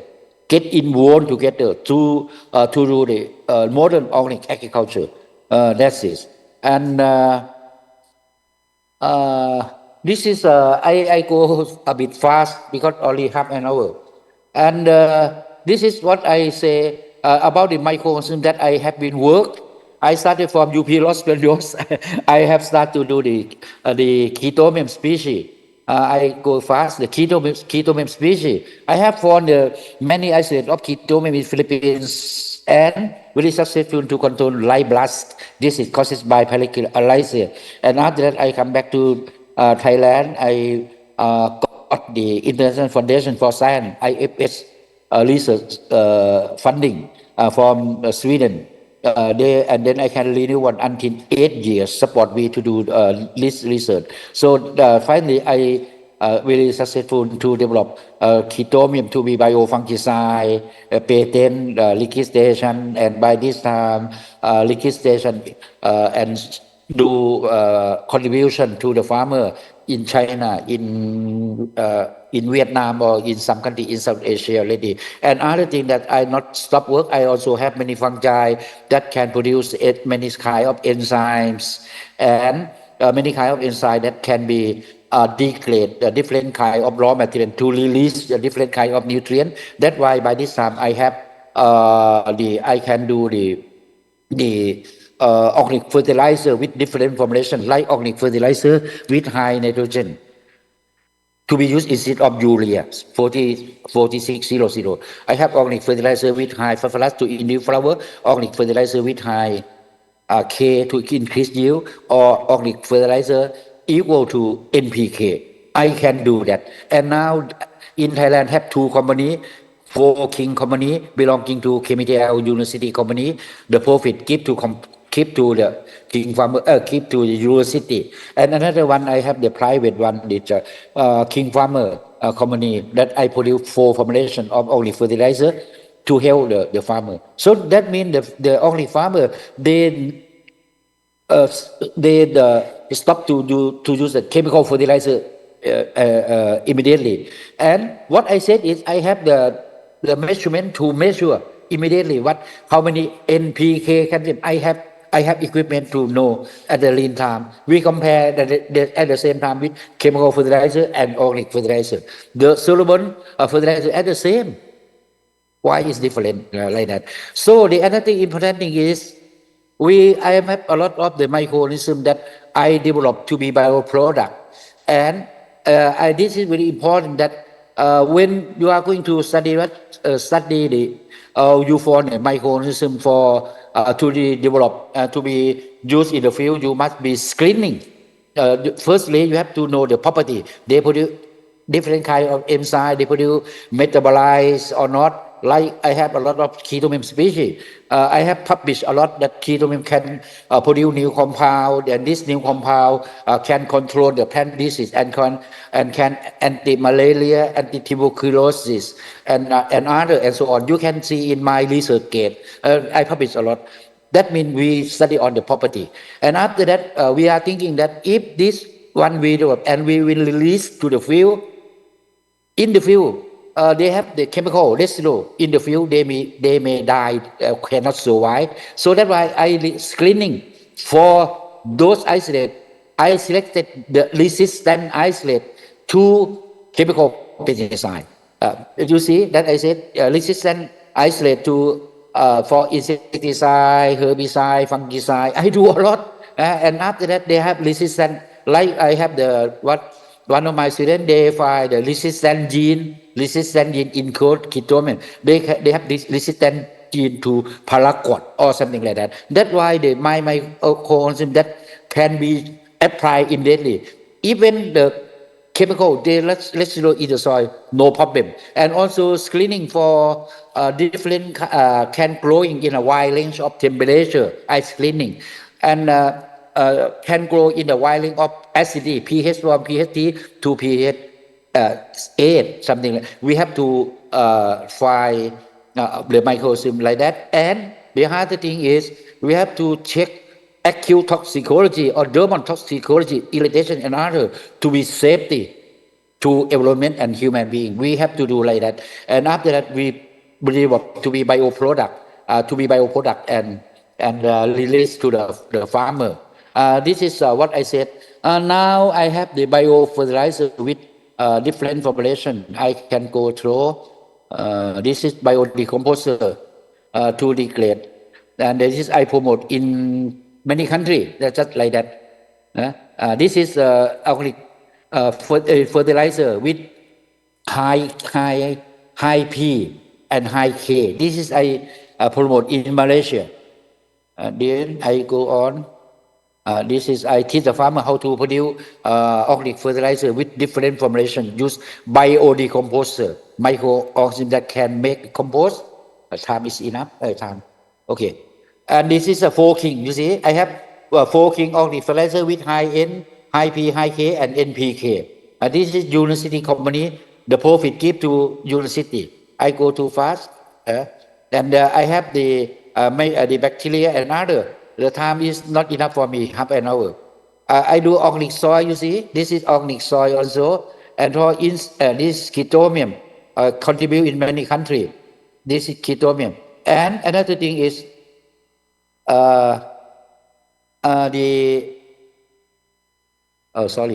So this is what I have been talked today. The time is limited for half an hour, but because I have experience to work about this over 30 years already, so just know each other. I just talk the main important thing that if you are going to do the organic, promote organic together will be very good. And if you are, especially young scientists, please be think about this. We need to be collaboration to each other in the future, and to help our world, and also to save human being also, because if you consume the vegetable or fruit or food with toxic chemical, human being will be short life, and on when we suffer everything. So this is we said that we really successful to do the organic agriculture that I call modern organic agriculture. I hope today in only half an hour you will get my main idea, what I have done, what I have talked, and you can collaboration with me later. Okay, I think time is okay. Huh? Okay, thank you very much. Thank you. Salamat po. Hello. Thank you so much, Dr. Soitong. Your presentation was truly informative. So in the interest of time, we will only cater one question from our in-house participant and online audience. Any question, please? Okay, please state your name, your affiliation, and your question. Good afternoon. My name is Richard Yanguas, and I am a student of Bachelor of Science in Agriculture. My question is, how does modern organic agriculture differ from traditional organic practices? I'm not clear the question much. I'm not clear the question much because the voice not. But it's about the organic agriculture. I said many people don't believe if you do traditional organic agriculture. But if you follow my what I have done is we call modern organic agriculture. That means on agricultural inputs starting from biofertilizer. We have organic fertilizer with different formulation as the chemical. We have the biofungicide like chitomium or trichoderma or cleocadium or bacillus subtilis, but should be a scientific basis. And this can give a good control of the disease, plant disease, root rot disease, or anthracnose disease, or leaf disease, and other. They can use instead. And also, actually, I have no time. I also develop plant vaccine. The metabolite of chitomium, I put in electron spinning, become nanoparticle. And this nanoparticle, I treated to the infected chili plant caused by anthracnose cholecystocum. And then the chili will induce capsidol. It's a phytoalexin against the disease. And in tomato will, for example, when I treat the nanoelicitor or nanoparticle into the tomato will, then the tomato will produce alpha-toluene against the fusaluin caused by Fusarium oxysporum glycoprotease. And also in durian, in cheetahs, I published already a lot. You can find in my research kit, I published already. By the time I published in Q1, Q2, Q4, about 180 papers. I published already. I not talk in detail. And we also have pen code promotion, pen PGPR, pen code promoting lysosphere, pen code promoting bacteria to be promote pen code, but should be scientific way. I am not the traditional organic. That means if you transfer you let the somebody in Thailand or in nearby country, they make the liquid fertilizer with non-scientific basis. They use normal water, a lot of contamination. They use the plant debris that they had disease, plant part put together, put small glass, and they said this is microorganism put there and no sterile. And after that, they successful, sometimes not successful. And I found a lot of pathogen inside there. This is traditional organic. But what we do is we have the biological product to be used instead of the chemical. And I also teach farmer how to use herb medicinal plant to control insect and disease also. Now this one we can teach the farmer, like neems, extract, and other. There are several ways to do organic, to control. Then be success. You can come to meet me. I can invite you. You contact me. I don't know is your question or not, but because I not hear very well the voice. Okay, yeah. Thank you so much, Dr. Soitong. You are truly a gem in the world of organic agriculture. Once again, let's give a round of applause to Dr. The voice is not Soitong. clear. The voice is not really clear in internet. Maybe if you have the question, you keep my email and you contact me through email, because the voice is not really clear. What is the question? Huh? You Thai? I not see. You Thai? Or you Thai? Thai? You come to here? Sunan? You Thai? Can ask them to type in the messenger. You can Thai in the messenger, the question, because the voice, the question not clear. Okay, Dr. Saitong, thank you very much. We will definitely reach out to you if you do have any more questions. We would like to send you an email, if that's okay with you, Doctor. Yeah, not here. Thank you very much. Your voice stuck. You speak. I hear that stuck like that. Okay, maybe it's because of our internet connection. There's some lag and delays, probably. We will try just to message you through our IT team. Thank you so much, Okay, Doctor. visit or email. Okay, thank you. Because we will accept you from Philippines. Come here. Oh, I love that. Okay. We Thank you will very go much. to you in Thailand. Salamat po. Maraming salamat din Salamat, po. salamat. Thank you very much. And there, we've had another very generous speaker. Marami pong salamat to Dr. Kasem Soitong. I was actually able to keep some of, some key takeaways, rather. It was a fruitful discussion indeed. He has given us some appreciation of modern organic agriculture and the importance of AATSEA certification in ensuring safe, sustainable, and high-quality farm-to-table products. Next speaker, are we now ready for our second speaker? So following Dr. Soitong is Mr. Pionetti Louis. He will introduce his research on coconut charcoal for soil enhancement. Imagine turning waste into wealth. Is our next speaker already joining us via Zoom? Hello, Mr. Pionetti Louis. Our next speaker is actually all the way from Tonga. He is a senior agriculture officer, Ministry of Agriculture, Foods and Forestry at Tonga. His talk is about effects of adding coconut charcoal on soil physical properties and maize performance. This will be moderated by Dr. Christian M. Santiago. Hello, Dr. Pionetti.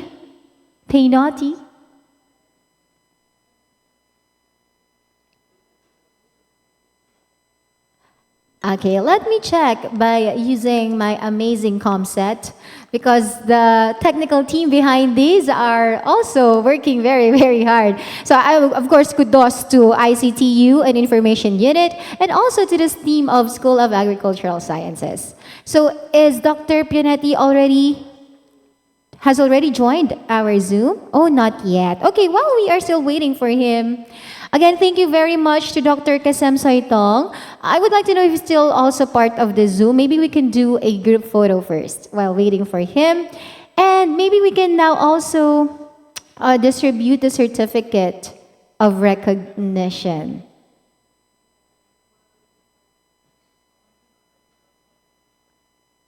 Okay. So we have still 3 more presentations and 3 more speakers from different parts of the world. We have a speaker all the way from Japan, a speaker from Congo. So 3 more to go from Tonga, from Congo, and from Japan.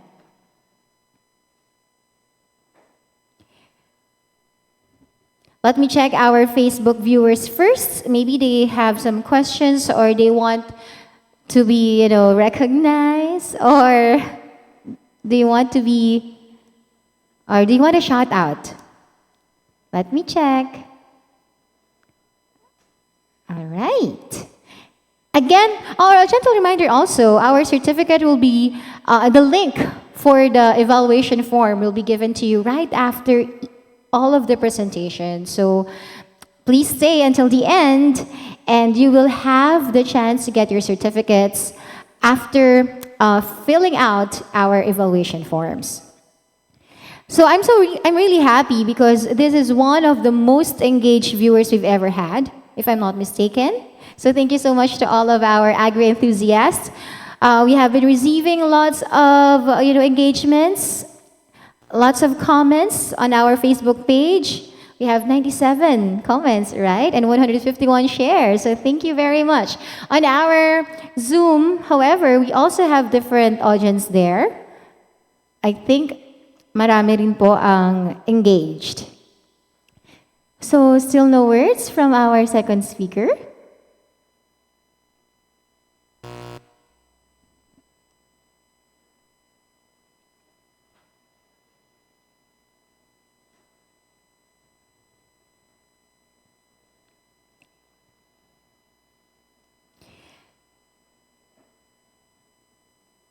Okay, again, this international webinar on Agri-future, Global Green Practices for Sustainable Agriculture, is brought to you by Aurora State College of Technology with our partner institutions. This is in collaboration with Bulwagang State Agricultural College. If we have some students from that school, hello po, good afternoon. Also from Occidental Mindoro State College.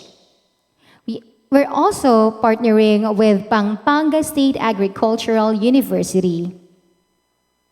And thank you very much to Philippine Association for Agriculturists, Tamarind Chapter, or it's actually the chapter on Region 3. We have the JSPS, Japan Society for the Promotion of Science, Bangkok office. And the JAAP, the JSPS Alumni Association of the Philippines.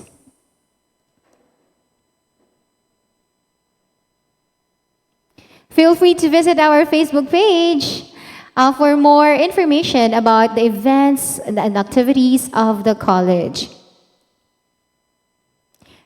So maybe I will also take this opportunity to announce that our mid-year commencement exercises, or our 39th commencement exercises, will be held on March 24 at ASCOT Gymnasium. So see you there for our graduates for the academic year 2024-2025, first semester. Congratulations to our graduates!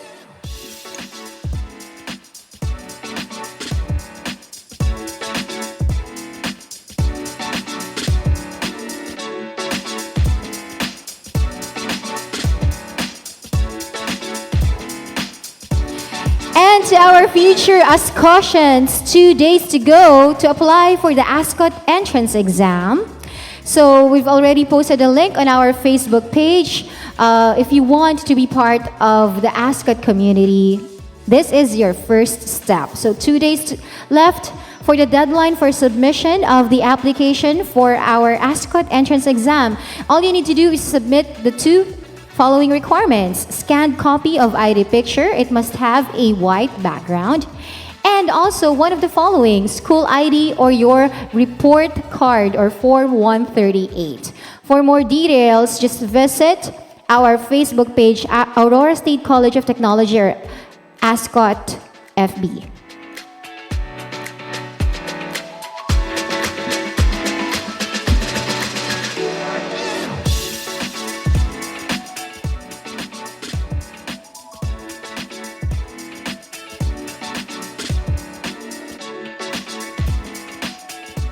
Okay, well, we are still waiting. Let's watch once again.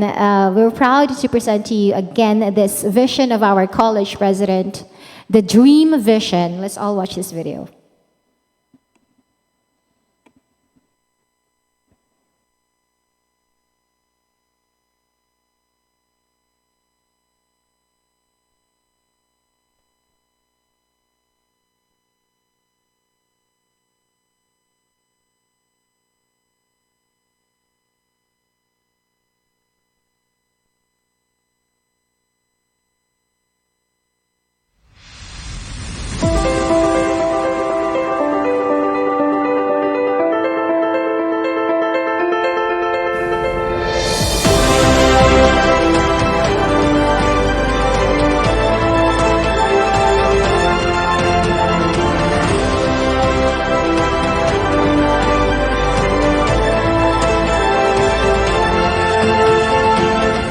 The province of Aurora is known as the hidden gem in the east coast of central Luzon.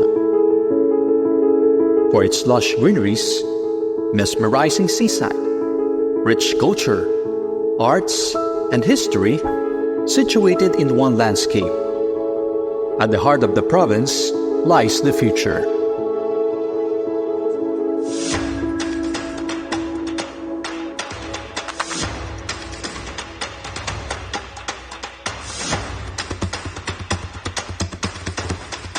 Let us unceasingly work together to bring ASCOT to the world, position ASCOT in the world, and make ASCOT relevant to the world.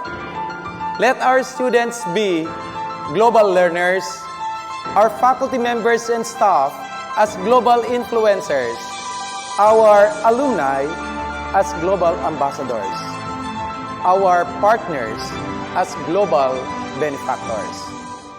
Being the beacon of standard and quality education for over 26 years, Aurora State College of Technology continues to bring more opportunities for students and faculty. From its humble beginning in 1993 with 301 students and 10 classrooms, the late Senate President Edgardo Angara envisioned an institution that could provide equal opportunity for all. ASCOT has grown and developed into a bigger institution of higher learning, now having 3 campuses. The Zabali campus in Baler,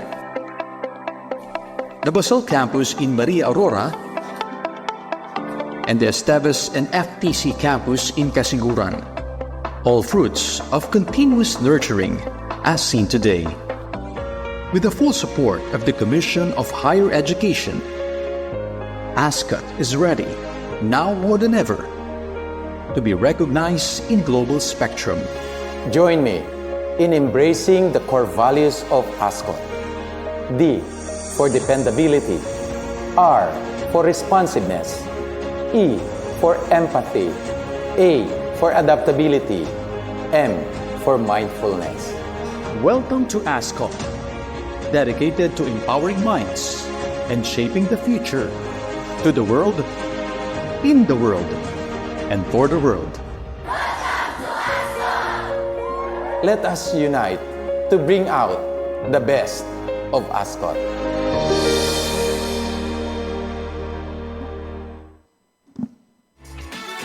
Okay, so that is the promotional video of Aurora State College of Technology. Nandito po ako ngayon. And of course, also the students of the School of Agricultural Sciences. Shout out to you guys and congratulations. I really do believe kayo ang pag-asa ng bayan. Can you translate that? You're the future of this generation. And of course, your courses are very relevant, important, and looking forward to you guys to be the future, really, of this generation, to have more innovations, more discoveries on how we can really make a very good impact, a very good footprint in our society. Okay, actually, our next presentation is very exciting. You know, from the Pacific Islands to our fields, ang Tonga daw, maybe we're not all familiar sa kanilang country, but it is a paradise of sun, sea, and rich volcanic soils. It is also a hub for innovative agricultural practices. One such breakthrough, ito nga pong coconut charcoal, a natural soil enhancer with the potential to revolutionize crop performance. Nakaka-excite. Again, ako pasensya na kayo, lagi ako nag-share. Recently, I've been a plantita. So meron akong mga coconut cubes, rice hull, coconut coir, tapos mga vermicast ng Basal Campus, and yung cow manure. So, yeah, I believe na maganda na yung mixture na yun. Pero, tama rin. I also add kasi charcoal, but not from a coconut husk. So this time, from a coconut charcoal, baka even better yun. Sobrang amazed talaga ako on how all these things can be very sustainable. Yung mga tira-tira lang sa konohan na mga rice hull is very, plant-friendly. Kasi para sa roots na mas madaling mag-grow. Oh my gosh. I have a lot of plants already. I love ornamental plants. It's actually, when it talks about Congo, so I have this Congo plant as well. Are you also a plantita? Meron kasing Congo na plant. Marami actually. Black Congo, yung philodendron type, I guess. Tas kulay black siya. And yeah, a lot of varieties now are being also introduced here in our province. Although, syempre, in-encourage natin kung ano lang yung mga indigent. Ano ba yung mga meron tayo? Like, we have this, the Aurora, teka, I forgot the name. The Baler, yeah, Acau Baler, it's a variety of begonia. Yes, I like that too. Although we have different begonia varieties. But the begonia Acau begonia, ay namataan lang dito, especially in our town, in San Luis. Pero madami actually sa paligid. Sino bang plantitas dito? Okay, looking forward to, another learnings from our next speaker, although we are still, contacting Mr. Pionetti Louis. But maybe we can also switch it up to Dr. Jackson Sebigunda. So for the third speaker, he's from Congo naman. Okay? So I do some research also kung ano naman yung Democratic Republic of Congo sa heart ng Africa. So our speaker is also from Africa. At alam din natin kung ano ang Africa, right? With their lush rainforests, rich biodiversity, and vast agricultural potential. Pero how can we really truly benefit from our land? Ito naman ang isi-share sa atin ng ating next speaker na si Dr. Jackson Sebigunda. He is an associate professor at the University of Goma and director of scientific cooperation. According to Sir Clyde, the executive assistant of our president, ay nagstay na rin siya dito sa Philippines. Pero maybe today or this afternoon, he will be delivering his talk somewhere there. Okay, guys, okay pa ba kayo? Very good, very attentive and patient. Would you like to share something about, so far sa ating naging ilang talks? We already had 4 discussions and 4 more to go. O 3 more na lang. Ano pong may share nyo na na-appreciate nyo? Or ano ang interest niyo? Anong mga inclination nyo ngayon sa mga agri students natin dyan? Sinong mahilig sa itlog? Sa manok? Huwag lang kayo maya, tayo lang to.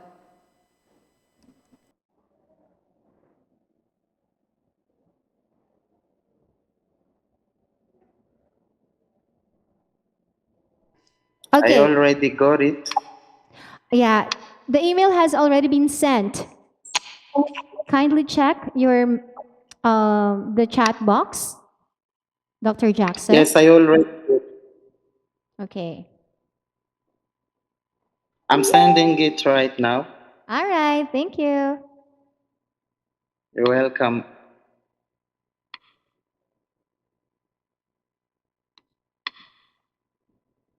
I'm very sorry for the problem of the internet. You know, the Democratic Republic of Congo has been going through wars, and now when I'm speaking, our city is under siege of rebels. So it's a kind of complicated situation. Sometimes the government cut off the internet. That's why it's not stable. So please bear with me. Yeah, we've already seen some reports about that. But of course, we're praying for your safety there. And thank you for still sharing your time to know more about your research. Sure. But as of the moment, you're loud and clear. So we're happy that the connection is better or okay. Have you received the file? Not yet. Checking it again. So for my question is, so what is this research all about, Dr. Jackson? I mean, when did you start have the interest of remote sensing? So I've been doing my postdoctoral research in Germany, especially in the city of Munich, and I've been working at BayWa at its small enterprise is called Vista, and we've been developing technologies using Earth observation, using satellite images uh, to define some variables from agriculture, environment, and other means. That's what I'm going to present. I don't know if you've already received the document. Trying our best to already set that up. Okay, do we already have the presentation? I will be just throwing some questions to you. Would that be okay? I already shared the document. Yeah. I mean, while we are still waiting for it to be set up, can we throw some questions while we are still waiting for it? I can't hear you, please. Okay, I would like to ask, so how does this remote sensing compare to traditional soil testing methods in terms of accuracy and efficiency? Absolutely. So we're trying to produce an app called Talking Fields. You can check it on talkingfields.de. So we have fertilization smart. You know, when we use traditional techniques, we are not able to have all the data, but with satellites, we are able to give precise data and to predict even what we can use in the future. We do also irrigation smart, sowing smart, plant protection. You know, when you have more than, for example, 1,000 hectares or acres, you can't just use people or to spray or to put your fertilizer. So most of the time we use drones. And before using drones, for example, for fertilization, we use our data. We request first Sentinel-1 and Sentinel-2 data from the European Space Agency, and we analyze the data using QGIS or even the Food Security Tape, which is one of the platforms of BayWa in Munich. That's how we treat our data. Then we send the data in the app. So it's a cloud-based computing, and we are trying to have farmers in my country download this app so that we can. Okay, this is the presentation. Yeah, there. Okay, but I'm happy that you already started it. You may now again proceed. So if you can allow me to proceed. Can I proceed, Doc. please? Yes, go ahead, Doc. Yeah, sure. So my presentation is about talking field services. As the title indicated, a phenotyping tool for soil and vegetation. So what we do is fertilization smart, irrigation smart, sowing smart, plant protection, greening management, soil sampling, and harvest management, and everything. After gathering data, we collect the data into a software. So this is an app produced by BIVA, which is a Germany, where I was doing my postdoctoral research from 2022 to 2023. Next, please. Next, again.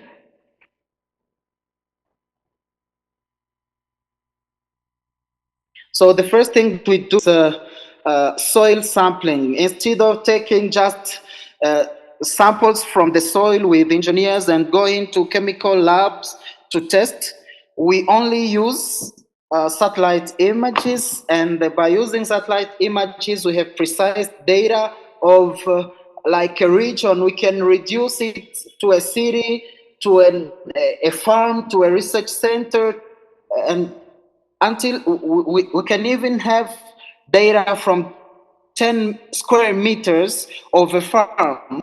So it's precise data that we use, and those data are input in our app, and then the farmers or the client can consult them whenever they want. Next, please. So as you can see, we can assess the relative fertility of a farm, and this we call the talking feet base map. We can know the relative fertility of a farm. It's what we call heterogeneous site conditions. Next. And the concept is to optimize field sampling strategy for improved soil mapping using heterogeneity info from Earth observation. Can you hear me, please?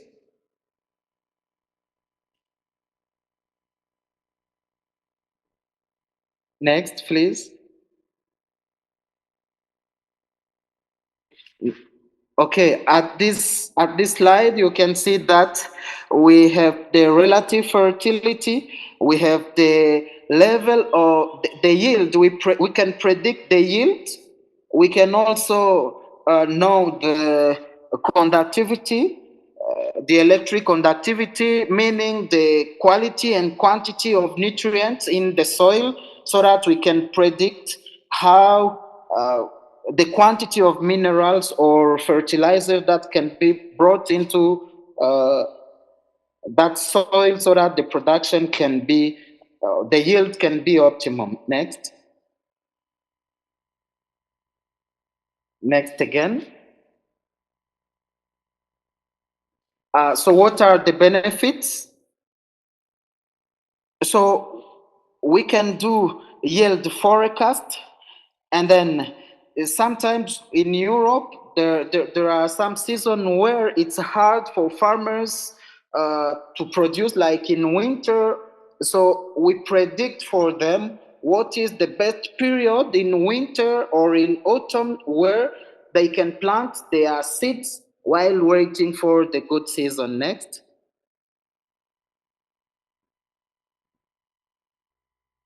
Secondly, it's sowing smart. Next, please. We use exactly an amount of seedlings which is counted following the capacity and the quality of that specific soil. If we put a lot, it won't produce because of the competition between plants. With sowing smart, using satellite images, we know exactly what quantity, for example, how many kilograms per hectare do we need to produce what quantity for the yield. So that's sowing smart. And the higher yield potential, also we do greening management. For the greening management, we have data like leaf area index. We do chlorophyll content. Next, please.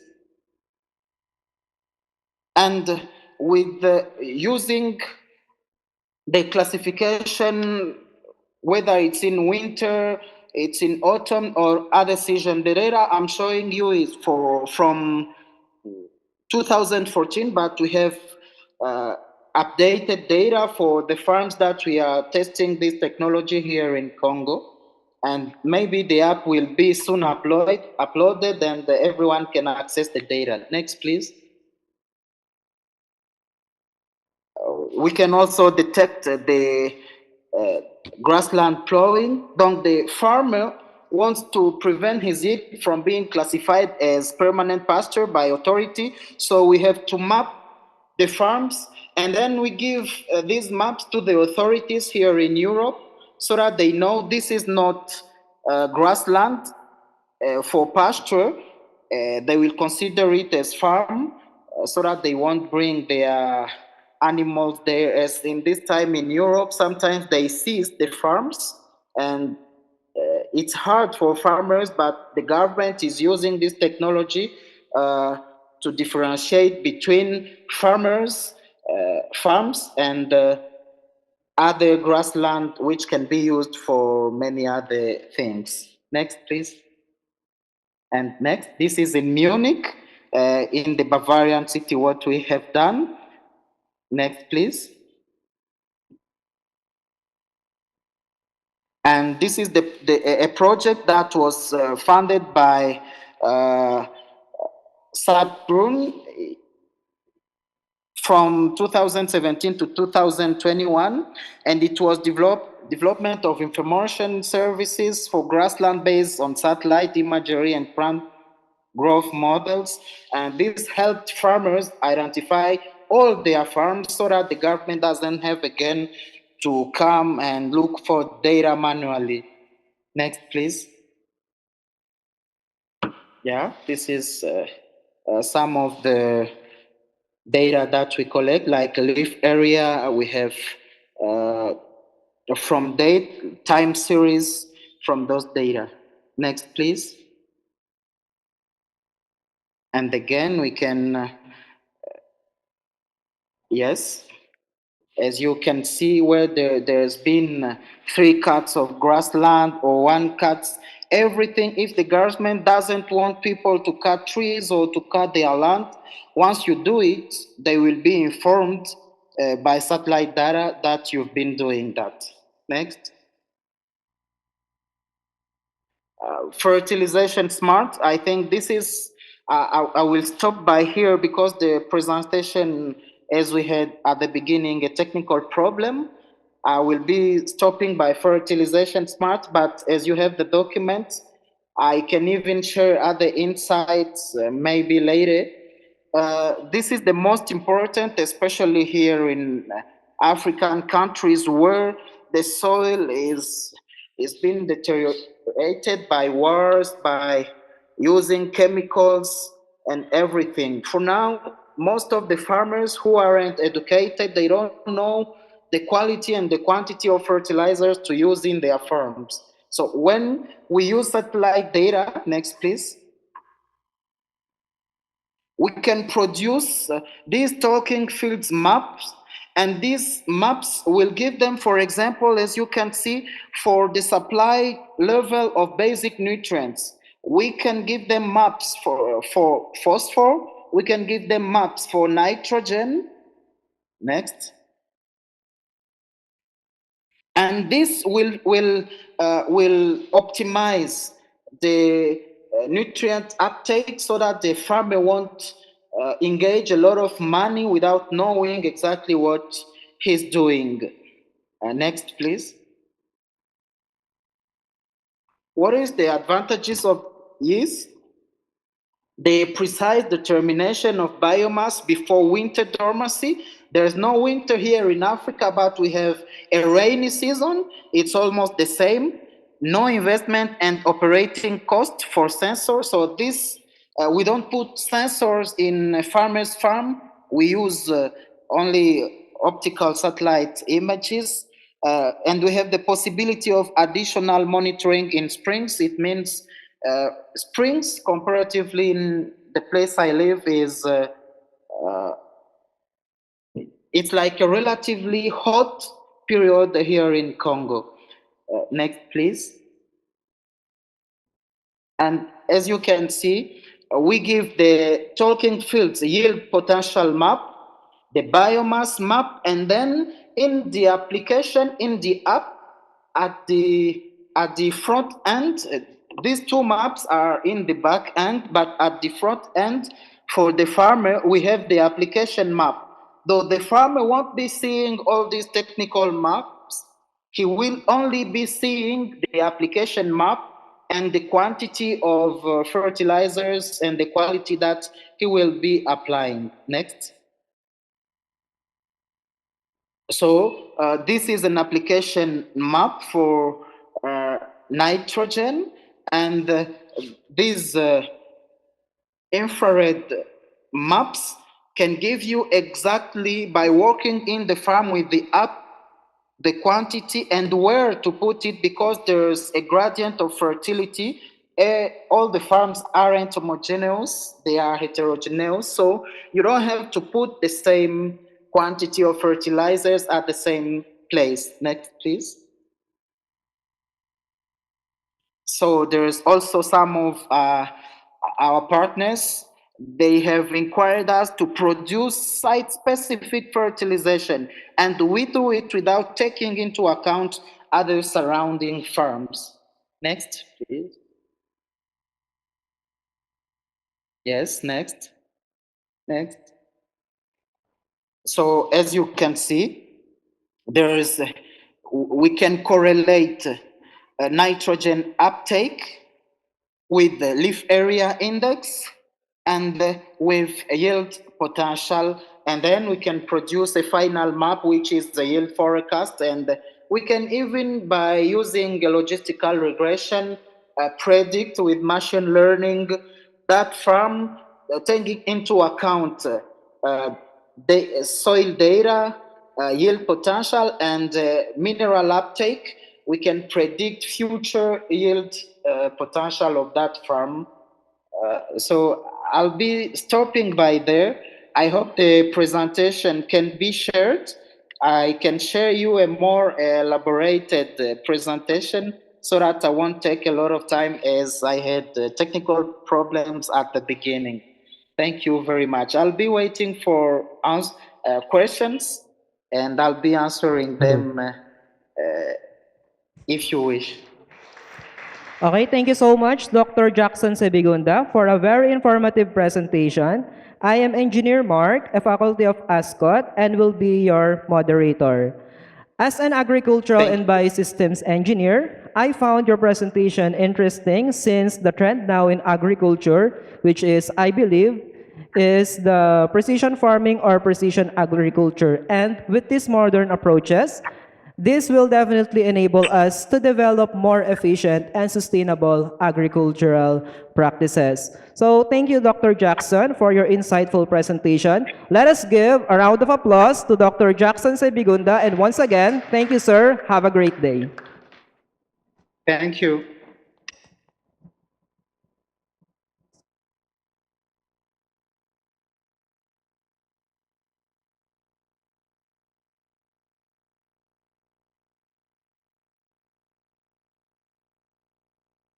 Hello, good afternoon. Okay, is this microphone better? Thank you, Engineer Bayang. And of course, to our speaker all the way from Congo, maraming salamat po. Thank you very much. So, like what he said, if you do have questions, we can probably just send him an email or later if you still have time. But thank you very much once again to our fourth presenter, Dr. Jackson Sebigunda, our fifth presenter. I think Mr. Pionetti Louis has already joined the Zoom, but if we could possibly request him na lang po right after Dr. Yoko Kato, professor from Kindai University, because she also said that she has allotted her 3 o'clock time to be with us. So is she already in our Zoom?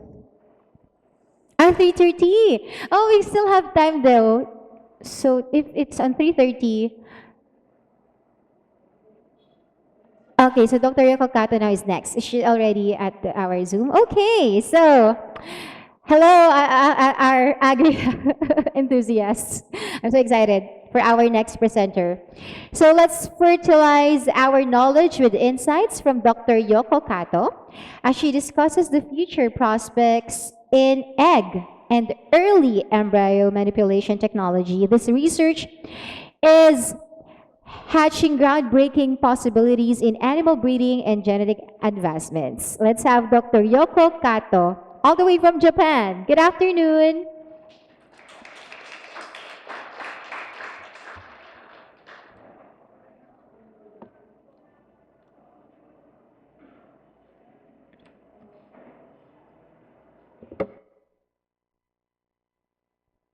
Good afternoon, Professor Kato. Thank you so much. Can you hear us from your end? Can we do a sound test and screen test? Unless, of course, you don't want to turn on your camera. But hello, good afternoon, Professor Kato.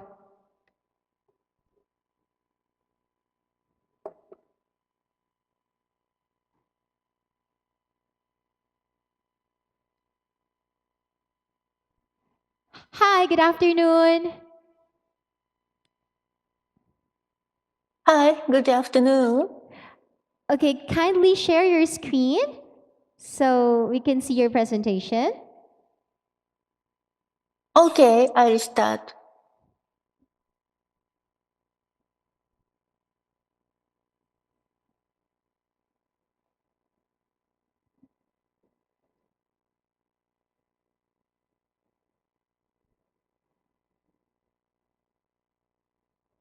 There, we can already see your screen and you may now proceed, Professor Kato. I'm sorry, but I can't hear very well. Can I start now? Professor Sorry. Kato, yes. Sorry, can I start from now? Yes, hi. Okay. Can you hear me? Yes, we can hear you. Okay, maybe I can start from now. So thank you very much, Dr. Sanchez. And also I like to thank Dr. Regis, President of Aurora State Technical University, for inviting me to give this talk. So I would also like to thank Dr. Daniel Durhan for facilitating this talk. So sorry, but I don't fully understand the purpose of this conference, but I'm just looking forward to talking to young researchers about oocytes and early embryo manipulation and how fascinating this research field is. Sorry for the delay. Now, let me introduce myself a little, please. I'm Yoko Kato from Japan. I have been working with mammalian oocytes and early embryos for a long time. I hope the next 20-minute talk will be of some benefit for all of you, young scientists and staffs. The title of the 20-minute talk is here, Future Prospects for Egg and Early Embryo Manipulation Technology. I can start from the history of oocytes and embryo manipulation technology, and then current research overview, including manipulation of pig oocytes and future prospects. First, I will talk about some history. This slide is a pioneering research with oocytes and embryos in various species, but not mammals, including frogs,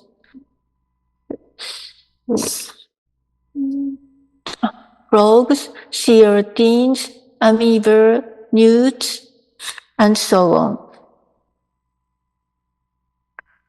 I'm sure some of you are familiar with this researches because you learned about it in your textbook during your student days.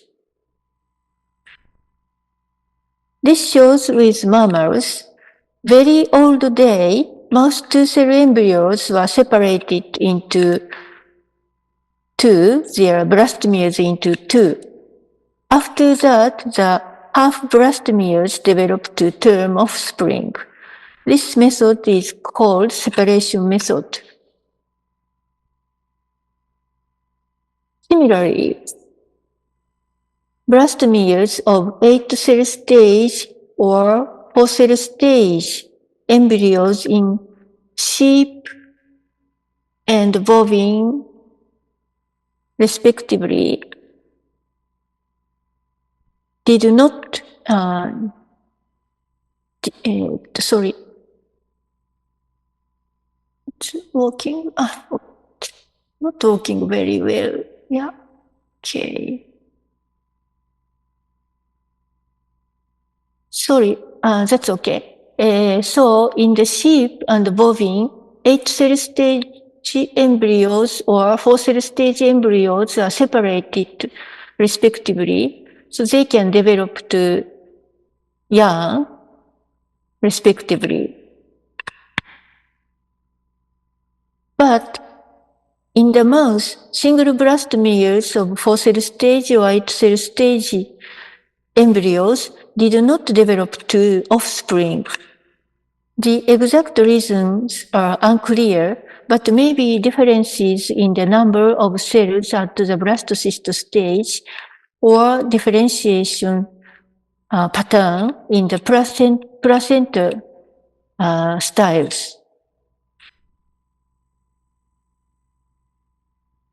But the potential of each blastomeres of mouse for two 8-cell embryos was examined with aggregation method with tetraploid embryos.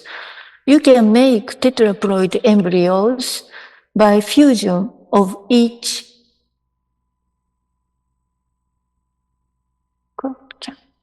blastomeres at the 2-cell stage like this. Tetraploid embryos can develop to the blastocyst stage as with diploid one, but as you know, tetraploid embryos never develop to young. Tetraploids only contribute to the fetus area only, T area, placenta area, not but ICM area. If a single blastomeres from 4 to 8 cell stage embryos were aggregated with tetraploid embryos, these aggregated embryos developed to blasts and offspring. It means that a single blastomeres from 4-cell embryos and 8-cell embryos still has a totipotency. This method is good, but not good for application because it seems very complicated. Next, let's go to the next step. Nuclear transfer. As you may know, nuclear transfer is replace of nucleus with another cytoplasm. In this case, recipient cytoplasm is usually O-plasm. This slide shows some pioneering works in mouse and rats and rabbits. Mouse and rabbits. Mammalian cytoplasmic membrane is very fragile. So in the early experiments, donor cells were just fused with oocytes without enucleation, resulting aneuploidy. After the several decades, the first reliable successful report was published in 1983. Next slide. Pronuclear exchange is a replacement of pronucleus at the mouse zygote stage. This is the first reliable nuclear transfer in mammals. This success includes two key points. One is using microskeleton inhibitors such as cytokeratin B or D and corusemide. And the next point is using inactivated HVJ Sendai virus. Using these two great ideas, pronuclear exchange was succeeded in mammals.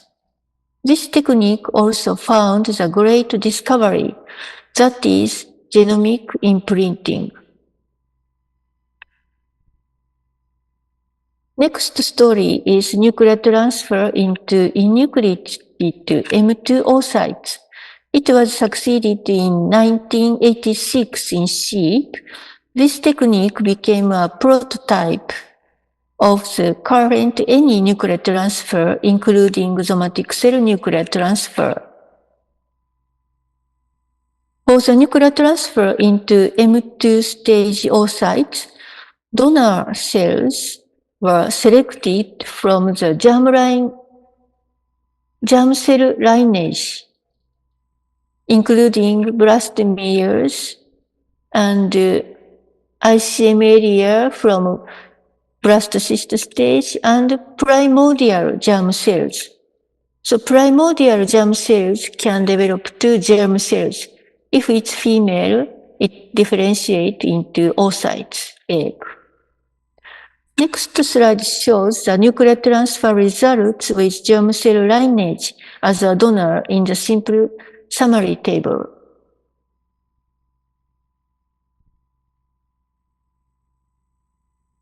This is a summary of the nuclear transfer and also separation methods and aggregation method. I mentioned that first.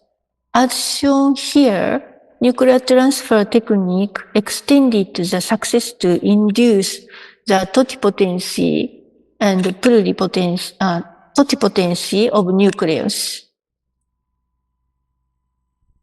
But at the same time, if we use primordial germ cells as a donor, was failed, the development. At least after 50.5 days, male primordial germ cells here were used. They did not develop to term after nuclear transfer. Why? So this is a development of primordial germ cells.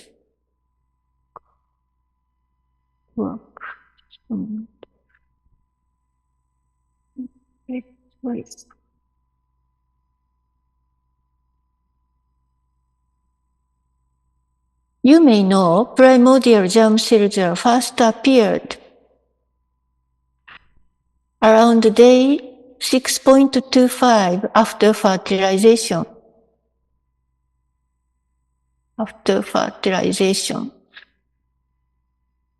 And moved to genital.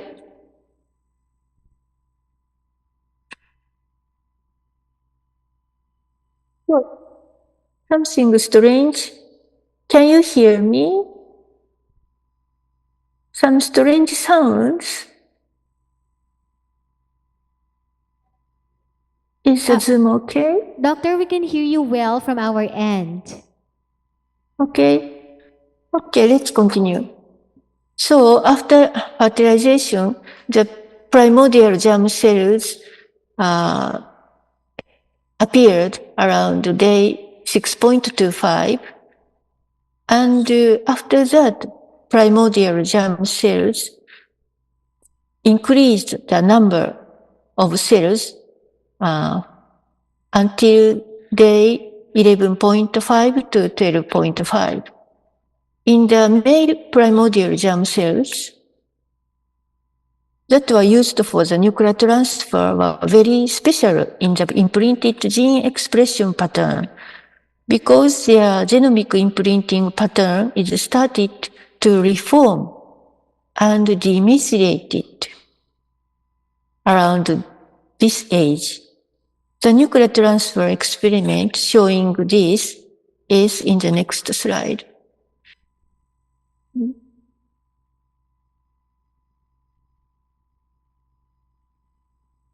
Um, cannot work. Sorry, just a moment.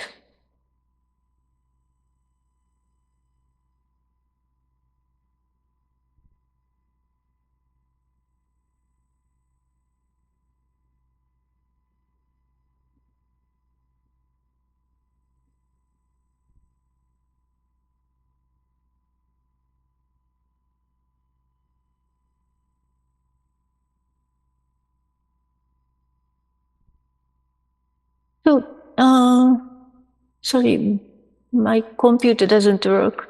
Can you see my slides? It's still on the germline slide. Oh, it changed already to these imprinted genes phenotype. Is that okay? Yeah, it's fine. Okay, thank you. So I'll continue. So this is a result of nuclear transfer of primordial germ cells. You can find the very small fetus here. This is nuclear transferred embryos of day 9.5. Almost all embryos are stopped at this stage. So compared with control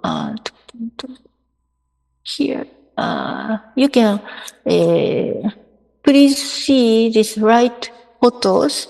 So compared with the top photos of control here,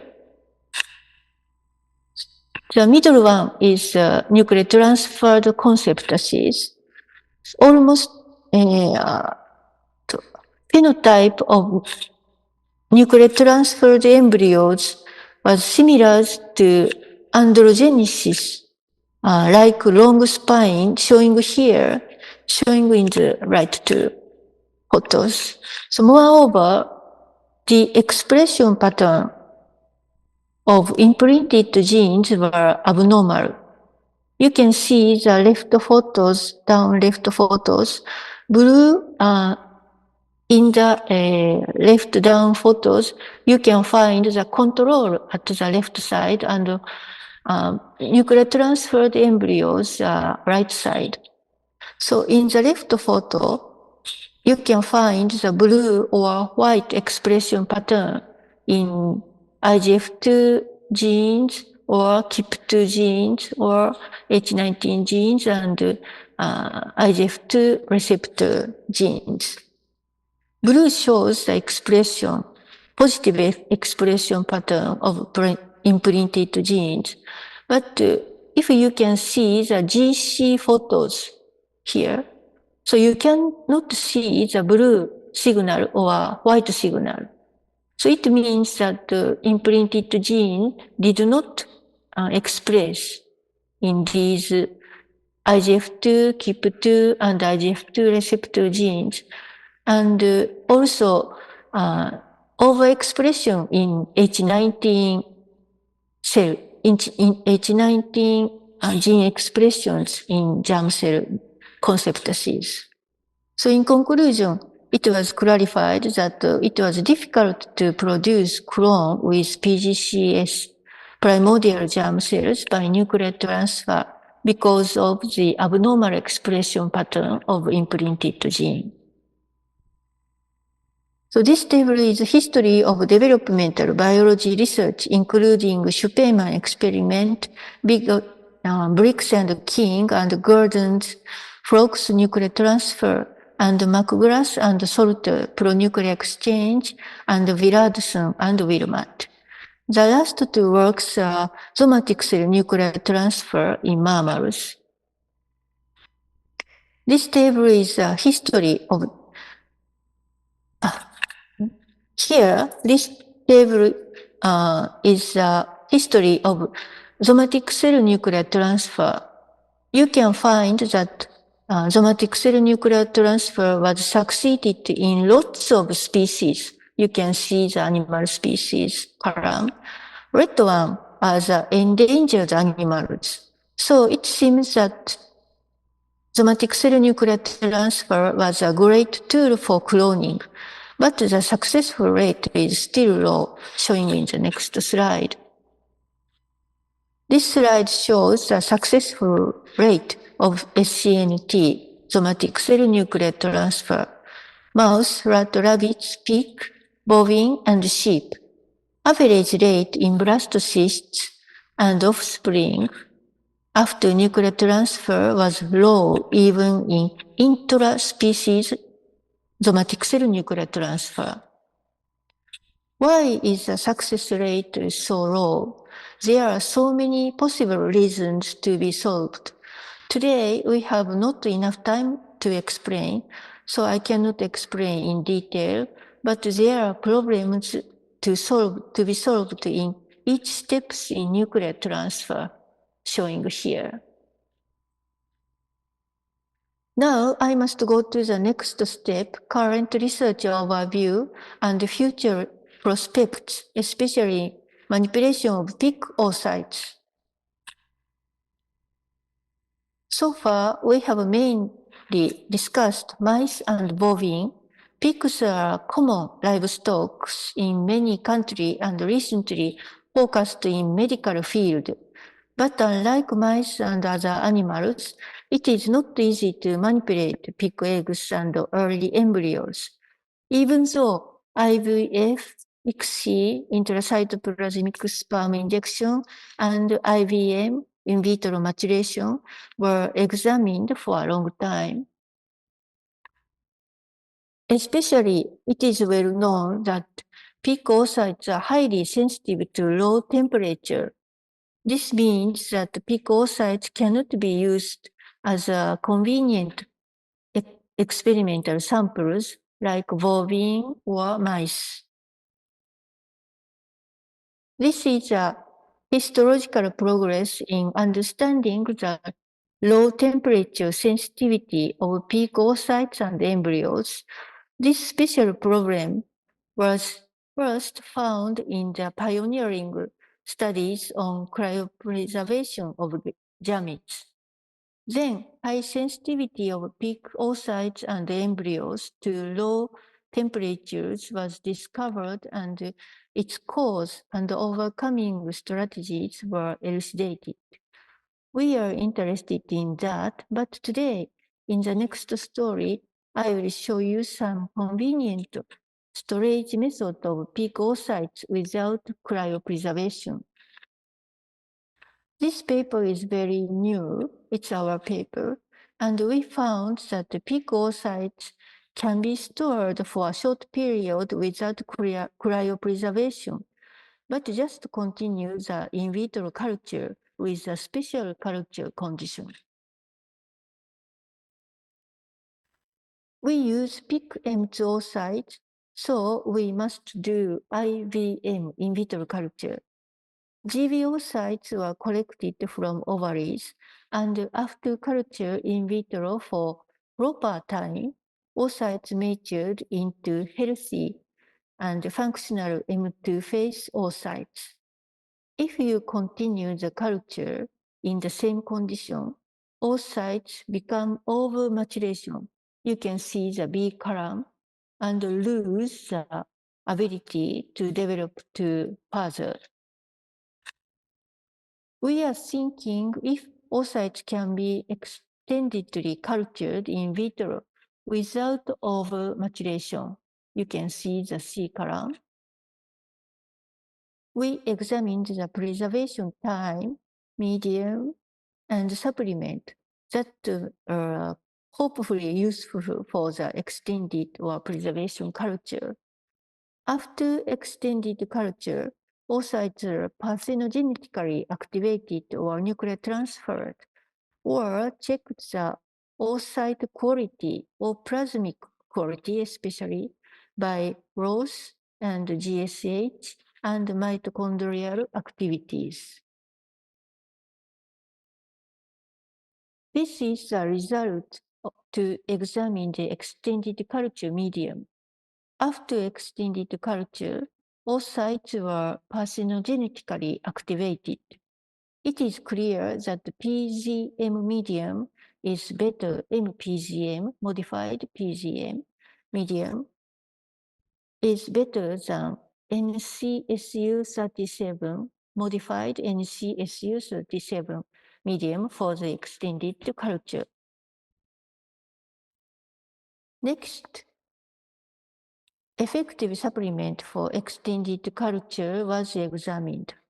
We examined BSA, bovine serum albumin, PVA, polyvinyl alcohol, FBS, fetal bovine serum, and PFF, peak follicular fluid. From this table, it is clear that BSA and FBS supplement are better than others after parthenogenetic activation. Next, we examined the extended culture period from 24 hours to 48 hours using BSA or FBS supplement. We can get some blastocysts even after 42 hours extended culture in parthenogenesis. Finally, somatic cell nuclear transfer was performed. We can get some blastocysts after 30 hours extended culture, showing here. This slide shows a quality check after extended culture. ROS, and ROS means reactive oxygen species, and GSH showed that there is no problem until 24 hours extended to culture because there is no significant difference between control 0 hour and 24 preservation hours. But after 27 hours, the oxidation status of the M2O cytoplasm was getting worse because there is some significant difference between 27 and 30 hours and 0 hours control. In the mitochondrial status using mitotracker green, even 24 hours, you can see the right figures, the amount of mitochondria was reduced. So there is a significant difference between 24 hours and 0 hour control, and also 27 and 30 hours, the same. From this work, it was clarified. In parthenogenetically stimulated eggs, embryos developed into blastocysts, even when cultured for extended period of up to 42 hours. In somatic cell nuclear transfer, embryos developed into blastocysts, even when cultured for extended periods of up to 30 hours. In ROS and GSH examination, the activity significantly worsened after 27 hours of extended culture. Mitochondrial activity was moderately decreased after 24 hours. In conclusion, porcine IVM oocytes could be cultured for an additional 30 hours post-IVM without adverse effects on in vitro developmental competence and optimized medium conditions. Further investigation is needed to determine whether IVF embryos derived from these M2 oocytes can develop to term. In my talk, I show some history of embryology in mammals, and later I showed some new idea of short-term preservation of peak M2 oocytes using the easy culture in CO2 incubator. Combination several techniques I introduced before, you can produce creating the desired animals. Showing here, it looks a little bit complicated. If you wish to produce some kinds of endangered animals, you can also combine these several techniques. Now you can differentiate germ cells. Hope it works. here sperm and GB oocytes. So you can differentiate these germ cells from pluripotent stem cells like iPS cells. So if the successful rates increase, so you can get more options to produce endangered animals or protect endangered animals. So these are members of my lab and centers that provide pig ovaries, especially Mr. Tsuji and Mr. Maeyama have high contribution to this work. So this is a photo of Nara Park. There is a very beautiful big Nara Park here where wild deer roam freely. And Nara city is very close to Osaka. So if you have a chance, please come to Nara someday. You are very much welcome. So thank you very much. Arigato, the mic test. Arigato gozaimasu, Dr. Kato, for your presentation.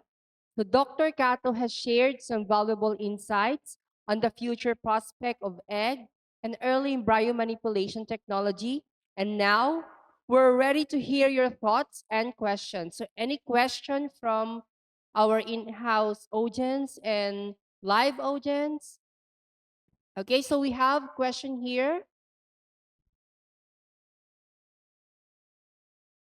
Greetings, everyone, especially to our guest speaker, Dr. Kato. May I humbly ask, how can we ensure equitable access to egg and early embryo manipulation technologies if they become widely available? Sorry, I'm sorry, but I couldn't hear very well because of some problem. So can you repeat again? Yes, ma'am. Again, how can we ensure equitable access to egg and early embryo manipulation technologies if they become widely available? Your question is about the micromanipulation technique. So I heard fragmentary. Sorry, I cannot connect very well.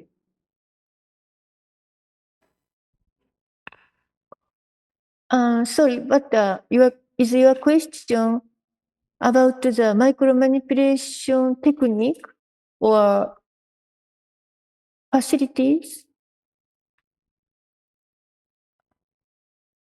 Okay. Hello, Dr. Kato. The question that was raised had already been typed in the comment section of the Zoom meeting.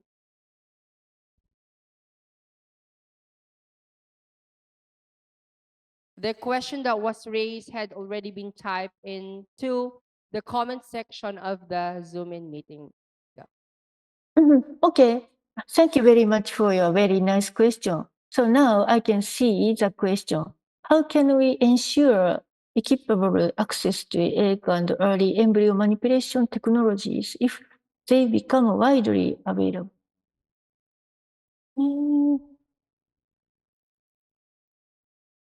So,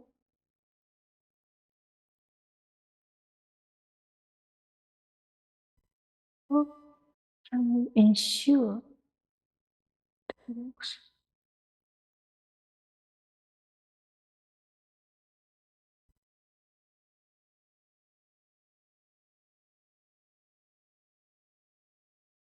So, it's a little bit difficult question.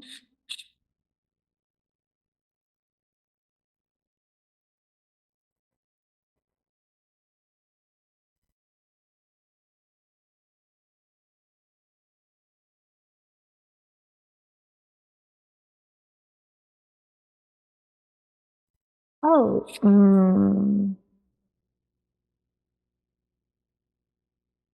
how? I don't understand how. So, so what is the point of your question? Sorry.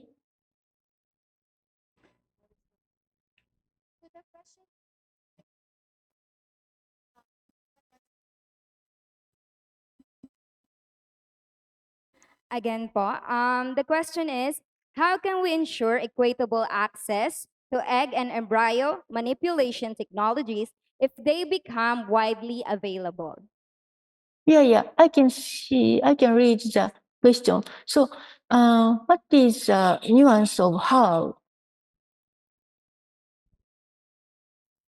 It's just a training, and you can use usual microscope with a manipulator system, but you need some hard training to get the good skills. So is this your question? Is this the answer to your question?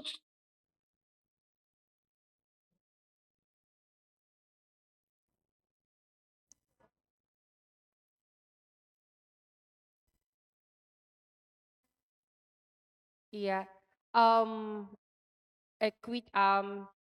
believe that the embryo and or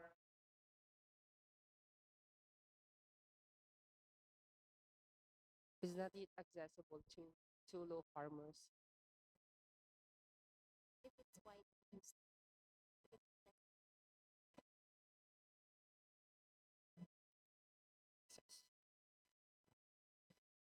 I believe that early embryo manipulation technology is being used in the laboratory, but not yet on the farmers level, because of course we need to set up a laboratory, and through farmer level they don't have laboratory yet, they don't have training when it comes to this technologies.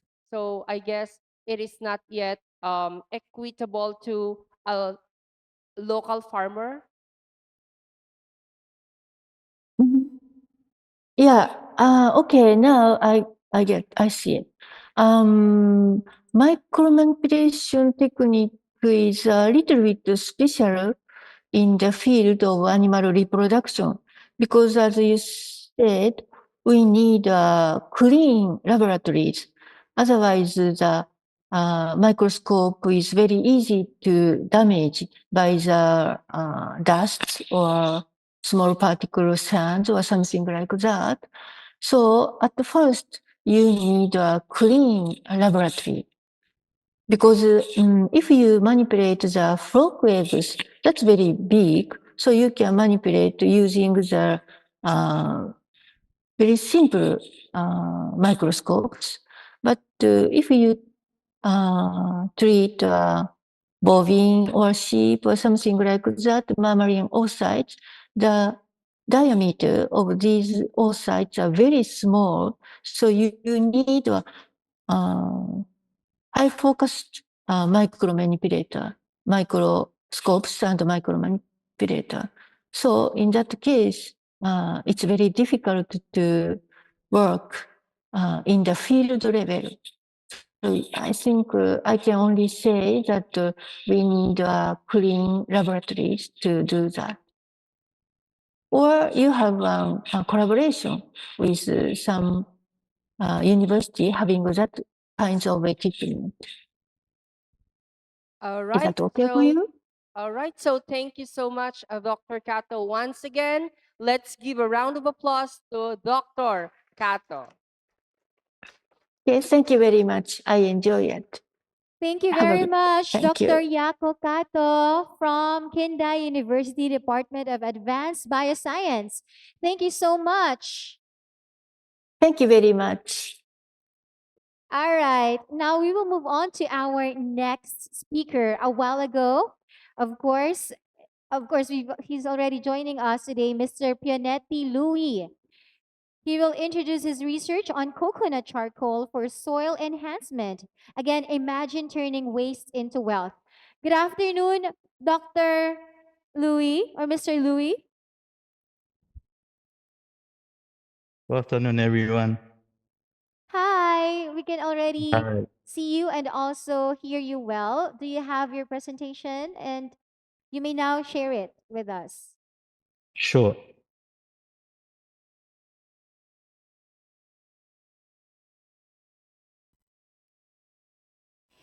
Mr. Pinetti Louis is a senior agriculture officer at Ministry of Agriculture, Foods and Forestry in Tonga. The title of his presentation is Effects of Adding Coconut Charcoal on Soil Physical Properties and Maize Performance. You may now proceed, Mr. Louis. Okay. Hope that everyone get to see to my presentations. Yes, we can see it from our Okay. end. Okay. I can start now. First of all, I would like to acknowledge here the president of Aurora State College of Technology for being invited me for participate on this special program related to a theme, global and green practices for sustainable agriculture. I would like to thank you for this opportunity. It's quite a big pleasure for me to join that. Send my regards to the Mr. President Renato for that opportunity. Once again, let me start my presentations. I will be talk about the effect of adding coconut charcoal on the soil physical property and the maize performance. Here's the outline of my presentations for today. We'll be start with introductions and aim and objective, materials and method, the result and discussion, conclusion, and lastly, the reference. As you all know, that Tongan is located at the Pacific Oceans to latitude 15 to 24 degrees to a longitude 173 to 17 to west. Tongan has coral and volcanic islands. It's about 172. If you can see in the map that have been provided, there are lots of outer islands. And we have all three main island group, which is Tongatapu, Vava'u, and Niua, and Ewa. You can see in the map and being provided some of the tropical climate conditions of Tonga is rainfalls annually for 1,728 millimeter, also 77 percentage of humidity, and low temperature is 8.7 degrees Celsius. High temperature is 33.1. Tongan agriculture sector has a total land area with 26,791 hectares. Most of the country are covered by fallow land, which is 51, and crops occupied with 9,712 hectares, which is 36. Pastures land occupied by 7%. Perennial crops occupied by 5%, and livestock are occupied by 1%. The total GDP for Tongan is 16 percentage. Tongan has been covered by coralline islands, two kind of soil recognized by local farmers, which is Kalikalifa means soil derived from volcanic ashes. Kergeto only refer to the soil derived from coral islands. There are four main types of soil that finding in Tongan, which is indicated below: viney clay soil, Apaha clay soil, Tukalofa sandy loam soil, and Sopupeti sandy loam soil. Most of this soil is 90 percentage covered by clay soil, and my research will be focused on clay soil. soil physical property of those four types of soil has been identified by the FAO, with molic endosoil, red sienna, lithic randol, and also the mineralogy, which is sandy soil and clay soil. There are some impact of El Nino on agriculture sector in my home country, which definitely impact most of the crops, especially for the sweet potatoes, most of the root crops, and also the coconut trees. El Nino is defined as a drought season with a rainfall within 3 to 6 months. And you know that the increase of El Nino here in our country with 55% to 78% in between from August to October 2018 and in February to April 2019. El Nino also too dries out. Root water and nutrient extraction become limited for plant. Tonga was not secure on food security due to no rainfall and shortage of water supply. Amount of water required for irrigation during the El Nino, it's about 280 to 490 millimeters. Irrigation system current use in Tongan is hand water irrigation. If you can see pictures, there's one of the commercial farm here that they apply hand water irrigation and also drip or sprinkler irrigations. Most hand water irrigations is commonly used by farm here in Tonga, and most of the drip sprinkler irrigations is common for the commercial farm, which means they invest a lot of money for the system of irrigations. I have conducted my research on Tokyo University of Agriculture, which I was trying to identify the most similar soil that we have here in Tonga, which is Tonga endosoil clay soil, which being back in my soil map that I indicated, it's most likely 90% of Tongan clay soils. And it was comparative for the soil in Japan, which is find out they have a similarity. If you can see on the table, all the soil types quite be similar. There's no big difference. And then I have to conduct my research on this type of the soil. Aim of this research just to increase food security during the El Nino, save time and expenses for irrigation system, reuse coconut residue as a soil amendment. The objective to examine effects of adding coconut shell with different application rate in different particle size on soil physical property and plant performance. The novelty of this research to compare significant difference between adding coconut charcoal and without, which is mainly control in terms of soil physical property, soil water potential, soil water content, plant performance, seed germination, plant height, leaf area, number of leaves per plant, and also the dry plant weight or biomass. Here's some of the material and method I used. I used the coconut charcoal and crushed it in different particle size. So I have to shift it to different particle size. Also preparing some pot plants with endosoil clay soil, and then mix it with the coconut charcoal in different applications rate and particle size, showing corn seeds directly to the pot plant.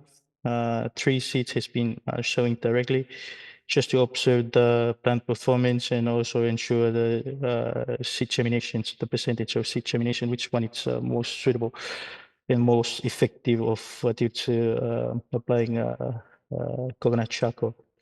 And then I have to use hand irrigations irrigated by 10 liter of water. Each pot will be have 500 mils per pot plants. Apply when it's necessary for plant growth. Here's my experiment layout. As I mentioned, I have to crush the coconut oil, coconut charcoal, weighing it, and also sieve it in the particle size. If you can see, treatment 1, treatment 2, treatment 3, and treatment 4 up to 5. 5 is a control method, like without adding coconut charcoal. And then see from there which one is more effective. I just using the random complete block designs for my experiment layout.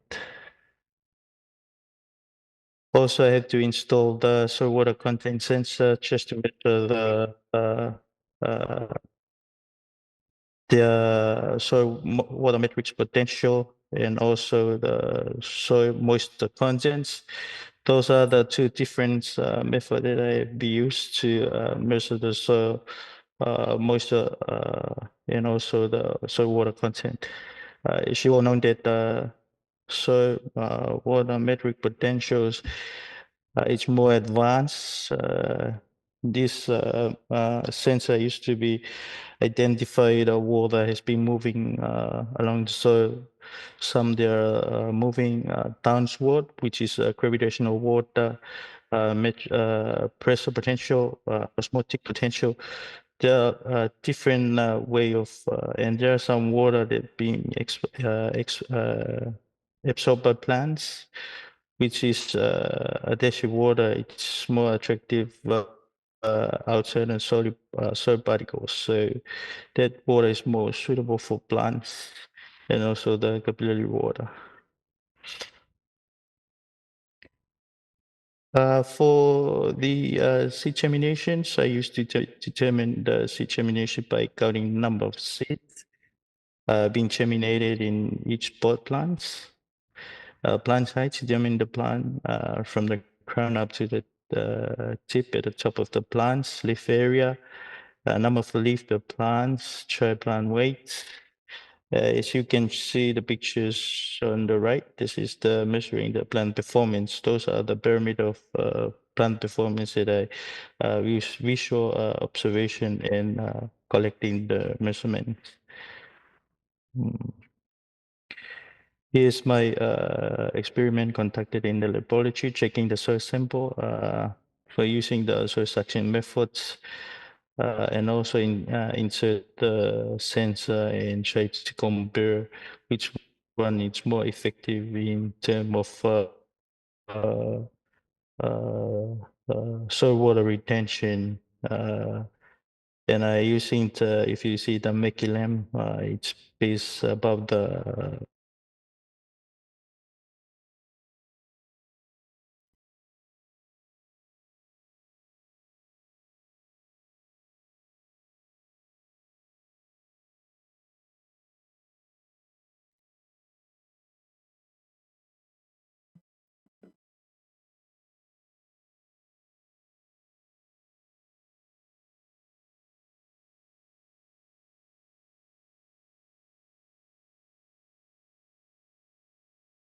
All right. I guess our speaker has unintentionally left us on our Zoom, yeah, Zoom meeting, but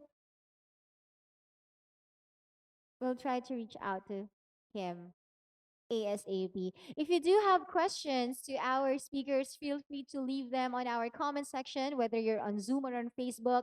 He is our last speaker for this afternoon. And of course, we're so grateful to all of our speakers from different parts of the world for sharing their time to present with us their discoveries on sustainable agriculture. Again, has our speaker, Mr. Louis,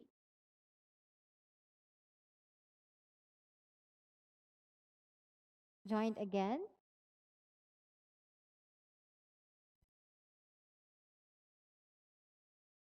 There.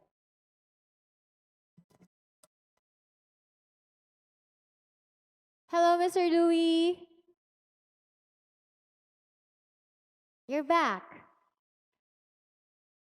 Feel free to continue with your presentation. Although We cannot hear you from our end. Kindly unmute and share again your screen, please. Okay. All right. Sorry for that. No worries. Yep, sorry. I'm trying to share my screen.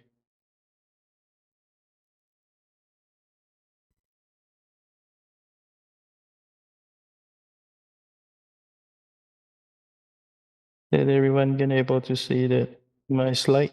Yes, yes. Is that where we left?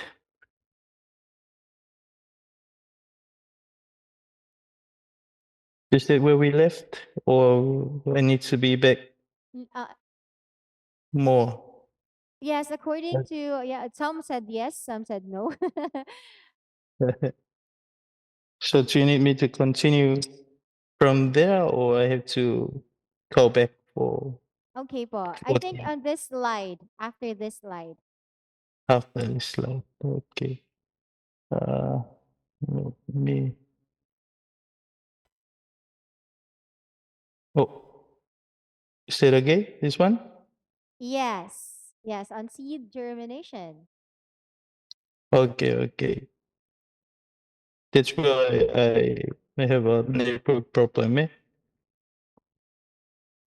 Okay. Anyway, let me. Everyone can see my slide, right?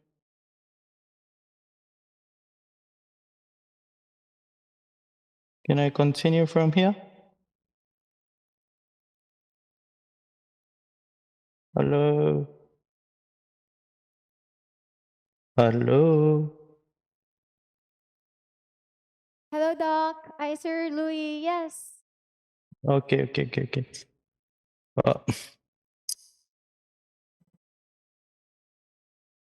Okay. Anyway, yeah. So the parameter that I've been identify like seed germination, plant height, leaf area, number of leaves per plant, and also the plant tray plant weights or biomass. I using to collect some of the sample from my experiment and trying to identify with the soil suction method. Soil suction method is the method of using water tables to put the water and then they will be suck it up and leave it there unless it's dry. If you see the experiment that I've been done, I just use the Mickey lamp in terms of the sunlight just to evaporate or transpirations of water just to try it out. That's the main purpose of placing the thing on the tray, above the tray, just to and also using those sensor that being placed in the soil sample, and also using the data log for collecting the data of the soil water metric potential with using Terrace 21. And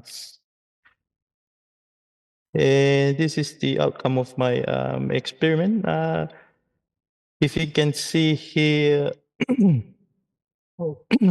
for the treatment for the temperatures and also the treatment for it slowly decline the water soil water metric potential compare with the treatment 1 and treatment 2 and up to treatment 5. It's more drier faster than the treatment 4 and treatment 3, which in turn for the comfort range requirement for the corn, it's more suitable for corns to have 80, 100 to 1,200 kilopascal of soil water matrix potential before they can survive.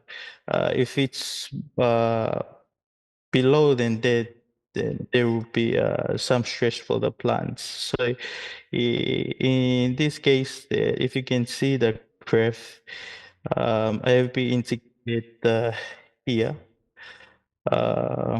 Sorry, my graph doesn't look that clear, but if you can zoom mean, if you see, this is comfort range for the corns, and then you can see the yellow one, which is mean the treatment for. Those are the most effective one, which is the treatment, the most fine particles less than 1 millimeter size, and also 10 percentage of application rate.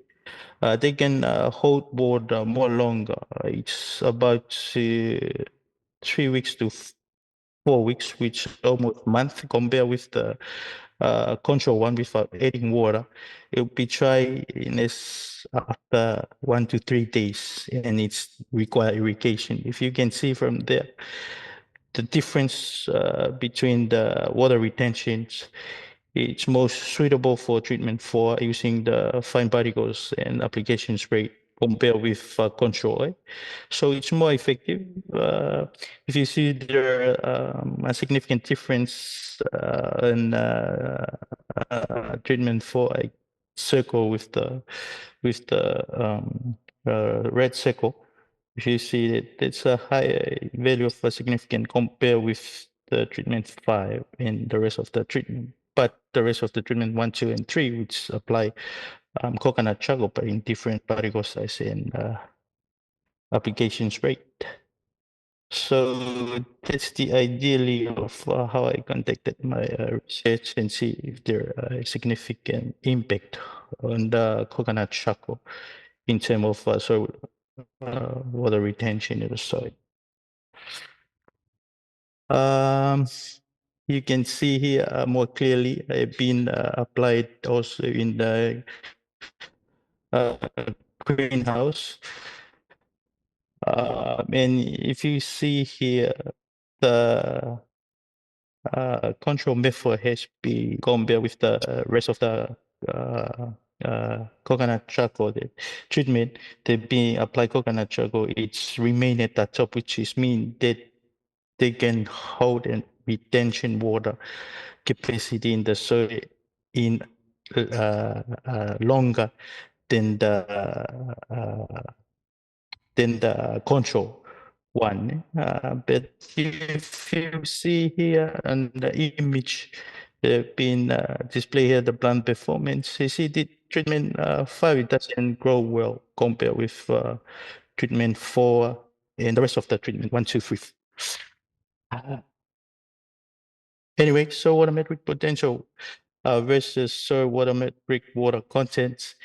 You can see here when the high temperature, which means the more dryness of the soil, and then we have to apply water. When you apply water, they have a minimum range that I mentioned.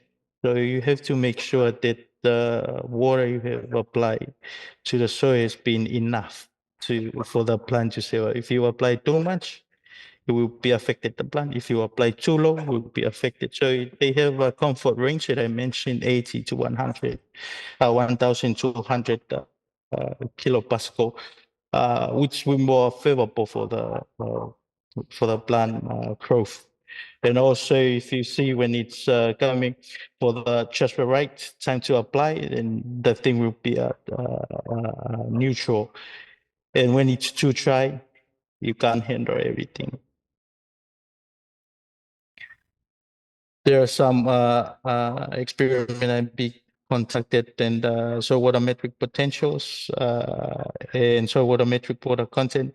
If you can see here, for my craft be identified, the treatment 4 has stayed at the top here, which means they can retain the water in the soil more longer compared with treatment 5 with control 1 without adding coconut charcoal.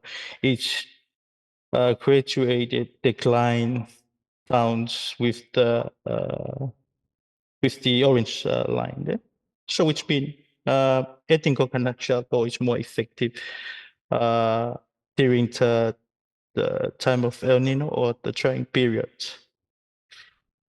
There are some, as I mentioned, the seed terminations be compared with ANOVA.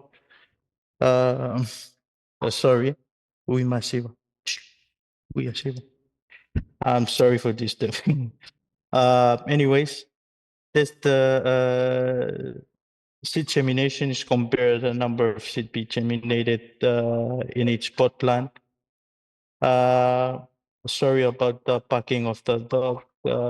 Hope it's not disrupted. Tango lost it. Lost it. Sorry about that. You can see here the difference compared with the applying coconut charcoal in terms of seed germination. So it would be more seed germination, percentage of seed germination in treatment for in loss in this method. So seed germination more highly percentage, almost 100% of seed germination compared with the other. And the control one without adding coconut charcoal is so less the seed germinations. If you can see from here, 1 to 5, you see how the plants performance. They are not growing well in 5, but the rest of the treatment been indicated they germinate well because of the water retention. Same with the plant heights. You can see here there are significant difference amongst treatment 1 to 5. Also, number of leaves per plants. You can see here, treatment 4 has the highest number of leaves per plants. Also, the leaf area. Leaf area has been more significant in treatment 4 compared with the others. If you can see the control one here, there's the lowest one compared with the eating coconut charcoal, treatment 1 to 4. The tri-blend weight. In conclusion, I would like to conclude our result indicated that eating coconut charcoal with suitable application rate, 100% in size with less than 100 meter can improve water holding capacity on the soil, reduce the plant water deficit.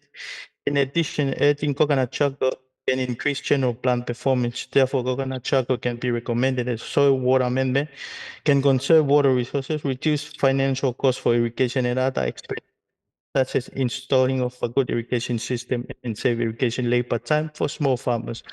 Overview perspective, the Tonga agriculture sector will provide sufficient supply for the local market and satisfy daily basic need of the people, avoid import loss of perishable agricultural product for overseas during the period of drought season initiated by El Nino.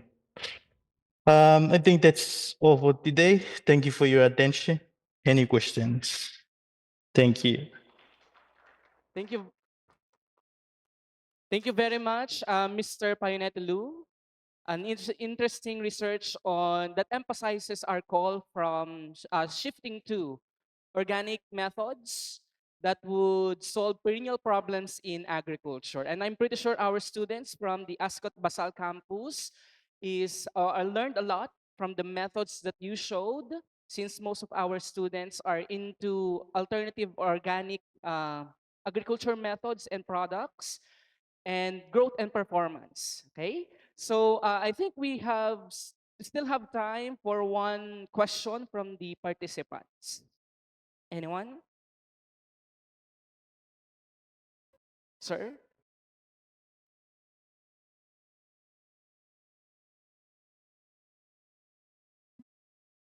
Hello, sir.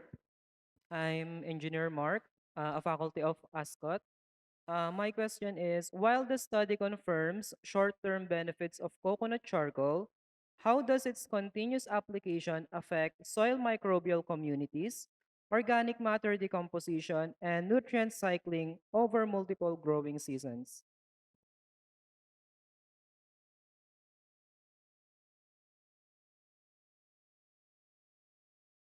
Thank you for the questions. In terms of my research, I've been conducting any chemical composition in the soil. But it's a really interesting methods to see, because my professor was interested in my research, but I focus most likely for the physical property of the soil, focusly mainly in the soil water retention. But I have conducted some chemical, like for the soil CEC and also the soil pH. That's the only chemical reactions that I be identified with adding coconut charcoal. If adding coconut charcoal for the clay soils can neutralize the soil pH. Let's, for example, if the soil pH below like uh, they can raise it up to 6 point something up to 7. And if higher, like in the alkaline, it will increase from, let's say, above 7. Like, still, anyone still hear me? Yes, sir. Oh, yeah. Sorry, I thought that I'm lost again. But anyway, yeah, so that's the for the soil pH. And the soil EC increase like 100 times of reactions of related for the chemical reaction in the soil, but I haven't identified more deeply on the chemical reactions like for the carbon, soil carbon, and so forth. But that's for my further research or investigated or further study. I have to be focused more in chemical compositions of the soil. Thank you. Hope I answer your questions. All right. We do agree, Mr. Louis, that that's an interesting area of research.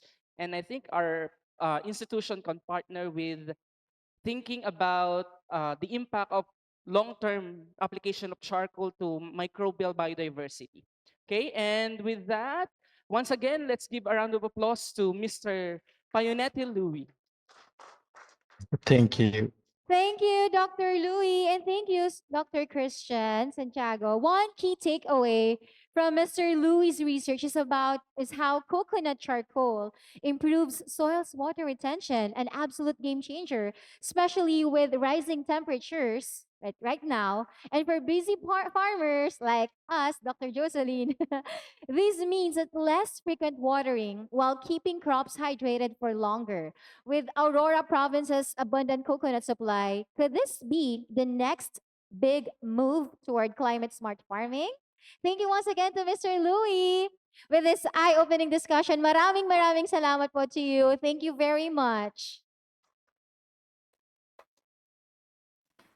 Thank you so much. Have a great day, Mr. Louis. Thank you. Same to you. Okay, and with that, so that concludes the 7, presentations from our esteemed speakers all over the world. Again, a big round of applause for all of them. Maraming salamat po again. Now, I know we're also excited for the opportunities that JSPS Bangkok office has to offer. In fact, some of our speakers are also beneficiary of this scholarship program. Would you like to go next? Let's know more about the JSPS office and their services.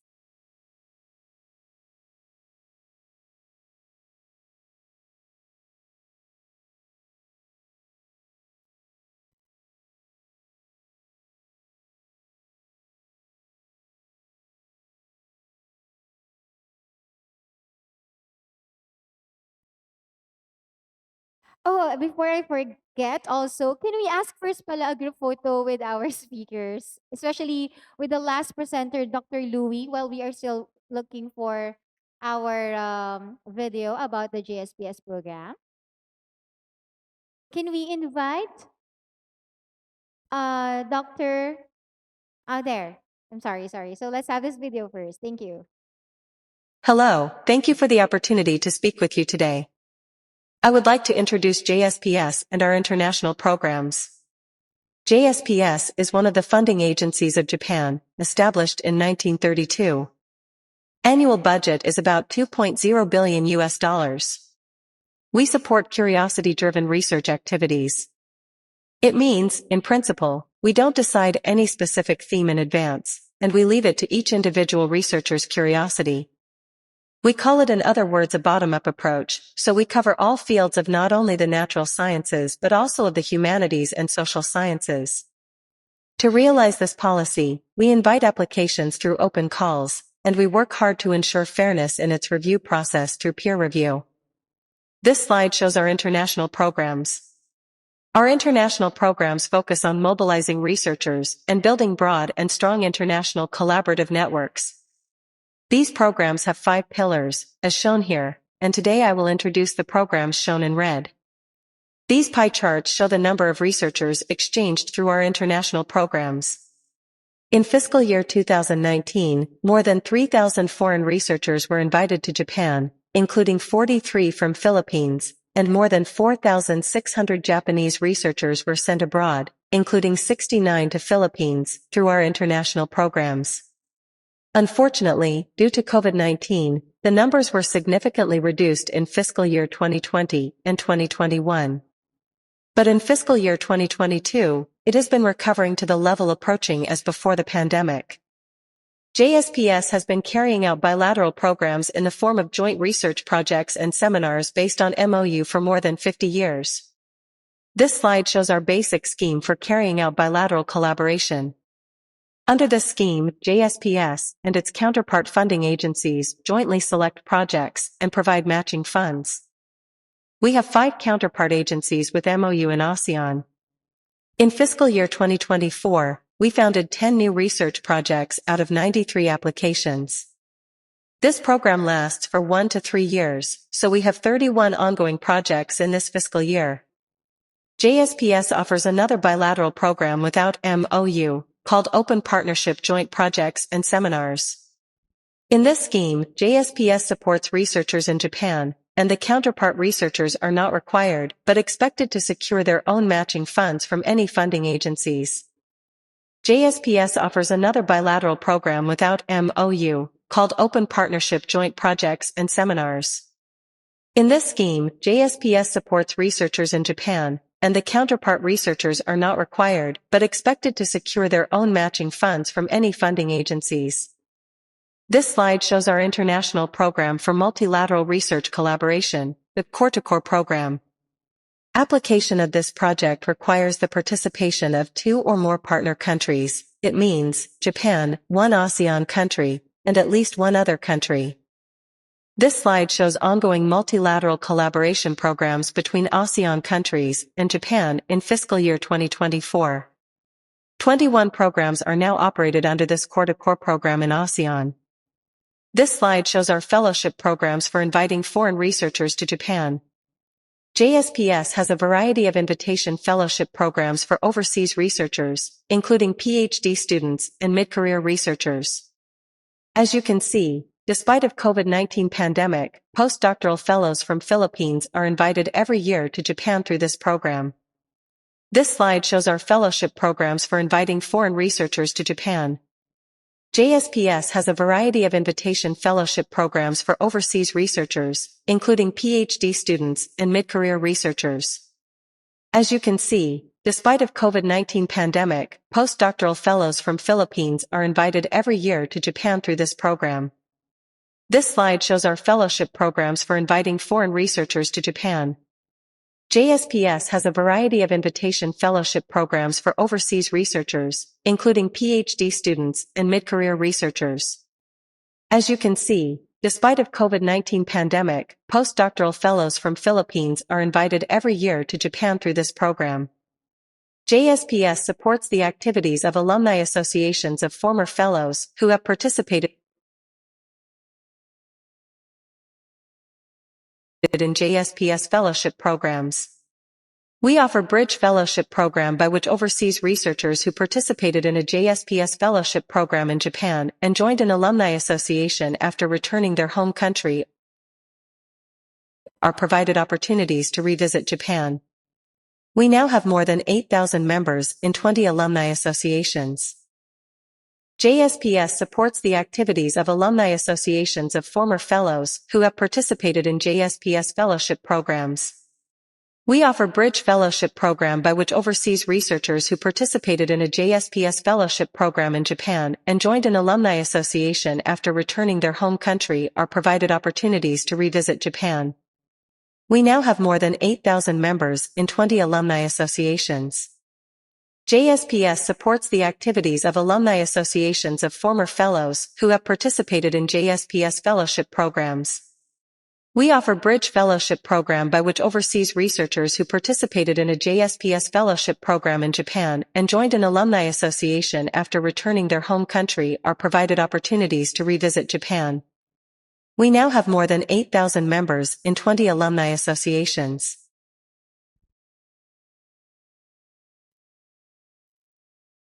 All right, thank you so much. And that was the JSPS scholarship offerings. In fact, our college president is also an alumnus and a JSPS fellow. So actually, he's looking forward to a new scholar from ASCOT. Baka kayo na yun, guys.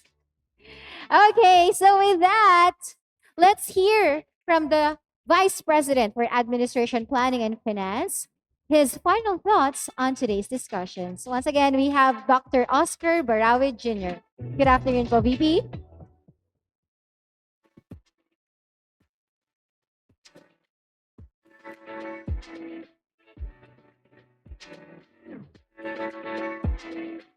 To our college president, Dr. Renato G. Reyes, to our Vice President for Academic Affairs, Dr. Malus F. Cabatan, to our co-organizers from Bulacan State Agricultural College, President Dr.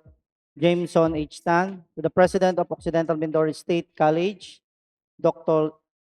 Albert Clamor Idanyol, to the President of the Philippine Association of Agriculturists, Tamarin Chapter, Dr. Hermogenes M.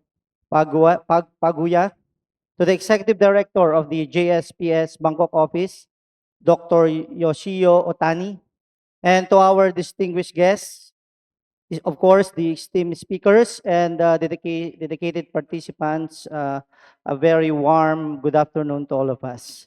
First of all, I would like to congratulate the organizers, especially the School of Agriculture, for organizing this activity, very successful activity for today with the title Agri-future Global Green Practices for Sustainable Agriculture.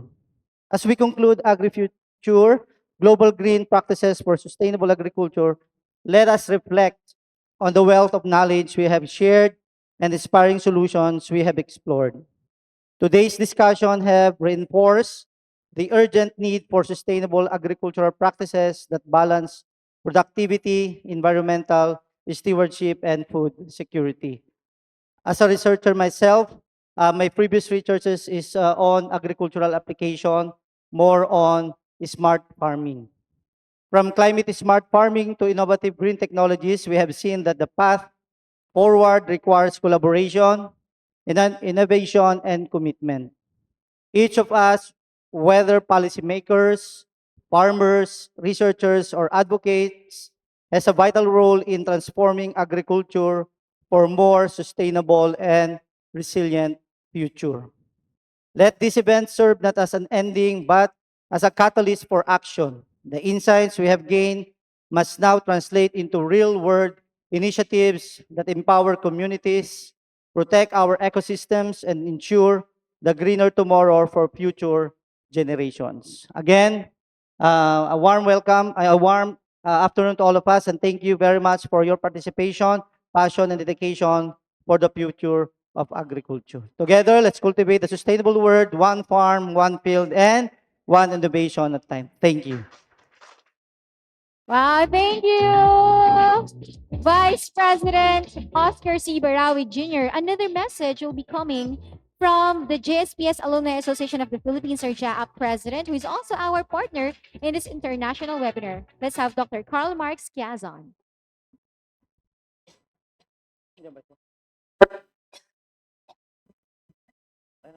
Distinguished speakers, esteemed organizers, and valued participants, as we come to the conclusion of this insightful webinar series, I extend my heartfelt gratitude to everyone who contributed to its success.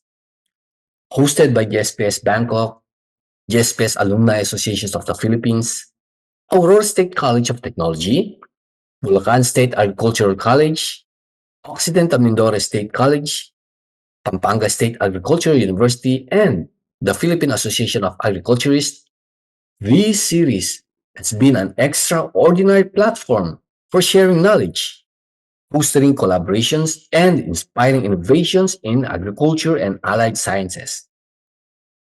Over the course of this event, we explored diverse yet interconnected topics, ranging from the current landscape of dairy farming and the potential of A2 milk in Japan to the conservation of golden spores in Maria Aurora, Philippines. We gained valuable insights into green innovations in livestock and reproductive biotechnology and the principles behind modern organic agriculture and farm-to-table certification. We also delved into the role of coconut charcoal in soil health and maize performance, discovered the power of remote sensing tools in soil and vegetable phenotyping, and examined future prospect for egg and early embryo manipulation technology. These discussions underscores the importance of integrating traditional knowledge with cutting-edge innovations to address the evolving challenges in agriculture. They also highlight the significance of sustainability, resource conservation, and advanced technologies in ensuring food security and agricultural resilience in the face of climate change. To our speakers, thank you for sharing your expertise and groundbreaking research. To our organizers and partner institutions, your dedications to advancing agriculture, science, and education is commendable. And to our participants, your engagement and enthusiasm demonstrate a collective commitment to sharing a more sustainable and progressive agricultural sector. Let us carry forward the insights gained from this webinar into our research, practices, and policymaking. May this event serve as a stepping stone for future collaborations and meaningful contributions to the agricultural industry. Once again, thank you, and I look forward to seeing the impact of our shared knowledge in the years to come. Maraming salamat at mabuhay tayong lahat. Maraming salamat and mabuhay din po kayo, Dr. Karl Marx Quezon, the president of JAAP, who is also the expert in tilapia, a scientist as well. Thank you very much. And just like that, we've tilled through a field of ideas, watered our curiosity, and harvested fresh insights. Today's international webinar, Agri-future Global Green Practices for Sustainable Agriculture, wasn't just a gathering. It was a scientific adventure, a knowledge farm where every presentation planted seeds of discovery, from buffalo breakthroughs to mushroom marvels, from coconut charcoal magic to next level organic farming. We saw how science and innovation can turn challenges into solutions. And let's not forget, just like crops, knowledge thrives when we nurture it, share it, and let it grow. To our brilliant speakers and our ever-curious participants and our incredible organizers, palakpakan naman po natin ang bawat isa. You are the real cultivators of change, and let's take what we've learned and turn it into action, because the best research, sabi nga to ni President, doesn't just stay in journals. It thrives in fields, farms, and forests. So until we meet again, congratulations sa inyo pong lahat. Mabuhay ang ASCOT, mabuhay ang agriculture. This has been Diana de Mesa. Thank you all so much, and God bless you.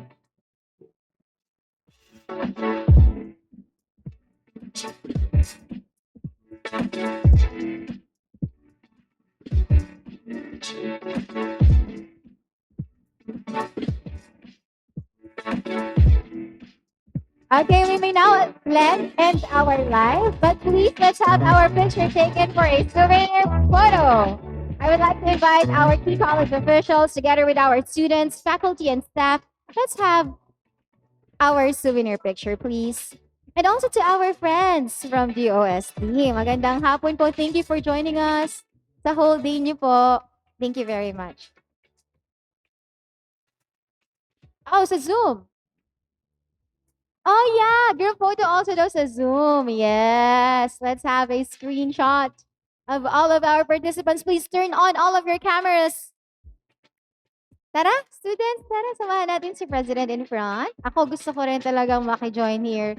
At sa lahat wow, we have a lot of Zoom participants. Good afternoon, guys. Turn on your cameras. And lahat yan i-screenshot natin. Sino pong gumagawa ng pag-capture? Sa lahat po ng mga nasa Zoom, screenshot nga po natin per panel. So sa first panel, we have the ASCOT Zoom, some friends from DOST, CMSC, hello from BASI. Hi guys, CLSU, wow. Okay, lahat po yan ay ating screenshot or screen capture natin. So please turn on all of your cameras as we do this group photo. Again, we already sent in po our evaluation link. Fill that out and give us time to distribute all of our certificates. Uy, nakakatuwa naman tong CAS Tech, Science, Crop. Hello! Dami niyo po dyan ah. Magandang hapon. Good afternoon. We have Mr. Brian Baltazar from DOST Region 3. Good afternoon po. Thank you so much. Okay, group photo. Wow, love it. Ngiti lang po kayo ah. Smile lang.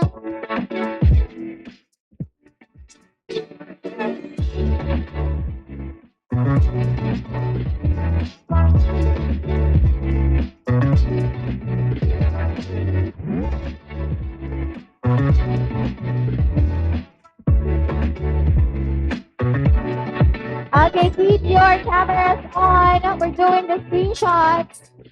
And yes, everybody, join us also here. Thank you so much po talaga sa mga nag-participate at nag-join ng ilang oras. Thank you. Okay, there's an applause from Angelo. Salamat. Sige, baka maka-zoom in ako and basa ko ang mga comments. Can I go to you po? Meron ba diyang Zoom na yun?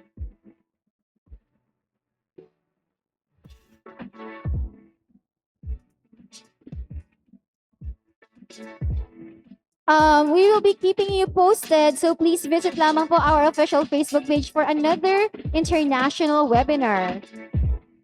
By Angelo Noel Manuel, thank you for sharing your knowledge. It will be helpful to my personal growth. To all of your guest speakers for your hybrid today, congratulations to all of your organizers for your successful hybrid today. Aw, thank you very much. Salamat din sa inyo. Okay, the question is, are we going to give an e-certificate for this webinar? Well, bibigyan po namin kayo yes na e-certificate. I think it will be sent via email. Alright, marami pong salamat ulit sa lahat ng ating mga Zoom viewers. Have you already seen the evaluation link? Oh, there. Kindly access it and yep, fill that out because helpful din po ang inyong mga comments and suggestions to improve our next webinars. Okay, done na po ang photo opportunity. So have a great day, everybody, because we will. Thank you. God bless you.